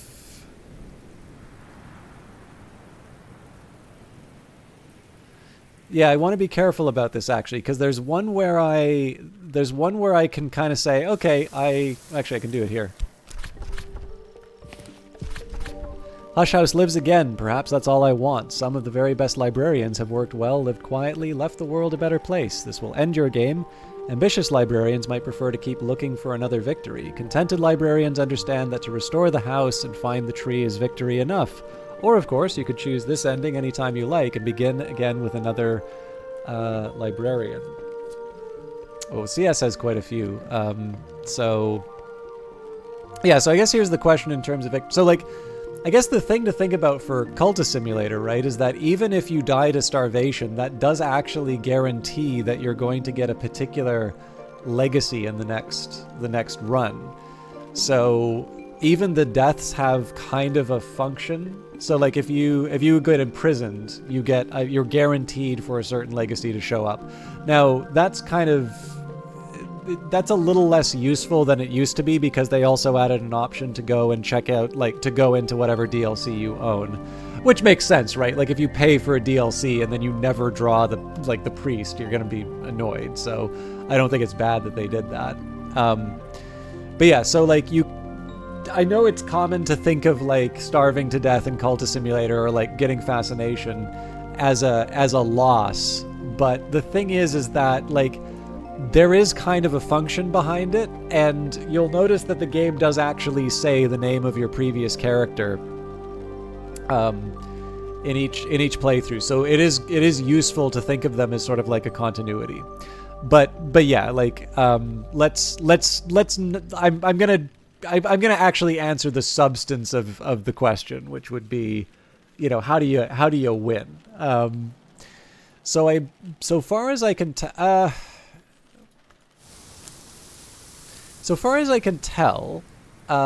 if you consider this like a more minor victory, like, you know, making a living at Glover and Glover, like if you don't really consider that to be a victory, we would not include the Earl's U. So if we want to just say writing a history in your journal is your ending, I don't know, like there's only one or two victories, but the thing to remember is that in terms of individual histories, when I like looked at some data related to the files, so I've not actually looked at the contents of the files because the temptation to just look at all the secrets of the game is too great.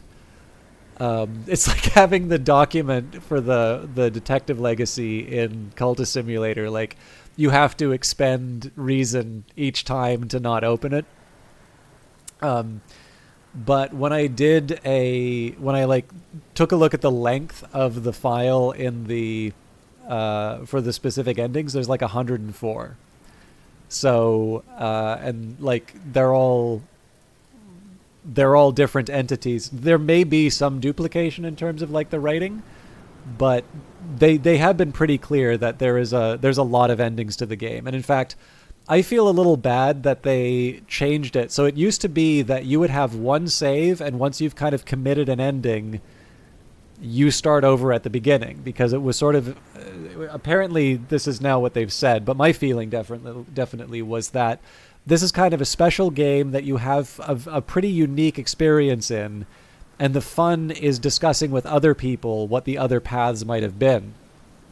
But I did notice there were quite a few distressed comments in the Reddit of people who kind of wanted to farm all the endings.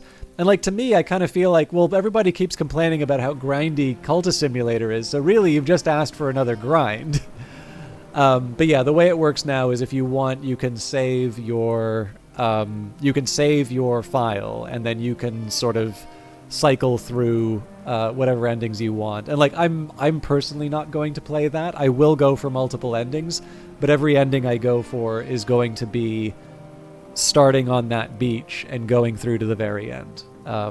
So, and there's a gallery of your endings at the end. So, but yeah. So in terms of like different scenes, like if you think of Cultist Simulator in terms of like there's like the Ascension there's the Enlightenment, Satisfaction, and Power endings. So there's 3 for the base game there. Then you've got the Apostle ending, so that's at least another 3. The Priest has its own ending. And then the thing about the Priest is like there's also like secret endings that I think people might potentially consider to be bad. So even then it gets a little dicey in terms of what you want to count as like win states, right? Because I mean, even some of the things that are described in terms of like the Ascension victories in Cultist Simulator, they're not necessarily things you'd want to have happen to you. Definitely for the Apostle legacy, that's true. So as with anything, like it's a bit complicated, but the best I could say is like if you're looking to read different outcomes, there's over 100 in terms of Book of Hours. But the actions that you will take to get those 100 will be very similar. It's not that you're doing completely different playthroughs where you're trying to put together incredibly arcane recipes or anything like that. All right. It's the three words that will always make me smile are Lord Franklin Bancroft. Here, Lady Ava de Wolf would weave her intrigues and satisfy her secret craving for sentimental novels. Lord Franklin Bancroft, Magus and Rake, was a frequent visitor to Hush House, and his name was often linked with Lady Ava's. He provoked scandal with a lugubrious encomium, Thy Throne Malachite, dedicated to this very item of furniture. Lady Ava took this badly, withdrawing Bancroft's invitation to Christmas dinner, but relented in time for her spring ball on condition he attended dressed entirely in green.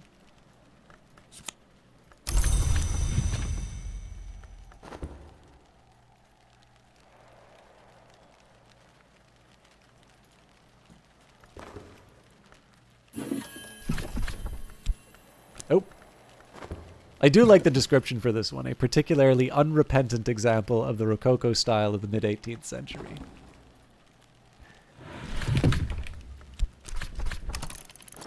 All right, let's bring the day to a close. Let's make some money at the Sweet Bones. There's not much work on offer in Brandkrug, but I can find 6 pence worth of odd jobs. I don't need to listen to everything Reverend Timothy says. He doesn't really even expect me to, but I'm often glad when I do. We're a little past midnight, so I might need to think about wrapping up soon.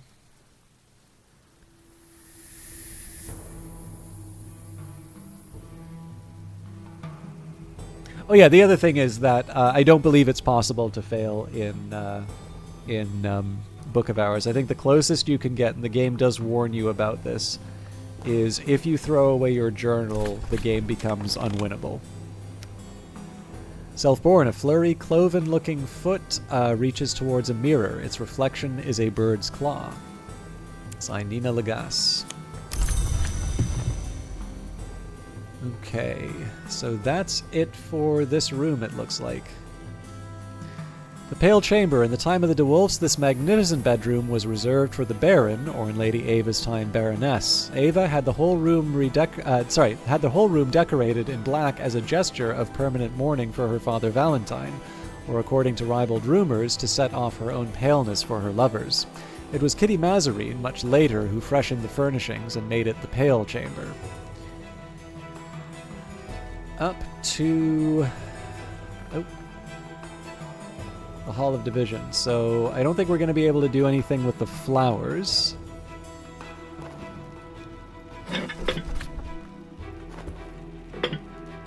Sorry, let me just double check that. Yeah. Ava and Abraham, 1724. A magnificent depiction in oils of an elegantly dressed 18th century couple. The face of the gentleman, however, was long ago obliterated by a splash of some dark, corrosive substance.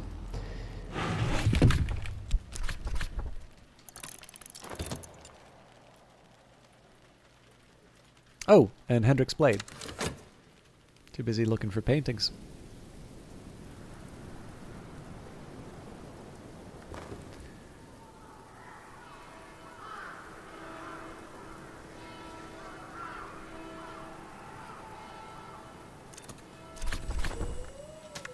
Unexpected finds in the folds of the earth and sky. And I don't need to listen to everything Reverend Timothy says. He doesn't even really expect me to, but I'm often glad when I do. And sea-strewn, salt-snared stuff. So let's find some places for all this stuff.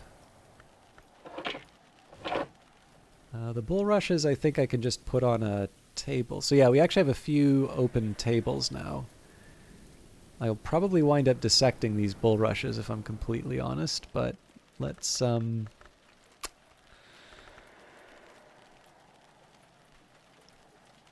put these in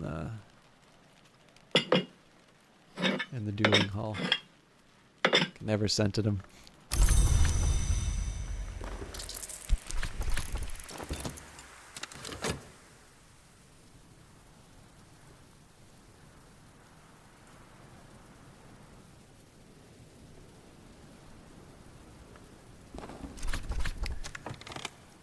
In her youth, Lady Ava is engaged to be married to an Abraham Wheelock of Monmouthshire, but in 1725 he leaves her at the altar. Furious and humiliated, she returns to Brankrug and is not seen in London again.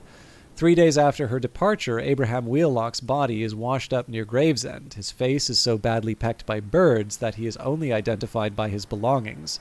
These include a waxed pouch containing a letter addressed to Wheelock, whose contents seem to show he is a spy in the pay of the Austrians. Subsequent investigations suggest that the letter is a forgery, but the matter remains obscure.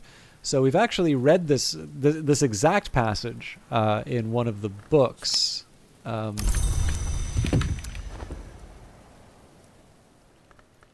then again, I guess it's not guaranteed that we would always see that book. Okay, so turns out we couldn't read Hendrik's Blade. So, the Hall of Division. Ava de Wolf first furnished this as her Hall of Division, holding feasts where the guests were selected by unusual and exacting criteria. Later, Thirza Blake, 7th librarian, employed the speculist Pomander to add more mirrors. Lots more mirrors. I wonder. Oh, hang on.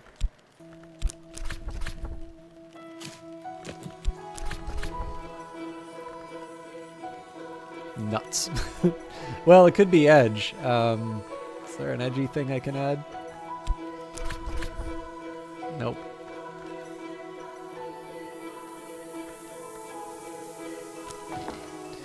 Again, I think the real answer to this stuff is going to be reading the books. I've been putting that off. Now, I don't think there's anything in here that I can check. I think everything is going to be consumed or requires an element of the soul. So we'll just move up. I don't think there's anything for us to check here. Yeah, similarly, there's candles, but I mean, I can check. I think it'll tell me I can use it, but it'll also say that it'll consume it. So we'll leave that aside. We've already taken a look at the Windlit Gallery, so we move up to the church tower, which does have a chair, and we've and a mop and a bucket, and I kind of emptied it out of everything else. We used to have some tea and books. So we will examine the bell tower chair.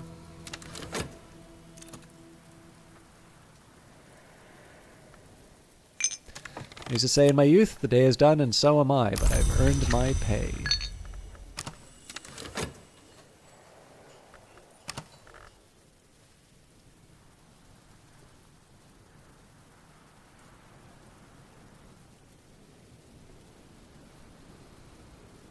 So I'm trying to think.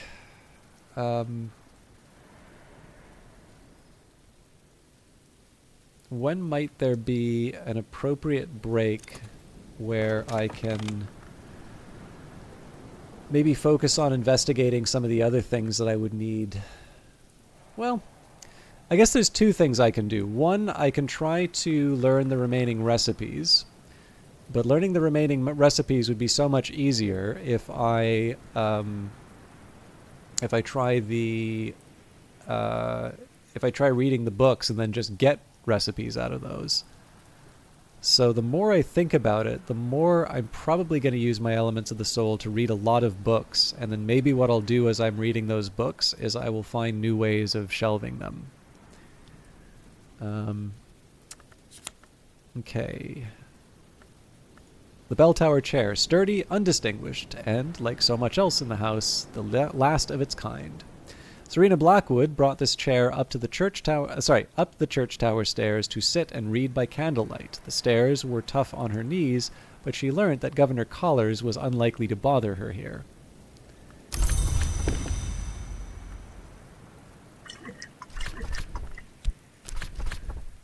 All right, we can in fact investigate the mop and bucket.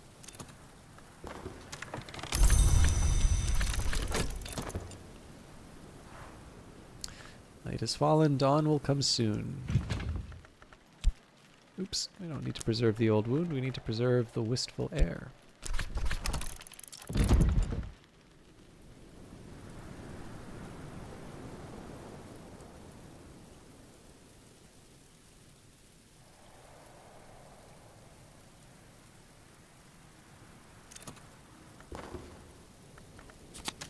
Mop and bucket, galvanized steel, enriched with the stains of a dozen years of methodical mopping. Very, very, very faintly, even after all these years, the unmistakable yeasty, marshy odor of prophet slime. There is so much communicated in that one line. All right, the church tower. The bells in this tower rang every Sunday, even in Solomon Husher's time, until Thirza Blake finally cancelled services so she could save money by sacking the priest. This brought a deputation of angry locals from Brandkrug village, where there was a fearful superstition that when the bells of Brandkrug fell silent, the bells of Ys would be heard. So the only thing that we really have to investigate here is the umbrous oil, which I'm going to guess, even if we could investigate it, would be consumed. I personally wouldn't drink the umbrous oil, but I do like to start myself off, start the morning with a nice tall glass of canola. Alright. Can I eat the hound skull? Curious if they could try doing different classes playthroughs, as in some sort of clergy or noble or even a CS tie-in. Interesting. I definitely think chronologically this definitely takes place after the events of Cultist Simulator. Excuse me. Excuse me. The impression that I get actually is that it's Exile, which does actually have references to the Sweet Bones and I think Brandkrug specifically. So I think the Exile is the earliest in the timeline, and Book of Hours is the latest. And I feel a lot more certain about Book of Hours placement. It definitely is the same universe, but it may not necessarily be the same history.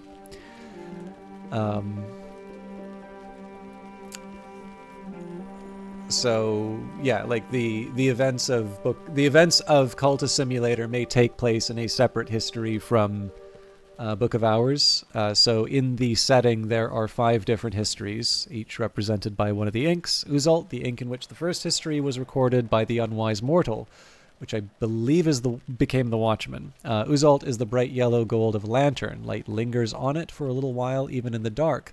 Gold is not needed to mix Uzalt, but amber is. Unobtrusive shrines to Uzalt could sometimes be found in churches of the unconquered sun. Porphyrine, the Incastum Terminale of the second history. It's the glowing crimson mauve of the secret histories. Porphyrine was venerated in secret by a confraternity of corresponding Cluniacs and Benedictines. Nilicant, the Incastum Terminale of the third history. It's the bleak white-blue of winter. It spawned an itinerant order of secret celebrants who regard worms as semi-gods, and who are sometimes called on to celebrate difficult funerals.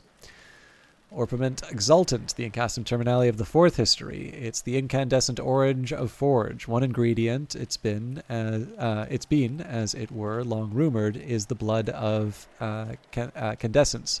Certain Masonic and related traditions venerate what they call OE. And finally, Maricat, the Incastum Terminale of the fifth history, the color of the principle that once occupied the place that Heart does now. In the fifth history itself, the cult of Maricat was everywhere suppressed, but it's sometimes been venerated otherwise.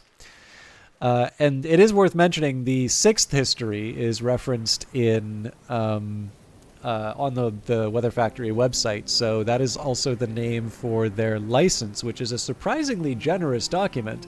So the basic idea is that if you want to make something in...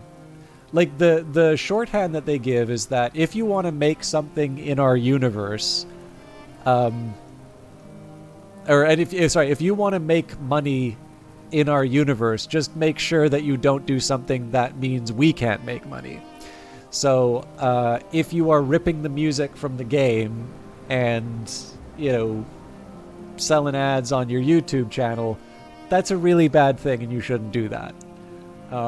If you are taking the images from Cultist Simulator and you're printing them on a t-shirt, again, that's a really unkind thing to do. You're not really making anything. You're just stealing the merchandising opportunities from the people who have put many years into creating this environment.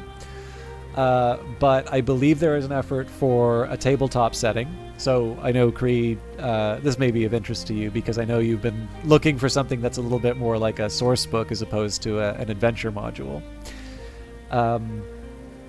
In principle, if you created in theory, you could make your own game. The condition, though, is that I believe if the revenues are greater than £50,000 or something like that. I really should be looking at the doc. It's not that hard to find the document, so just give me a quick second here. I'm not going to spend too much more time on this, but this might be of interest to some people.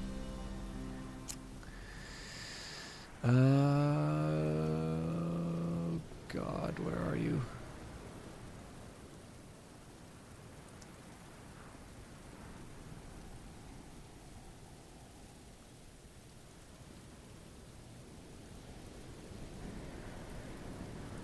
Obviously, if you plan on doing something like this, you want to make sure that you're actually reading the full license. So, in fact, I'll put this document in chat. You just need a supplement for all the cool stuff they left out.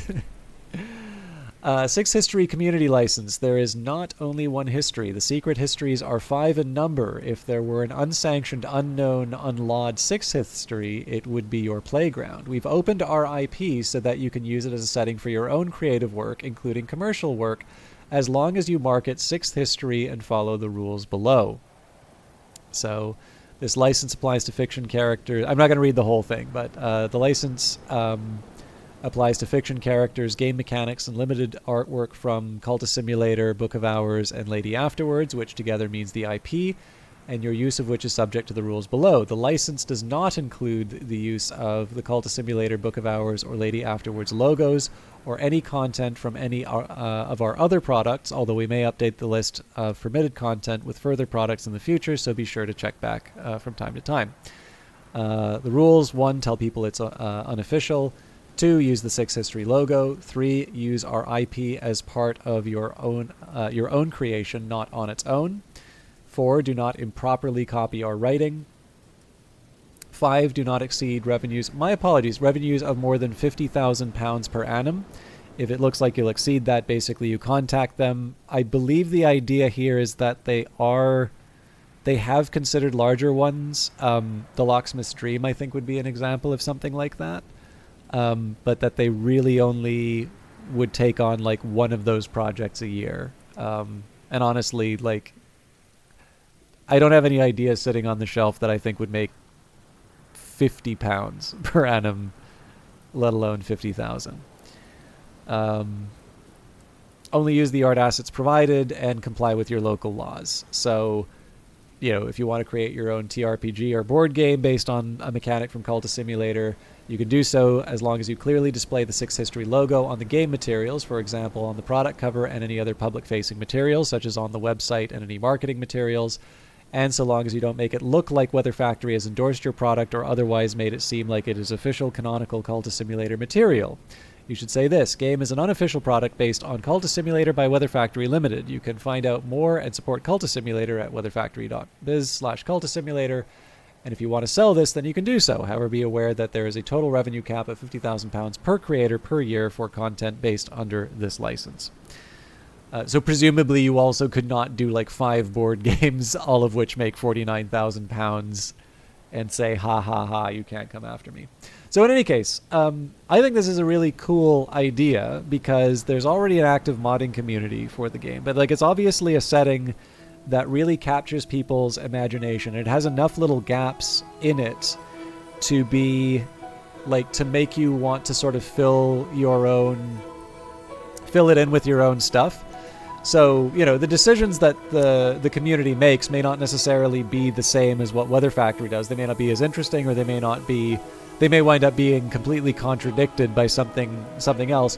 But, sometimes it's just fun to go for the ride, right? So if you want to do a short story, if you want to do a tabletop or a computer game, I think it's really neat.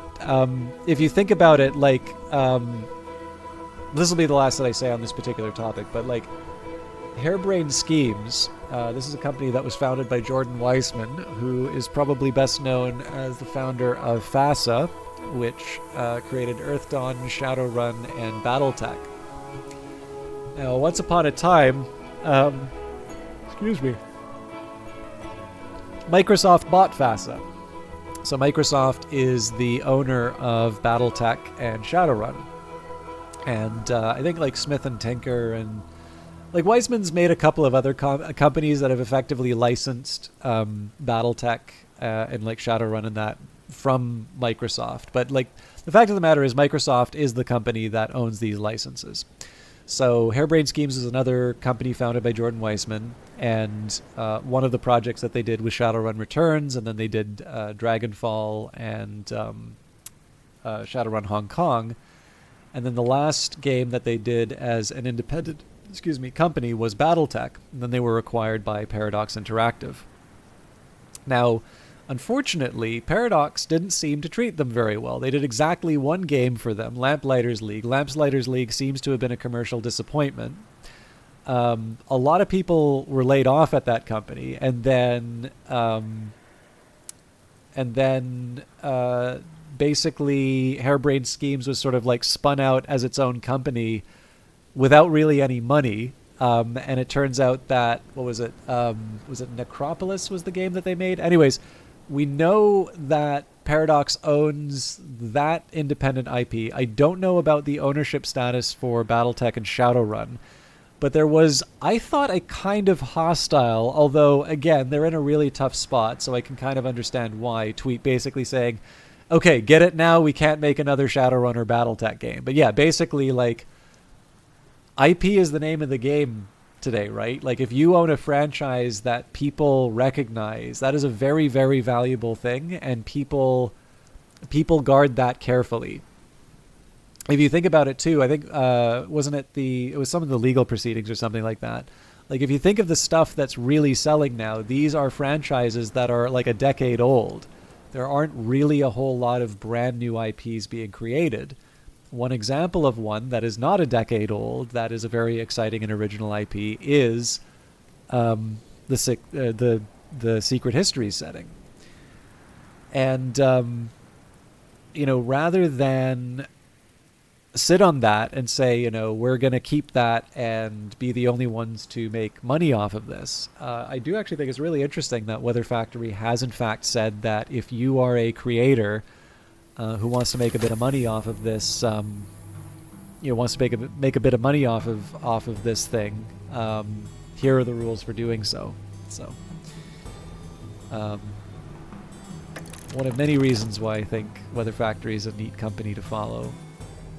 All right, so there was nothing really here for us to investigate, so we go back down below. So we've already taken care of the garden. There was the shaving mirror, although I think we've already taken care of a shaving mirror. I think that's the same as the one in the Keeper's Lodge, but it doesn't hurt to take a look.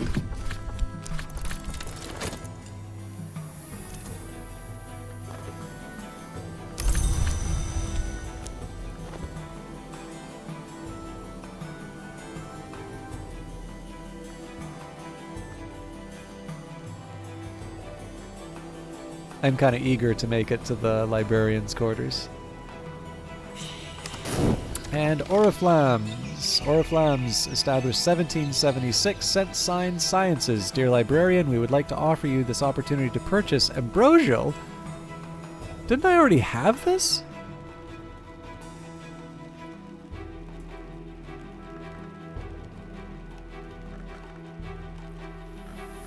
I guess not. I seem to remember... Huh. Alright, well, I'm not going to complain about another book, so Oriflammes thanks you for your custom. I think this might even give me pyroglyphics, now that I think of it. Or no, hang on, it doesn't. It's spices and savors. Yeah, I'm not going to complain about a new book, especially one that's inexpensive. But I may wrap it up here. I'll take a look at what's in the mirror. Faint Respects dot the mirror, or just possibly blood. So the servants' quarters north. This was once the private chamber of the formidable Ernestine Peterhans, Seneschal of Brandkrug. Baron Hendrik and afterwards his son Thomas would both descend the back stairs to visit her in person. For counsel, most said. For prayers, others insisted. Only the very foolish ever suggested there was any improper motive for their visits. Okay, so there's a stool to check. I am curious if I can read the yellowing newspaper, because I'm assuming... Oh, curses. Okay, I'm curious enough about that I might break my... Okay. So yeah, there are things that we can check out in this room. But yeah, I think... I'm sorry to do this, because I know like normally I go about 7 hours or so, but it's... I do want to get a few other things done today, and I think this is a good enough place to sort of to put a pause on it. I do want to give a quick idea of what the I do want to give a quick idea of kind of what the upcoming week is going to be. So, and then I also want to give an idea in terms of the playthrough. So, I have two competing priorities. One is to investigate the remaining rooms. There is a side of me that says I want to use my Faust to sort of look at this room, and then these two remaining ones. Because, you know, at that point then we're sort of at the bridge, and then like we've sort of looked at the baronial and the curia, baronial, curia, and solar periods. So then, you know, we sort of descend down into the, well, one, we go to the nocturnal, but then we also sort of descend down into the dawn period. So I think there's a little bit of value in, you know, in breaking it up like that.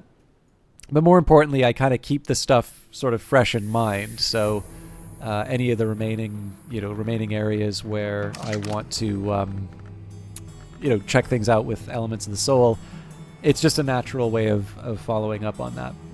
But on top of that, I haven't had much cause to read some books. So I think one thing that I might do, I had an idea in terms of how I was going to read the books, but one thing I can do is I can reshelve all of the books. But one of the things that I can do is, in terms of reshelving the books, I can read them while reshelving them. And that will be a very natural way for me to sort of kill two birds with one stone. And then what I'll do as I'm reading those books, I will try to craft the recipes that I find inside them. I'll try to, I'll try to, I'll make notes of the, the secrets and all of that I find inside of it. That just seems to be a good way for me to get through the books without having to wait for a new one to show up and, try to level up a skill or something along those lines. So that's roughly what I have planned for the playthrough. I mean, obviously we'll make other determinations, and I'll wind up committing a Newman into a history.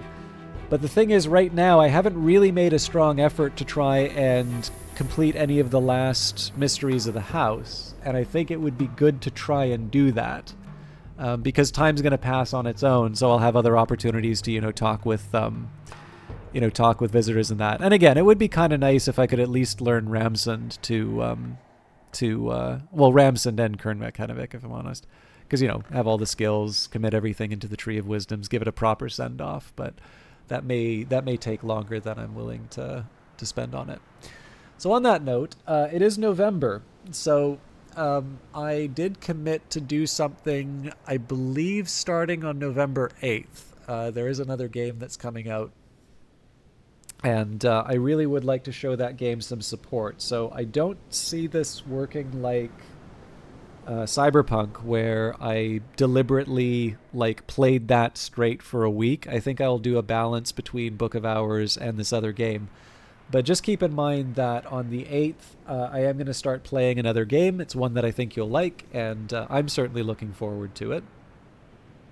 And I just kind of wanted to signal that it's not going to be all Book of Hours all the time. And then I believe the third week of November, the Monday I will be off, but I also believe that the local game dev meetup will be happening on that Wednesday. So the following week, I will probably wind up missing 2 days of casting, and so I may wind up doing that other game, just because again it's reasonably close to release time for that. So just keep in mind there's going to be a little bit of an interruption in terms of Book of Hours, but we are definitely going to be working towards the ending. And one of the things I'll be doing that's hopefully a little more interesting, if you don't care for looking at the different items in the house, is that we're going to be reading all of the books again and try to read them in a specific order, because I'm going to be laying out the library in a way that I think makes sense. But let me just say thank you very much for everybody for watching. I'm sorry I'm not going until like 5 o'clock in the morning. I know some of you have gotten kind of accustomed to that, but I do need to take care of myself. I also just need to catch up on stuff. But I appreciate it, and let's try and find somebody to host. There's actually a lot of really good options here. So let's see who we've got.